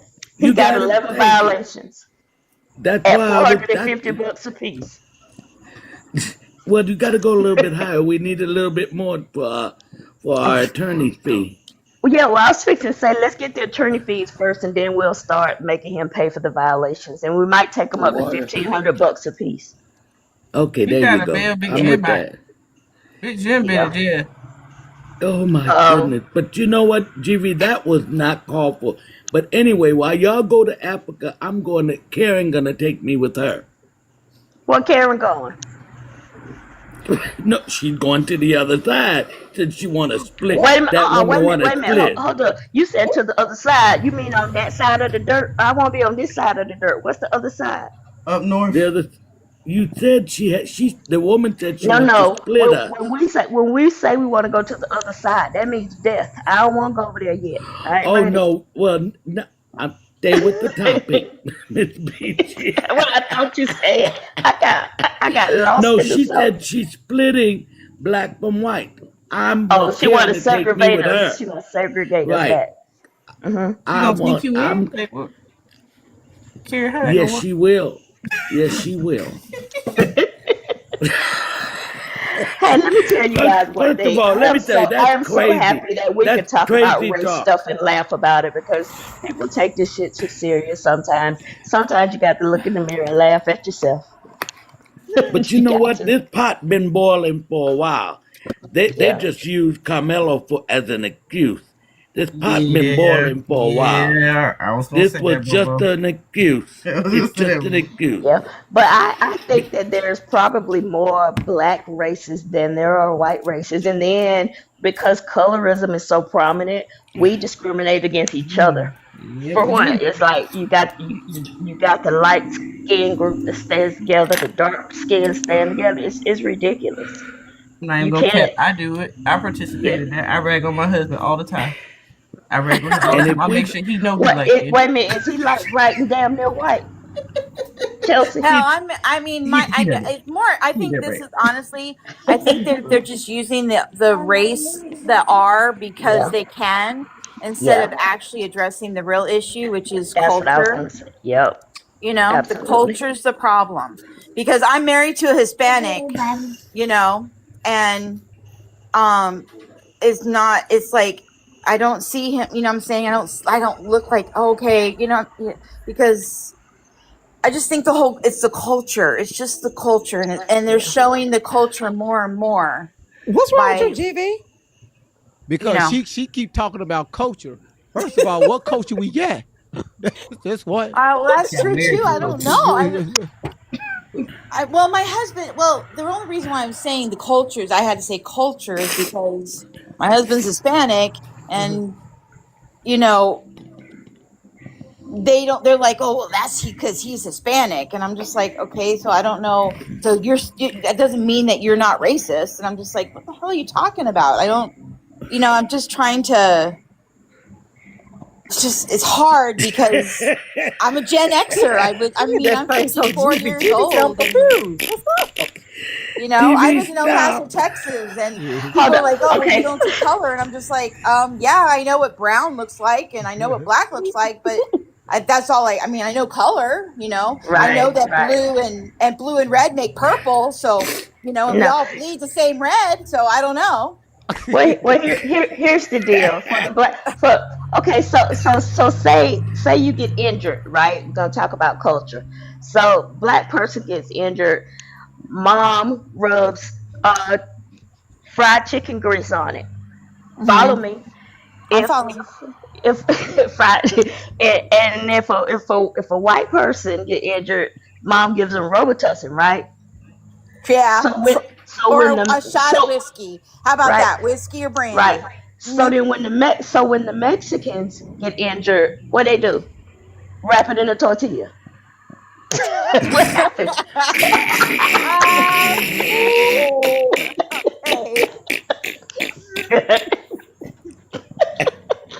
So you want to call us watermelon fellas, huh? Hold on, I'll be back. Yep. Is he gonna come back with a watermelon? I hope not.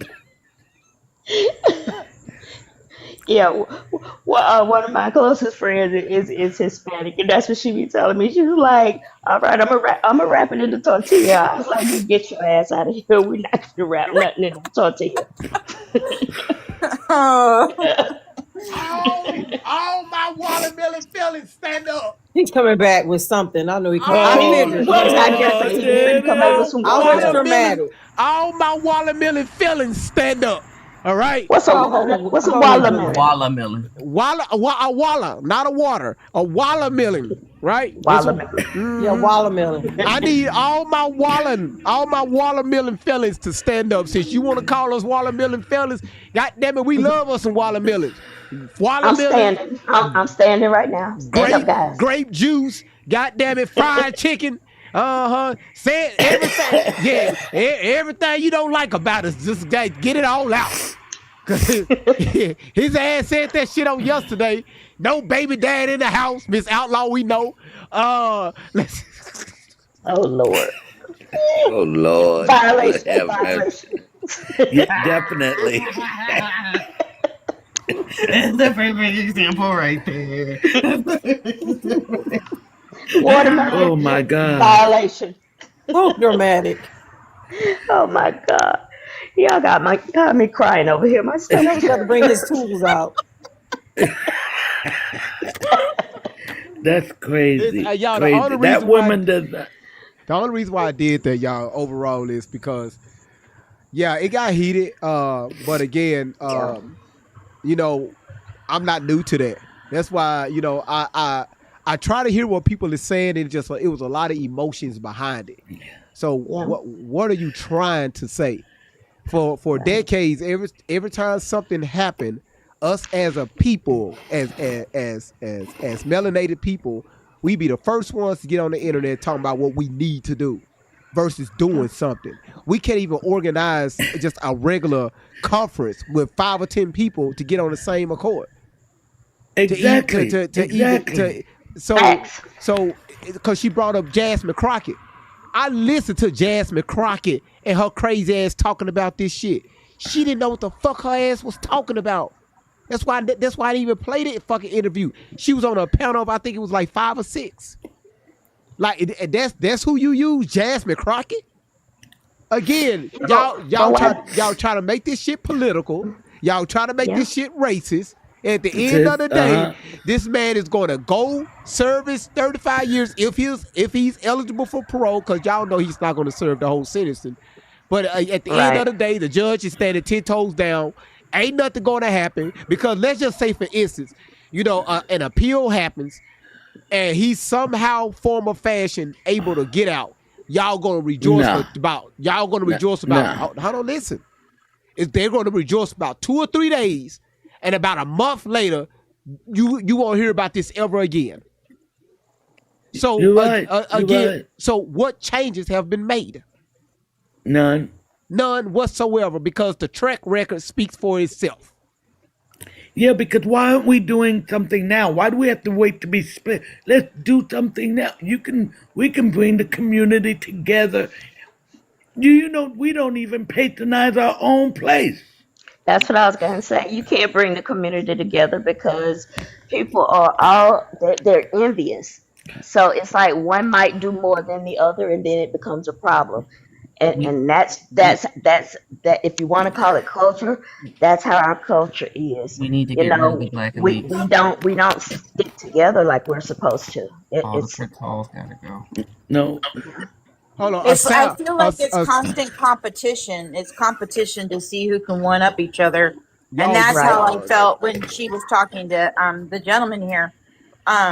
Like, she was arguing with you, and she was like trying to get her last point, because that's, you know, she's like, I'm gonna prove it. And the thing is that you keep on talking and over like how you said, if you keep on, you're demanding, talking you're over being somebody, right? Yeah, if you're demanding, you're not winning anything. Because no matter what, you're going to still lose because you didn't do it fair. You know what I'm saying? It's like, You know, you can't go in it halfway and then say, oh, I want this, and you're going to throw a temper tantrum or give me fake crocodile tears and say, woo-hoo, but your actions don't justify the words that are coming out of your mouth. So being loud doesn't make you right.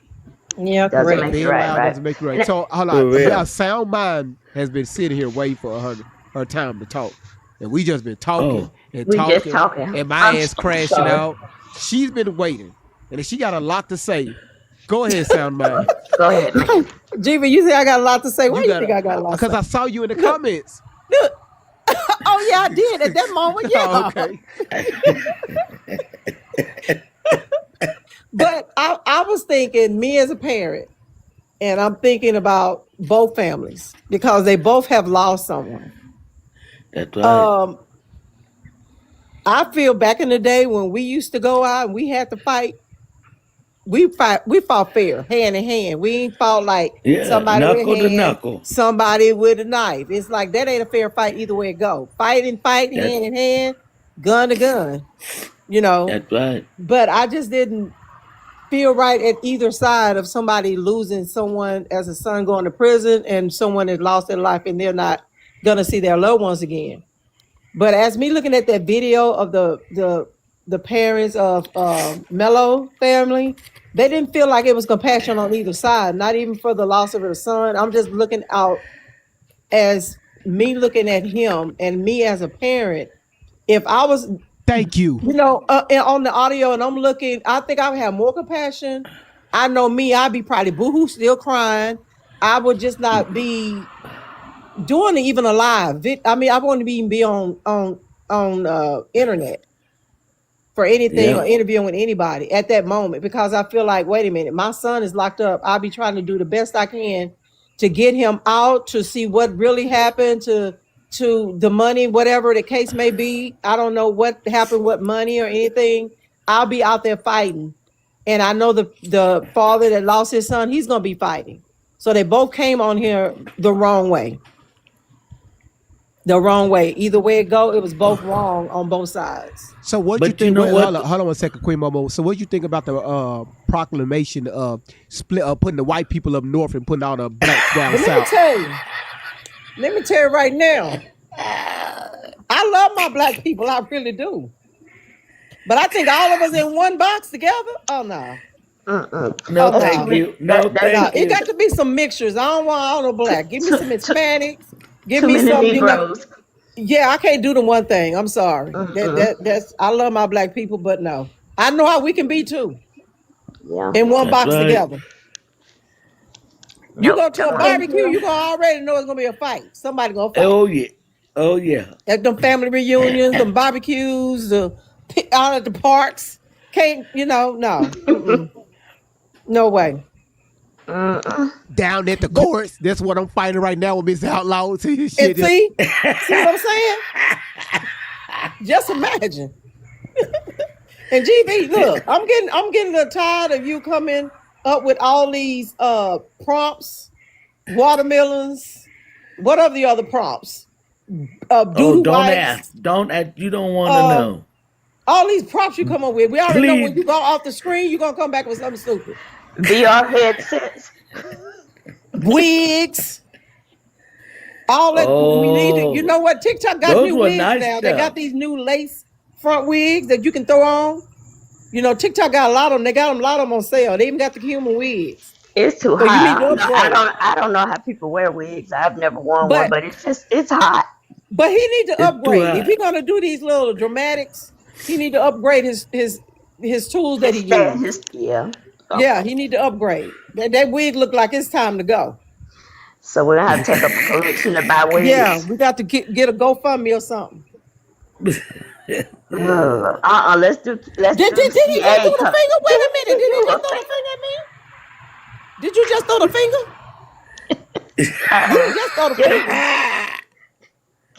See what I'm saying? No, that was Carmelo Anthony. That was his was hand. a finger.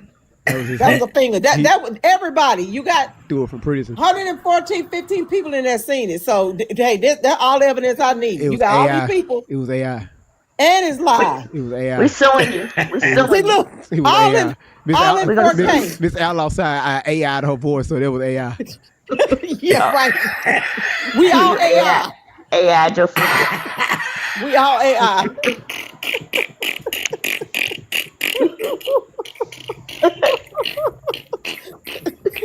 Yeah.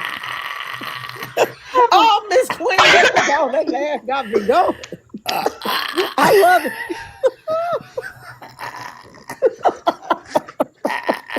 Breathe, Queen. Look at Miss Queen. So you know what? The live tomorrow is going to be about the white versus the black, the North versus the South.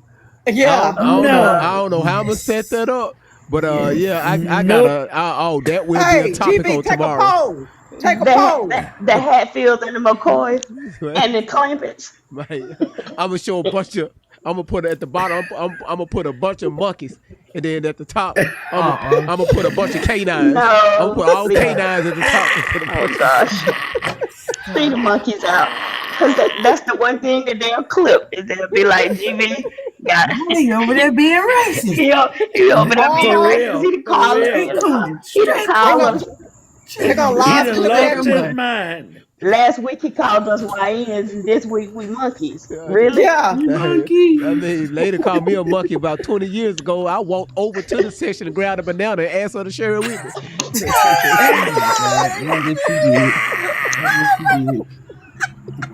Wow. Didn't make no damn sense. Sense and GB just don't get along. GB and sense don't get along.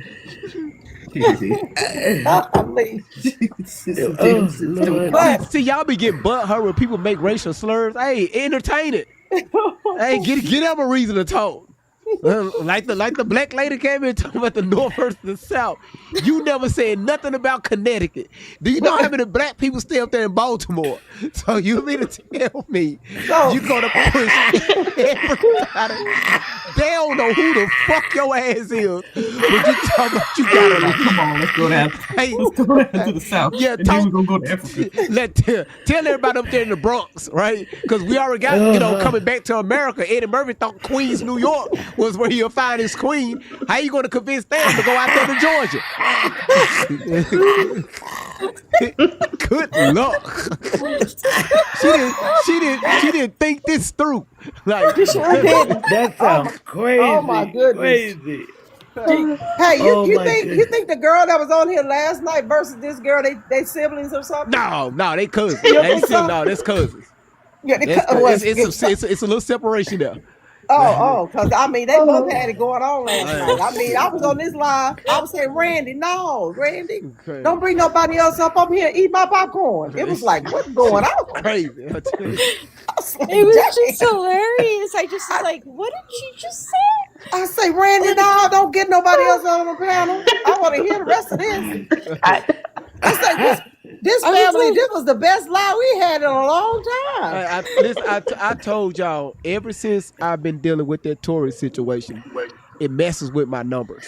Yeah, all right. She won't come back. These are the topics I'm used to dealing with, right? Anything that people are having discussion on, that's what I like to talk about, and I like to have fun at the end of the day, right? Because that was something. That was funny. We could be serious, right? But also we can get our point across without hollering, cussing, and all that crazy crap. Because literally, at the end of the day, the laws are the laws. Is the laws fair? No. You even have judges would say this. Some of these laws isn't fair. But again, life isn't fair. What are we going to do about it? Right? Amen. Us as a people, we don't have a voice. We don't have a voice. To go out there, to speak on our behalf, where things can be changed, and we stand behind it. That's one thing I love about the Black Panther Party, and I love about what's that group? The Minister Farrakhan. Yes. And you could see how you could see the what you call it when people are falling in in line, in order, what you call the discipline. You can see the discipline Right. behind it, not only from the men, but also from the women and the children. Right. You know, Correct. you get 10 of us together. Trust me, it's always somebody that's going to say, "Ooh, I want to talk. I want to talk." You let their ass talk. Then 30 minutes later, you be like, "What the fuck you just say?" Exactly.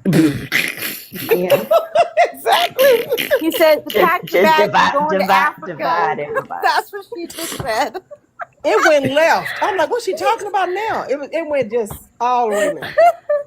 So from now on, every time we go to court, the judge gonna stand up and be violation.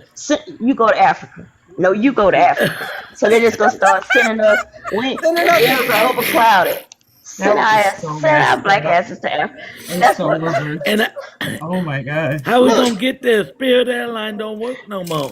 I know, but that's where Carmelo going. Carmelo going to Africa. Y'all think he gonna spend 35 years in Africa? We couldn't even keep Spirit Airlines up. We couldn't even keep. That's the only Shit. job we had to keep the How about airline this one? moving. But Elon Musk is from Africa, right? Isn't Yeah. he from Africa? Yeah. He sure is. Again, So I you guess will they're gonna have to call Elon. you will Well, find no, they trying to kick him. They kicked him out. They didn't want him back. Oh, did they? Okay. a lot of It's a wealthy culture in Africa. especially South Africa. You will find a lot of YT people that's Africans. That's South correct. African. Cause that shit shocked me when my sister and her husband moved out there to I forgot what part of Africa that was for like a year. You know, they sent back a bunch of videos, a bunch of YT people walking around. She's like, yeah, they African. And you know, she was talking to him. I'm talking about the language was strong. I was just like, whoa. No, Like, that damn. shocked me too. Like, damn.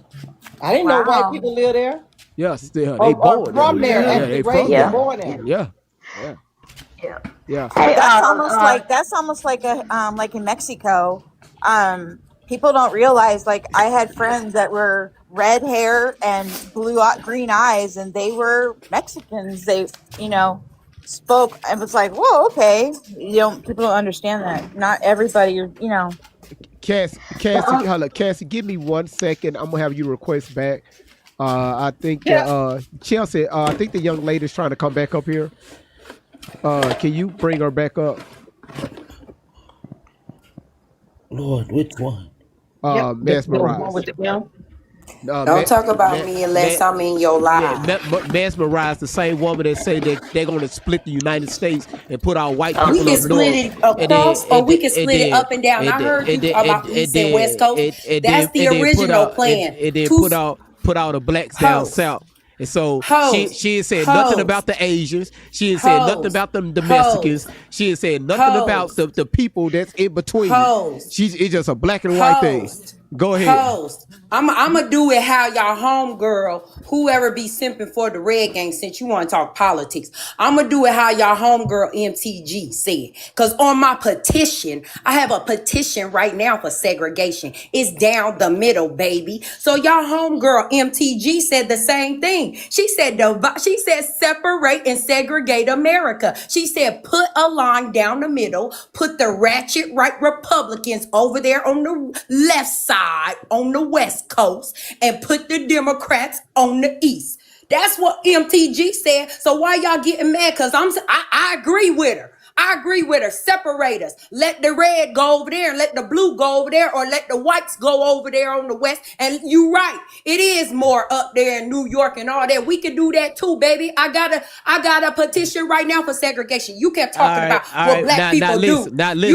You talked about what black people do, right? Go to Lincoln Heights, Ohio. Go to Lincoln Heights, Ohio right now. They are policing their own community. Do you remember when those Nazis? Okay, I'm trying to say, listen, you just can't keep talking if I want to interject. But you sitting up here keep talking about me while I'm not here. People keep sending me live. If you said some shit on my live, I'm going to repeat it. So let me say something. Again, when you got us all around this country, who is signing this petition? Now you can unmute. The racist ones that say they don't want to be around us. The racist ones that's under Karmelo petition right now. calling us all them different names. Them, they say they don't want to be around us, so why don't they sign it? Go on about y'all business. Black people want to mind their business, just like Karmelo sitting on them bleachers, minding his own business in a public stadium, baby. A friend invited him over. A friend said, "What's up? Come over here and sit down." The black cheerleader was gonna testify. The black cheerleader emails that came out. Okay, got you. All right. So we not gonna sit up here and keep talking about that. I'm passionate. I ain't loud, baby. I'm Angela Davis, baby. No, you loud. And I will always be for me and my people. You talk about our people so much. You loud. Hey, you talk about our people so much, though. You loud. Hey, I'll help you pack. I sure will always be for me and my people. Just like the one in Lincoln Heights, Ohio. What's up, Lincoln Heights, Ohio? Got them slackies out there. You all strapped it up. Now, okay, be quiet. B. Jenny, you got anything you want to say? now don't. Okay, golly, be quiet. Hold on, B. Jenny.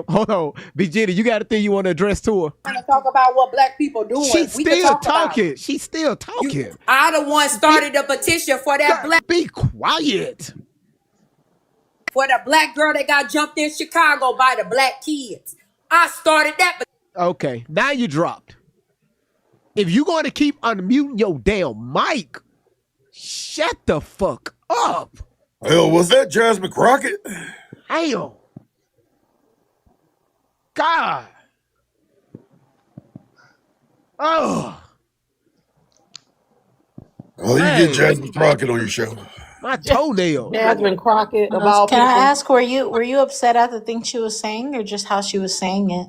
I don't give a damn how you said it or none of that stuff. You know, I try to. What I try to do is I look at logic. Okay, so when she said segregation, okay, what do segregation looks like?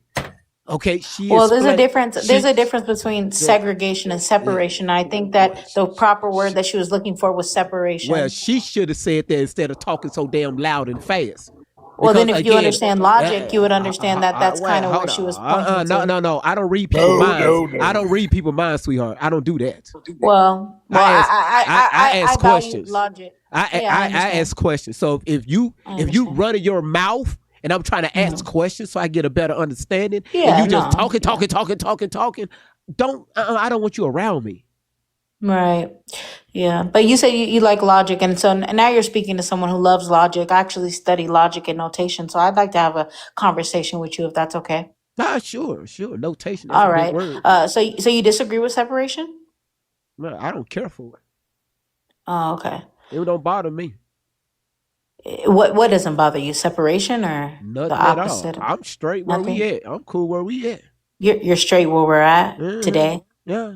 You think we're free? I don't care. Well, it's all about what you define free, because none of us is free. Do you have children, sir? Just quick question. None of us are free. None of us are free, correct? No. That's so true. Yeah, I agree. But I was just telling my family the other day, I'll make it quick. I was just telling them that it's not about what we give to our children, right? It's the world that we leave our children in, and what we leave here on this earth, you know. The type of world, you want to make the world a better place, you got to call out these people for who they are. To the prompt specifically, I wanted to say that racism is embedded in legal doctrine. That's just fact, right? I think we could all agree to that. If you disagree, you're in denial and you're willfully ignorant. Racism is embedded in legal doctrine. The problem is not, the debate shouldn't even be whether or not, no, he is guilty. He wasn't guilty. No. The problem is that why are cases being, of course, I mean, state laws, different state laws and things like that. But I mean, come on, legal doctrine is the same across the board. Well, it really is. Well, state law, that's why I always refer back to case law. Which you get your state laws from? No, you don't get your case. No, you don't get state law. So with Supreme Court, let's just say something major happened. I don't have the list of case laws in front of me. When it goes through the Supreme Court, and then the Supreme Court, the one that passes down and filtered to different states, and the states do whatever they want to do with their particular law as long as it abides by or stays within the parameters of the Supreme Court law. No, sir, that's not how it works. Case law means precedent, right? Case law means someone has already decided on this topic. Therefore, another judge could say, "Well, let me refer to them and how they handled it." That's what case law means. Oh, okay. Well, thank you for Yeah, that correction. Okay. no worries. Yeah. So what I'm saying is legal doctrine, meaning how people, view okay, so legal doctrine is crimes, and then dissecting those crimes and saying, well, how did that person intent, right? And things like that. That's legal doctrine. And then racism is embedded because a lot of doctrines are based and rooted, are decided on with discretion, is what I'm trying to say, with discretion. And these judges, these district attorneys are being their discretion. There's no way in heck, right, that this boy who was physically touched can be tried by an all white jury. That's not his peers. Okay, let's start there. Sentenced so quickly, a fast trial, and sentenced the same day, maybe the next day, some around there. There's no way that he could receive 35 years, and a white lady who broke the bones of 9 newborn children can receive 3 years probation. It does not make sense. I will not listen to anyone who says, well, different states have different laws. That is wrong.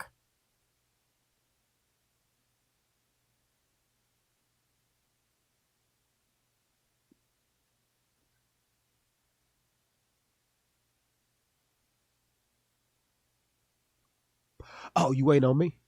I was just Yes, listening. sir. I'm just listening. Yeah, it's wrong. And we need to wake up. And black people, when you're called to jury duty, I need you to attend.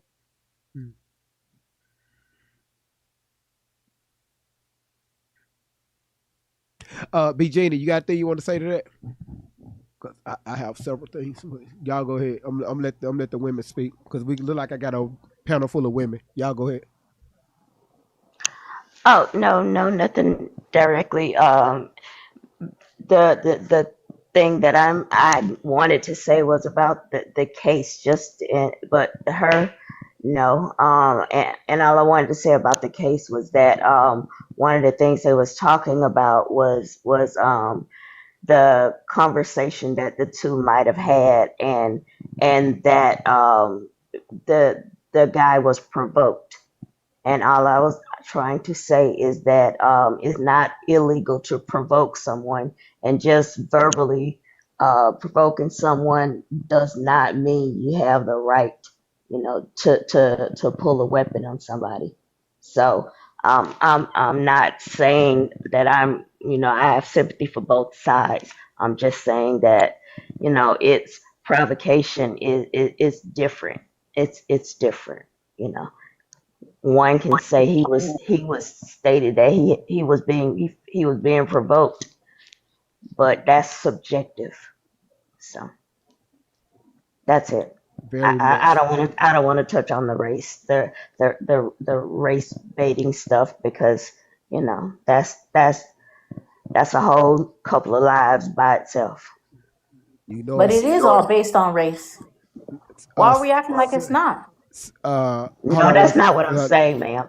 I'm not. Hold on, let me respond to her. I'm not saying it's not based on race. The jury was not an all-white jury. There was no African Americans on the jury, but there were people of color on the jury. And I don't think. I think that the 35 years, yes, it seems like an excessive sentence, but when you look at the case, just facts only, by merit, what the jury was asked to do was to decide whether or not it was self-defense, and self-defense as defined by Texas law, and so that's all I'm saying is that was the logic behind it. Right. But if I deem, right, I mean, come on, if I deem, let's say, a bad behavior for my child, let's say I say, okay, what's something simple? Stealing taking a cookie out of the cookie jar, before dinner when I told you no. If I say that's horrible, right? Can't I also say, hey, wait, hold on. Can't I also say, hey, son, or hey, daughter, that's not good? right? It's what they're deeming. I mean, come on. What I'm trying to say is that they charged him with first degree murder. Okay, that's me. The first degree, premeditated. Okay, with you mean to tell me that if I plan, Carmelo got the same thing that if I planned, O2 planned something for 20 years and then committed it, that we received, that we're charged with the same crime? You think that's fair? Where's the logic? Where's the No, reasoning? Where's the sensibility in that? no, that's just not fair. That's probably is what's going to be grounds for an appeal. But I'm saying I agree with exactly what you're saying. You know, it doesn't make sense. The punishment does not fit the crime. It wasn't premeditated, because how can it be premeditated when you don't know what somebody's going to say or do to you? He didn't go to this place thinking that he was going to be provoked by someone and ended up in this situation. So we know it's not premeditated. We know But there's that. no Absolutely. there's no premeditation in the state of Texas, and they had to improve intent. Right. Something about unlawful intent and something else, reckless intent or something like that. But because he had his hand, from what everybody said, he had his hand in the bag so he knew. So if he knew, that you're basically saying he had a choice. Did he know right from wrong? And he did wrong. He made a choice. Now, did Chow do wrong? Are you familiar with the Chow and Cyrus case? Did Chow do wrong? No, I don't know that case. I can't Oh, comment well, on I the can case. give it to you quickly. Chow was a convenience store. Hold on, wait. Okay, See, no if she don't worries. know anything about it, we can't discuss that case. Understood. But I mean, we're saying that law is not applied to But every ma'am, individual the thing fairly. is The that justice system is corrupt, and y'all all justifying this is sickening. ma'am. Okay, I'll just say this one thing. Where did Chow? What state did that happen in? South Carolina.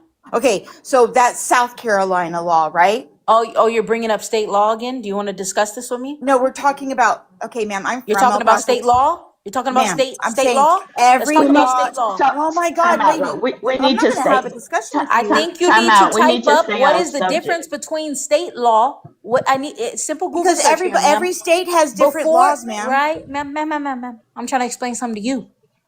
Before you Explain shit to me, discuss, girlfriend. before You you don't have to talk, go shit to me, girlfriend. before Get the you fuck out talk, of One at a here. time. One at control a your time. emotions. Before you talk about something you do not know, type up a simple question on Google. What is the difference Google. between We're going to state go off law of and Google. legal Okay. doctrine? Legal doctrine, meaning what makes the laws the law. Ignorance. Ignorance. Yeah. Yeah, you're You're ignorant. talking law to. I'm You're not going talking to law. entertain your shit because you're You're going off talking of law to Hello, a Google. y'all Berkeley talking over law each student, other. We ma'am. can't hear. You're Can't talking hear. law to a Berkeley law student. Oh, Law is my whippy dude, I passion would be since the proud of age of Berkeley. Who 6. gives a crap? You still paid for their damn receipt. Doesn't mean that you got the education, dude. Just because you Sure. paid for And we see college. that I'm not Give me a educated. break. Of course, Give me a break. Hauser. Give me a break. Okay. Give me a break. You got it, Hauser. Yeah, you got it. Listen, You got it, ma'am. Listen, Ooh, so I'm so listen, Control hold your on, scared. control your emotions, white woman. Whoa! Who just said that? I did. Yeah, Unapologetically. There you go. Here, have my husband, my Hispanic husband, tell you a little story. How about that? No. We can't do that. No, let's not. Why do black women are told to control our emotions? You told the other black woman that she was loud. No, I didn't say. Right? I didn't say nothing about her race though. I didn't say black. Okay. I didn't say black woman. What's understood doesn't need understanding. But go off, host. I will not do. I won't do that again. What the fuck? I'm loud too. They was getting on me in the comments. Hey, GV, cut your mic down. You too damn loud. How the fuck? And y'all, and again, y'all, we gotta stop throwing these paper degrees out here. That doesn't mean anything.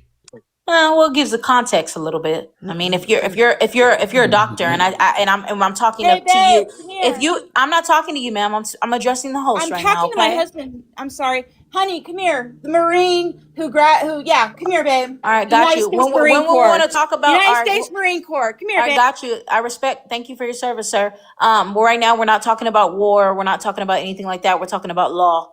And to the host, what I was saying to you before I was rudely interrupted is that I can't even remember. It's okay. I yield. All right. Listen, y'all. Let's make sure we stay with the topic up here. With this right here. Cassie, you got anything you would like to say? Because I'm still trying to. I'm finna draw up this United States map, and I'm finna draw this line in between. Hear me? To see how many we all can fit in this southern part. Yeah. Hey, Cassie, go ahead. Okay. So I think my biggest question basically, and I feel like is getting a lot of confusion, is what is considered self-defense in the state of Texas. And so I feel like good question. And this isn't just opinion. This is fact that you can't claim self-defense just by somebody shoving you. So by that logic, if I walk up to you or bump into you at a store, you have the right to just stab me or punch me or whatever because I intruded in on your boundaries. I think for me, that's the biggest thing. And I kind of wanted to hear what other people's opinions were on that. I'm reading up on Texas law right now, so just give me a second. Well, Cassie, I have a question for you, real quick. I apologize for stage hogging, host. But to Cassie, I want to ask you a question because I said it before. If my child does something, let's say he doesn't say thank you, and I say that is a horrible, horrible thing not to do. And then he doesn't say thank you, and I say, well, you are horrible. What you're doing is horrible. Is that right? Or because I deemed it that way, does that make it right? No, so listen, so Why by not? that Why not? logic, I'm the parent. hold on one second. By that logic, so which I've seen people use that logic as, oh, my child is jumping on their couch, and I tell them, hey, don't jump on the couch. Or no, I tell them, keep jumping on the couch and see what happens. So by that logic, are you saying that if your child continues to jump on that couch, are you going to stab them? Would that be acceptable? That's not, I don't even know. You went off the wall, way over there, like Vans off the wall. I have no idea where you just went with that. Maybe you How do you not understand that? You could Like, how reframe do you not it. Huh? If you understand it, you'll be able to reframe it. Go ahead. Exactly. So if your child is jumping on the couch, okay, and you say, keep doing that and see what happens, and your child does it again.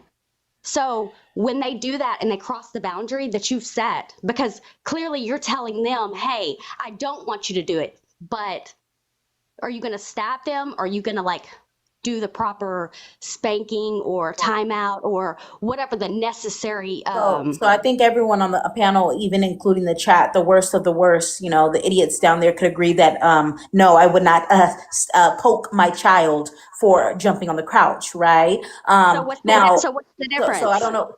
What's the difference? So what you're saying, what you're saying is you're talking proportionality, right? The crime needs to, the reaction needs to be proportional to the harm done in the first place, right? That's what you're saying. And what you'll have to prove, go ahead, host. I got when you say the idiots down there, who you referring to? To the ones calling Carmelo this and that, the ones turning their TikTok names to Carmelo the felon, to the ones, those idiots. So with Texas State, so here, Texas do not have a stand your ground law. It said the law does not require you to retreat, meaning stand your ground. As far as when it comes to the use of force. Now, what I did is I kind of looked into the unaliving force when it's justified. It says unaliving force is justifiable in Texas when you reasonably, y'all see how tired I am, believe it is immediately necessary to prevent unaliving or seriously bodily injury to yourself or others. We know that's not it. Aggravated kidnapping, murder, sexual assault, or robbery. That wasn't it. Arson of an occupied building. That wasn't it. Now it gets into self-defense because, again, this was all about, self-defense, different things like that. But unaliving force was used in this situation. And again, if you want to go off that, he definitely violated that. But again, I don't understand why people are calling for this man to be released from prison. For what reason? Okay. I'll land with this, and I'm gonna exit out, host. I appreciate you allowing me up here. I'll leave with this. I have a question for the panel. Do you think that there is any possibility, any chance, 1%, 2%, 30%, 100%, that if Karmelo's case happened in a different state, he may have been found innocent? Yes or no? No. No. No. Why? Because all I've heard so far on the panel is we're talking state law. So maybe perhaps if he was in a different state, he could have been found innocent. Isn't that logical to think that way? No, because he was on school campus. Okay, He so was then it's on- not state and law. So he So is it's no not state different. Whoa, ma'am, wait. He is no different than a school pew-pewer in my book. He took a weapon and he unalived a student. It doesn't matter the race. It doesn't matter of anything. He unalived a student on school campus. Hey, let me That's it. That's it. let me just say this just real quick. I'm going to specifically read what happened here, and it says so the prosecution of Anthony. Okay, so I can even say the word prosecution argued that Anthony was the aggressor in the confrontation. Witnesses testified that he threatened Metcalf before the stabbing. The level of force used, i.e., the knife in the chest, was not justified by the circumstances described by the witness. Those were the facts that they based their decision on. I'm reading directly from there, and Texas, the way Texas defines their self defense. You have to be able to prove that you was in imminent danger. You would have to prove that if you didn't take immediate actions, that your life was in jeopardy. It's not that you feel like your life is in jeopardy and you're about to be unalive. You have to be able to prove that in order to say, that self-defense was justifiable. And it's not that it wasn't, it's just that there was no evidence to prove that. That's it. I've landed, and I'll drop down so that others can come up if they want. Oh yeah, I'm about to end this in a second because I ain't man. You look tired. It's 1:00 in the morning. It's bedtime. It's 12:14 a.m. I thought it was 10 o'clock. No. Soundbite just kept her mic quiet, and I'm surprised. She been quiet. I was eating my popcorn. I just want see what was going on, hear what was going on. But like I said before, Loudmouth got back up in here again. Like I had said before, it's bad on both sides. It's sad on both sides. And I feel like when you go into places and you taking things, people fight, but mostly people fight with hands. Kids those ages, they normally fight with hands. But now these days, they fighting and picking up weapons, which this fight shouldn't have been even happening, but it did. But it's sad on both sides. Both people actually really lost their family, even though the other one is in prison, the other one is dead. Both of these parents are suffering. Right. At the end of the day, it should have never happened. He shouldn't have stabbed. But I feel like if somebody coming at you and they got fists, you put up a fist. That's how I look at it. That's how I was back in the day. But this day and time now, totally different.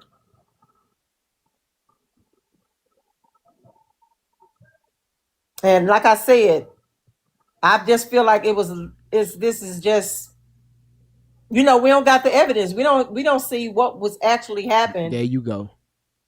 At this place. Nobody on the panel that does know anything. We all were not there. That's right. The video, we didn't see the video, so we don't really know. Simple.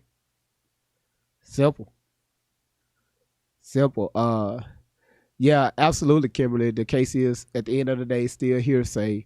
The video, they was talking about ways to get the video. I seen on the news 2 days ago, they stopping people from getting the video when a young lady was up here talking. She couldn't even get me I tried to ask her a question. Did she not see the statement that was released by the news conference out there that they stopped people from pulling the video 2 days ago? So that right there, what she was saying was false. She mentioned something about what's his name, 50 Cent, donating money. Y'all, is that true? I heard that. We heard it, but is it true? Yeah, I didn't hear it. I don't know. I don't live with 50 Cent. I heard it too, and then I heard also they said Jamie Foxx made a comment, and then Carly B, and I'm just like, oh my God, really? Are we going to really get in this way? We this what we doing. I really wanted Big Jim to have a conversation with her. But she wasn't going. God dang! I hate Big Jim wasn't on here. God dang! He was on the panel. In the comments. He was on the panel, but he dropped. Said no. Look, he say no. Yeah, again, thank you. See, the stuff is not verified. It's just rumors. You come up here talking about rumors, man. They just loud and wrong. So, the only thing I want to say is about the self-defense situation. Like I said, I think that watching people or listening to people besides the black and white, is I think people aren't understanding what the actual self-defense means. As far as you can't just, you know what I mean? You can't just stab somebody because they crossed the boundary, because that's a lot of the things that I'm seeing, and that's just not correct. Because by that logic, anytime anybody upset you or touched you in any way, you could use deadly force. So exactly. But we agree with you on that. But see, I don't have, I'm not going to say I have the education papers you have, but I do have common sense. Why did he bring the knife in his bag? That's my thing. Correct. What was his intention? Why do you have, because you're saying in Texas, but see, all over the United States in schools, you're not allowed to bring weapons to school. Right. I mean, And that's what I'm saying. listen, and ma'am, I didn't interrupt you. But what bothers me is I close my eyes. I'm not saying this is a black and white. I'm seeing one family lost their son under the ground, and the other one lost their son above ground. Both of them lost. But we're looking, everybody wants to fight black and white. This was not a black and white thing. It was a situation of he should not have, he should have just stood up, and if he would have stood up and knocked him out and he fell back, that's fair fight. Because I agree. He shouldn't have put he shouldn't have put his hand on Karmelo. No, he shouldn't have. But you went too far. Right. You went too far. Yes. There is no justification for what you did. I can't stand behind that. I would be wrong to not look at that logically. There's just some things I feel don't need no court. We spent court money on something that's plain cut and dry. I feel bad for both families, but he was wrong. Oh, I no. land. I mean, Preach. when I say about the self-defense, but, I agree with you. I completely agree with you. This is not a white or black thing. This is a right and wrong thing. And I think that's where it's getting a little bit, I think that's why it's become what it's become. Because, I think people of all races are taking this, and looking at it as like your race, like, oh, the white boy and the black boy. And that's not what this is about. This is about two boys that, this happened to, not Young the white boys. black boy. Yes, children, 17-year-old boys, and it is sad. It is extremely sad because, this could have been prevented. And that's what I'm saying about the self-defense, by that logic, by saying, that it was deemed necessary to defend himself due to somebody pushing you, you could have pushed back. You could have beat him up. You know what I mean? Like, it didn't, I don't know. I completely agree with you. Like I said, I believe it's a right and wrong. I would feel the exact same way if the shoe was on the other foot. If it was a white boy and a white boy that stabbed a black boy in the chest. But that's not how I view it. I don't view it as black and white. I view it as right and wrong. And either way anybody tries to twist it, the point of the matter is somebody got murdered and somebody committed that murder. And that's what I'm saying. Like, if that was my child, if my child stabbed somebody in the chest, like, I would definitely defend my child in the manner of as a mother, but I would not condone that. Do you get what I'm saying? Like, in the sense of like telling my child that what they did was acceptable. Yes, I'm going to show up to their court hearings. I'm going to be, standing beside their side like any parent would. But, to make it like it's acceptable or it's okay when it's not, because it's not right either way. It's not right for a white boy to stab a black boy. It's not right for a black boy to stab a white boy. And I'm only referencing Wake up, GB. Wake up. I'm watching a movie. Oh, I thought you was he falling looked like he asleep. was asleep. He tired. He looked tired. Wait. Look. Why y'all look? I'm looking at a movie. Okay, all right. Oh, I saw your head. I saw your head start to go down. I'm like, bro. Yeah, I seen like his eyes were closed. Wait, you said my head? What head you see? Your head. Oh, my head. Your head. Oh, you said my head. Whatever you. Ain't nothing up here. I didn't mean to put you to sleep. No, I'm looking at a movie, man. I hear y'all. But your head was moving, your head was down, your eyes look closed. So I thought you were asleep. I'm high. And Cassie, I agree with you when you said that, because this is one thing that really bothers me, is that how do you guys feel about, how do you feel? I really was hoping that Karmelo would have testified so we can hear, because he's the only one that can tell us anything. And he hasn't told us anything. And everyone's like, well, what about Hunter? And I'm like, let me tell you something. They already have the tape of Hunter. He was recorded 3 times. Yeah. He interviewed 3 times. They didn't call him because they didn't have nothing on him. They didn't put Karmelo up there because they would have tore him to pieces. That's what I'm saying. They could have called Hunter at any time. He was a witness. Oh, I know. But what I'm saying is that they wouldn't even have to call Hunter, because they actually videotape where he is on a video, like everybody saw it. The whole world saw it on Fox News. I think he was interviewed by Fox, Will Kane. All that video's out there. That's testimony. He actually testified to that. But we've never heard Karmelo. We've seen pictures and that's it. We've never heard, and everyone's like, oh, well, they silenced him. Why would you want to silence him if you're trying to get free? Yeah, correct. I don't think they silenced him. I don't think they had enough evidence to acquit him of murder, and especially given the fact that under 9.32 you can't deploy deadly force to an ordinary force.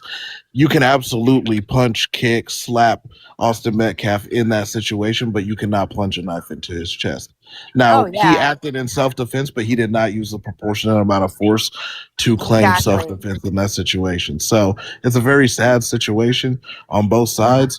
I feel like the geeks on this app who want to make it about race in order to push a narrative and get clout, y'all need to get off the app and go get a life and get a job. And for everybody doing this stuff to the families, harassing them, sending them death threats and everything, you also need to get a life and be locked up for the rest of your life. Christian, can I ask you a question? Go ahead, sir. Are you dark or light skinned? I'm dark. Okay, so there was a young lady here on the panel earlier, and she said that they're trying to push a petition to do segregation. Now all the black people south and all the white people up north. What you think about that? Are you going to sign that petition? Bro, you got me all the way fucked up. I have black. I'm just saying. Yeah, I know. Yeah, I know. I got black and white friends, but my best friend since kindergarten, he's a white. He's white. Y'all gonna be separated. Y'all just gonna be separated. I mean, according to the petition. Y'all gonna be separated. He got to keep his ass up there in Oklahoma. While your black ass. Then remember, she said that she changed it to now Democrat and Republican. Y'all, that's the East on the West. Democrat and Republican. So Democrat has one side, Republican has another. Yeah, that's gonna be so okay, that doesn't make any sense. So everybody on the left side of the Mississippi, your ass Republican. Everybody on the right side, your ass Democrat. You know, so your ass closer to Africa. Wait, so where did the centrists? Where did the centrists go? Where did the centrists go? She did say. She just said, "Look, say one on one side or on the other side." She was talking about going to Africa, making treaties and shit. Going over there to goddamn Amsterdam and shit. You know what I'm saying? Trying to make some deals with their president so we can get oil back down to Africa and some shit, so we can have some new hair grease. I don't know. You must be really scared. You must be really scared. I don't know, because this petition may go through. Now they're going to push my ass further down. Hell, it's already hot. I don't want to go to Louisiana. It's the humidity. Man. Go fuck with my skin. Man, I'm not gonna lie. I love my black people, but whenever too many of the wrong one of you motherfuckers get together, hell breaks loose. Hell break loose. That's what I said. Like black people are connected. We can get together, but God forbid somebody with their pants down to the ass cheeks and then a ski mask on walk up with a book bag on that's half open. We all fucked. That's about it. That's about the simplest, and that's going to be damn near a quarter of it. So I'm just saying, if we're going to say something, y'all, let's goddamn it, have a better plan of action with this shit. Man, I just want segregation, okay? And then what? Most of us eat crab legs. Who gonna go out there and get these damn crabs? Man, what about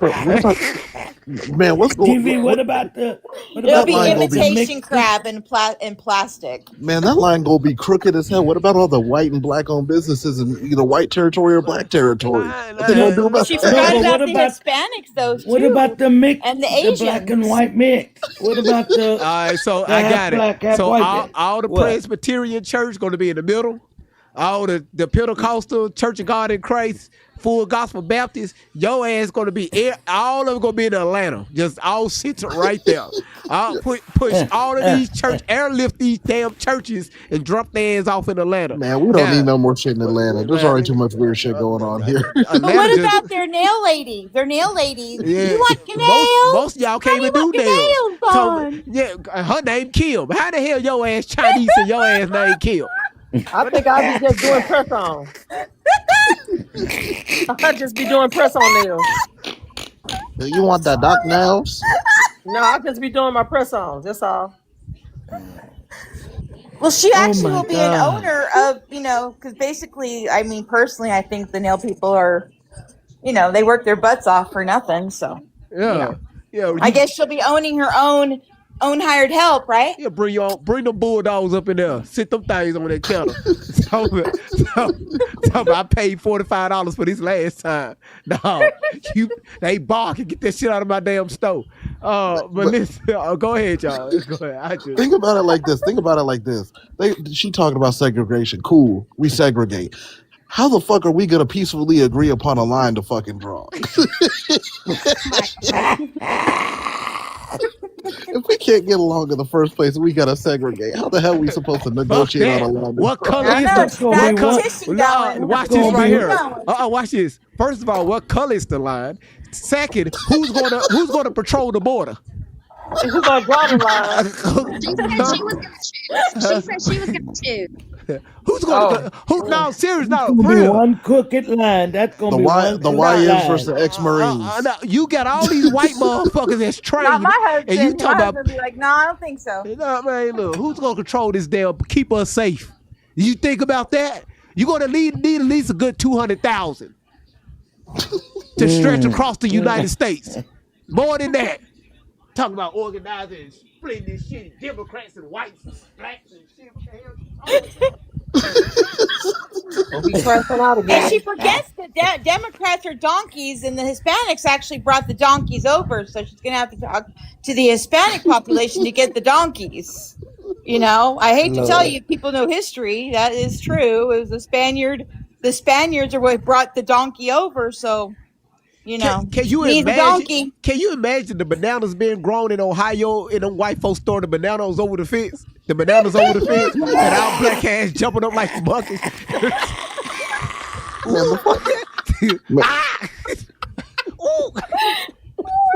They already called us monkeys, so might as well jump up. Man, the fuck they think they go? They think shit gonna get better. They just go sit there and provoke each other. Like, I wish you would. I'm sorry, y'all. My bad. You know what, GV? We laughing about this. Hey, GV. GV, we they laughing throw a whole watermelons over the fence. Right? I love watermelon too. Chicken legs. They throw the whole damn chicken. Chicken. Boy, throw a couple of yams.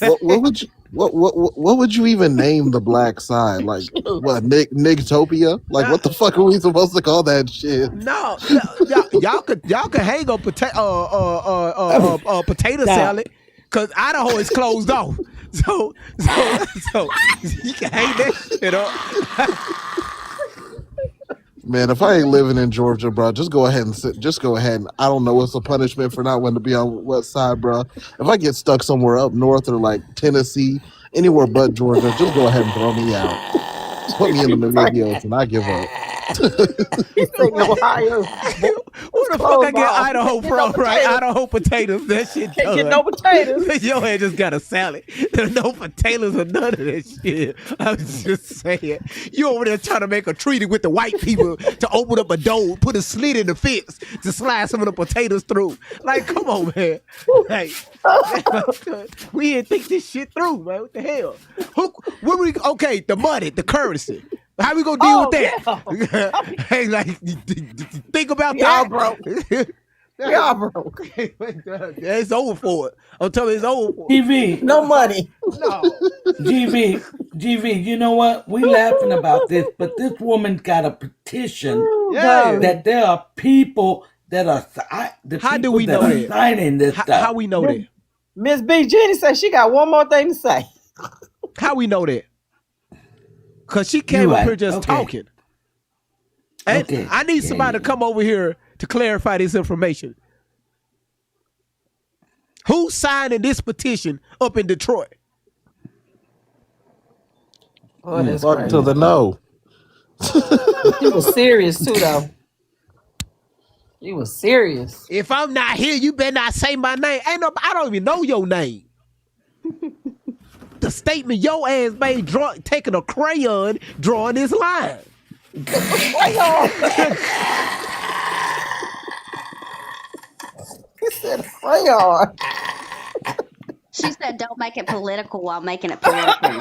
I guess crayons is better than chalk. Crayon. God dang. Oh God. No chalk, no nothing. All right, guys. It's like 1:30 in the morning. I have one thing that I need to say. If you guys can remember to go ahead and donate to the Cash App. He closed down the GoFundMe, but we are and the Venmo and you closed down Venmo as well. Venmo is still working. Venmo and CA, right? Those are still working. All right. So the GoFundMe is the only one that's closed, and I think we like about what $1,000, like $1,100 somewhere around there. 1,200. 1,200. Okay. Yeah. Wait, for what? It's a lady that I helped out for the past almost 2 years. She went to court. I mean, she filed a restraining order on me out in California for helping her out. She said she was never here on this platform for over a year. When she was on the platform all the time.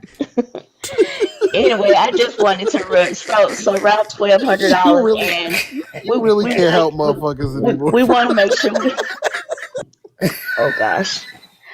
All right, let's get serious, guys. If we want to make sure that we take care of this before the end of this week. Yes. So if everybody can remember to just go ahead and donate, because I would like to get this money to this attorney as quickly as possible, so that that'll be one monkey off of GV's back. So if we can, You have to say monkey.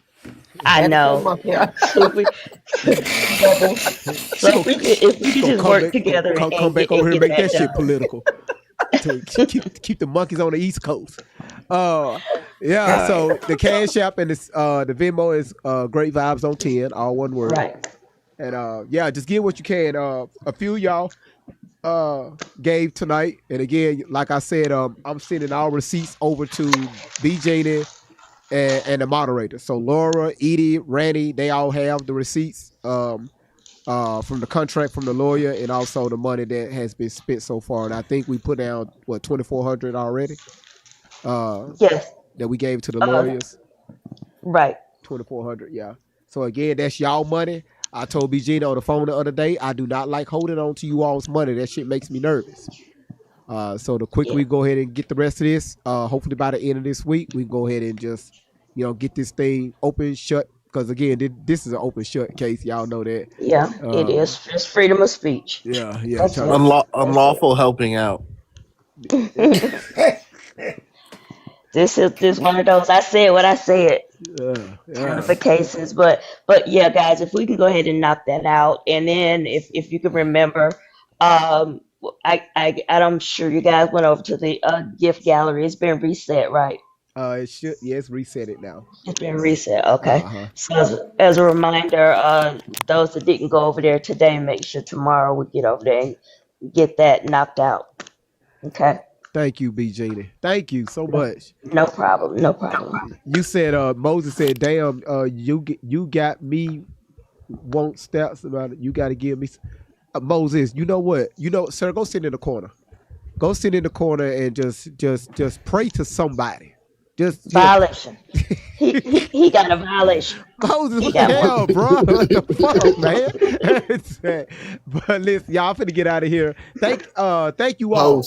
Host, I was rocking with you. I was rocking with you until you unlawfully help somebody, bro. That's not right. You're not supposed to help nobody anymore. Man, he knew better. That woman put paperwork on my ass. Boy, she gonna say that she wasn't here. She just observed the platform. Lady, you was on the panel for over a year. Teach your black ass to help somebody.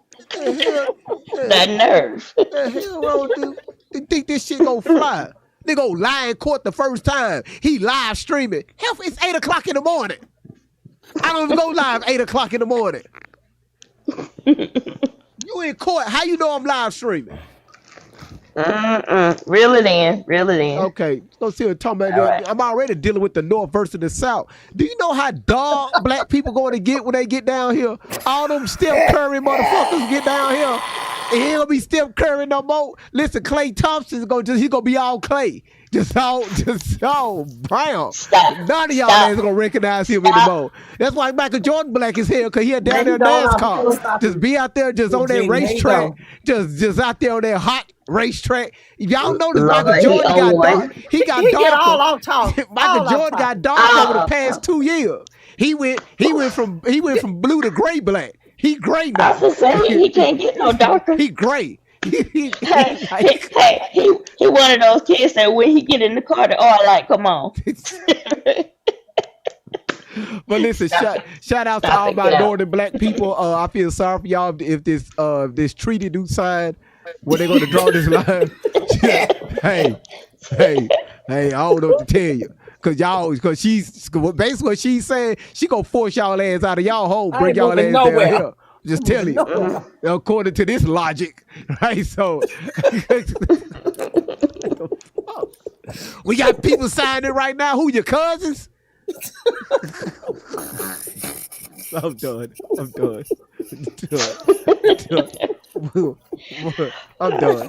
done. Just like people, the social media is just different. It's built different. How you going to get the people up there in Jersey to? Well, you know what? I'm done. I'm done. The amount of people that got to be moving, huh? Man, that's a lot of folks. You know, the only thing black people use is U-Haul trucks. Do you know how many U-Haul trucks going to be lined up on Interstate 75?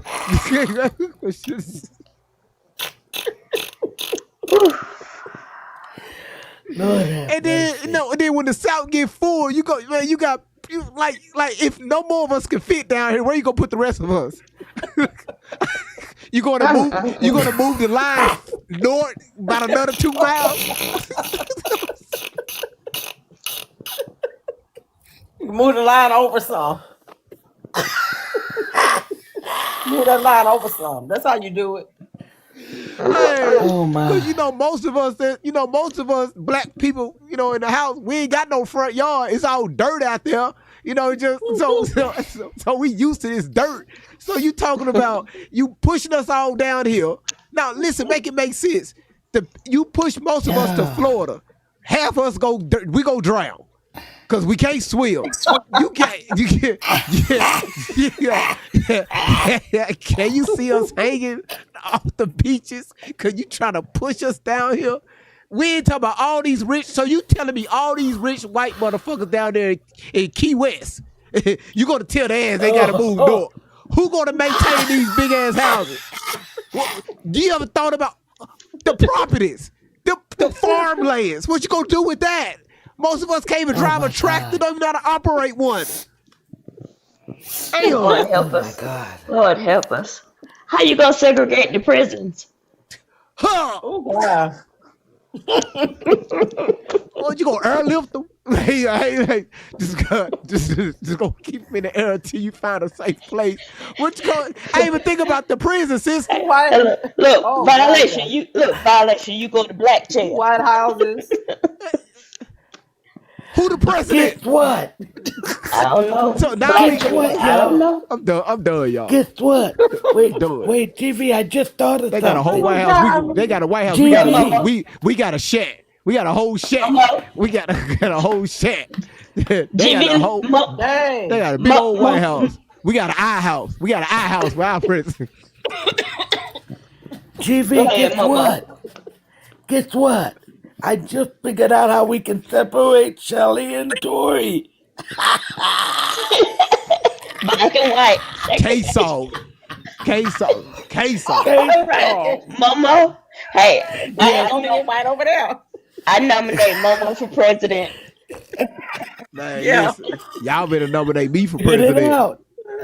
Y'all, because the minute y'all vote me, if I get elected in, sworn in, my first plan of action, my executive order is to erase that line. No, because you gotta have two presidents. The white president is over the black land, and the black president is over the white land. Yeah, that's right. You got the white president gotta agree with you. I hope it started raining, because remember it was drawn by Crayon. So that first rainstorm is gonna wipe all that shit out. Crayon is wax. Water don't get it. You say I need to run for Congress, right? Listen, I just like to have fun. Right, take some of the crazy stuff people say and just make it, just make it funny. That's all. But she was serious. Believe it or not, she was dead. She was dead serious. She got it. Pissed mad. She was. Yes, she was passionate. Very passionate. Yeah, she was very passionate. Damn, I ain't never seen smoke come out of your whole ass. Just sitting in her chair arguing with somebody on social media. I'm like this right here.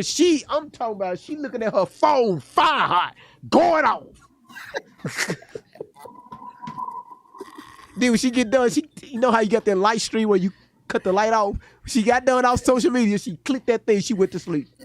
Ain't no damn petition going around. Damn, wake up. You emailed it. Most of us don't know how to email. We texted it. Where we go to sign this petition? That's a good question. Oh yeah, she didn't bring that up. You gotta go to email.gov.com. Okay, you know what? Thank y'all for being here. This has been a very interesting live. By far, I got a lot of stuff to clip. I'm definitely going to clip that one. I bet you are. I'm going to both segments. But she gonna be the first one to respond on it. With Miss Outlaw. I knew it, GV. Trying to get Miss Outlaw to move south. If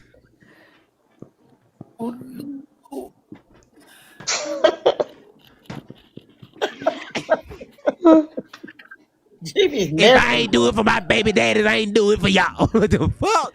Miss Outlaw, boy. I know that shit wasn't funny, but it was funny to me. Listen, God bless all of you all. Thank y'all for being here. Thank y'all for the donations. Let's give a shout outs to real quick. Cause B Genie, she on top of this. Again, human resource gonna be on top of this.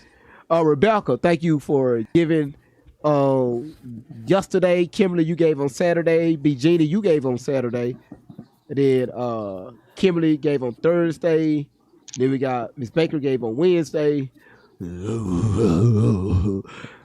Yeah. So right now we have total $110 in the cash out. And let's see. The Venmo, I don't think anything got over there yet, because I think I sent all the money that was in the Venmo. I think I sent that off. Yeah, we sent that off. Oh, no, we got $10 on the Venmo. So that's $120 total. Okay. That's good. I mean, we making progress. We making progress. Yeah. All right. So thank y'all. And I'm finna drop everybody. Be Gina, thank y'all. Everybody on the panel, thank y'all so much. Good night, guys. Good night, y'all. Good night. This is a crazy ass live. This live right here, boy. Good night. Good night. Good night, y'all. This is beautiful. Listen, y'all. I know. Again. Listen, y'all. The stuff that I do on here, y'all, don't take it personal, okay? Sometimes I like to clout chase. Sometimes I just like to have fun. The young lady that was up here, I can't remember her name. Again, you know, in her world, she's valid. If that's something that she would like to do on her end with the group of people that she's seeking, hey, that's fine. That's her wish. If she want to have us to be segregated, I'm not going to be part of that foolery. Not me, or nor the people that I deal with. If I told them this, which they're going to listen to this, they're going to start laughing. But again, in her world, that's what she wants. And again, hey, it is what it is. But overall, is y'all with this case, it's not good on both sides. Somebody lost their life, and then you know the mother and the father, you know, their son is gone off to prison with a maximum sentence of 35 years. So, you know, I hope we learn. We speak with our children more, the do's and don'ts. But I want y'all to understand this. When our children is outside of our presence, we can only pray. Some of y'all hope and believe that our children just make the right decisions. Because we know when our children get around these other school-age children, yes, you know, peer pressure could be a motherfucker.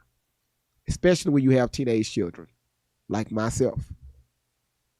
So never think one moment that something like this can't happen in your community. The only thing we could do is just, you know, be a parent to our children. The best we know how. There's no right or wrong way of doing things. And we just, you know, just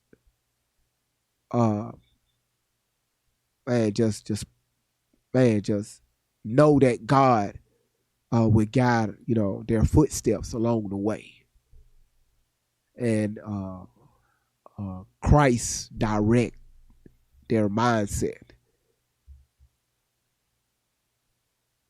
We've watched so many times here on social media, the news, where we hear parents, they would say, I never thought it would be me, not my child.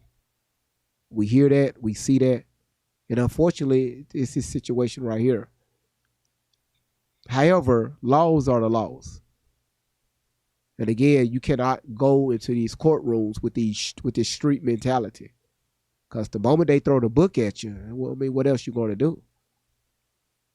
We heard both sides. We heard Austin's father. I mean, just don't, man. It's a lose-lose situation. But again, I hope we can learn from this. Thank y'all for being here. Thank y'all for hanging out. And remember, y'all, please, please, please, y'all, always keep God first. Look after your children. Be present. Be active in your children's lives. And I'm speaking to myself too.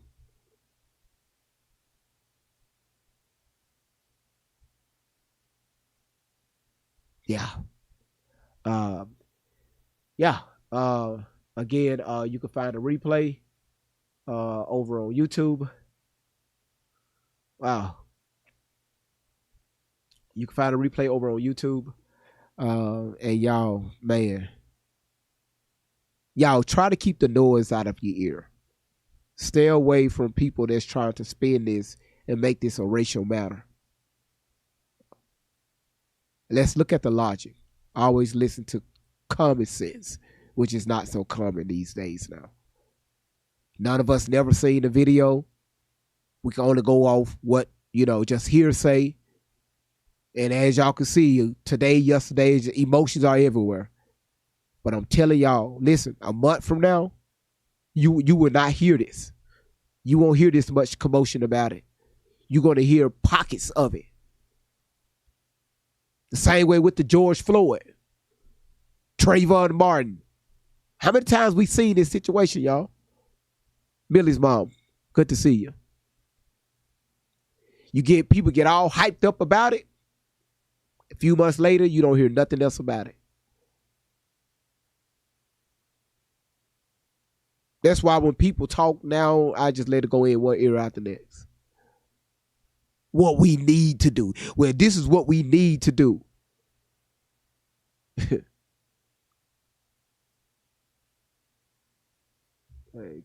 feed that crap to somebody else. This your boy Great Vibes on 10 for the win. True squad in the building. Mr. Clean, Candy Cane, Aloe Vera, Butter Pecan, Ronnie Webb, Danger Bun, and Loretta Von Lux. Everybody, everybody sing it loud. Everybody sing it loud. Everybody sing it loud. Great Vibes on 10. Everybody sing it loud. Great. Yeah. The van keeps rolling, got the team all set. Chasing down the facts on the internet. Everybody talking, everybody got a claim. But we pull up looking deeper than the fame. Candy cane swinging that candy cane high. Walking through the chaos with a sparkle in the eye.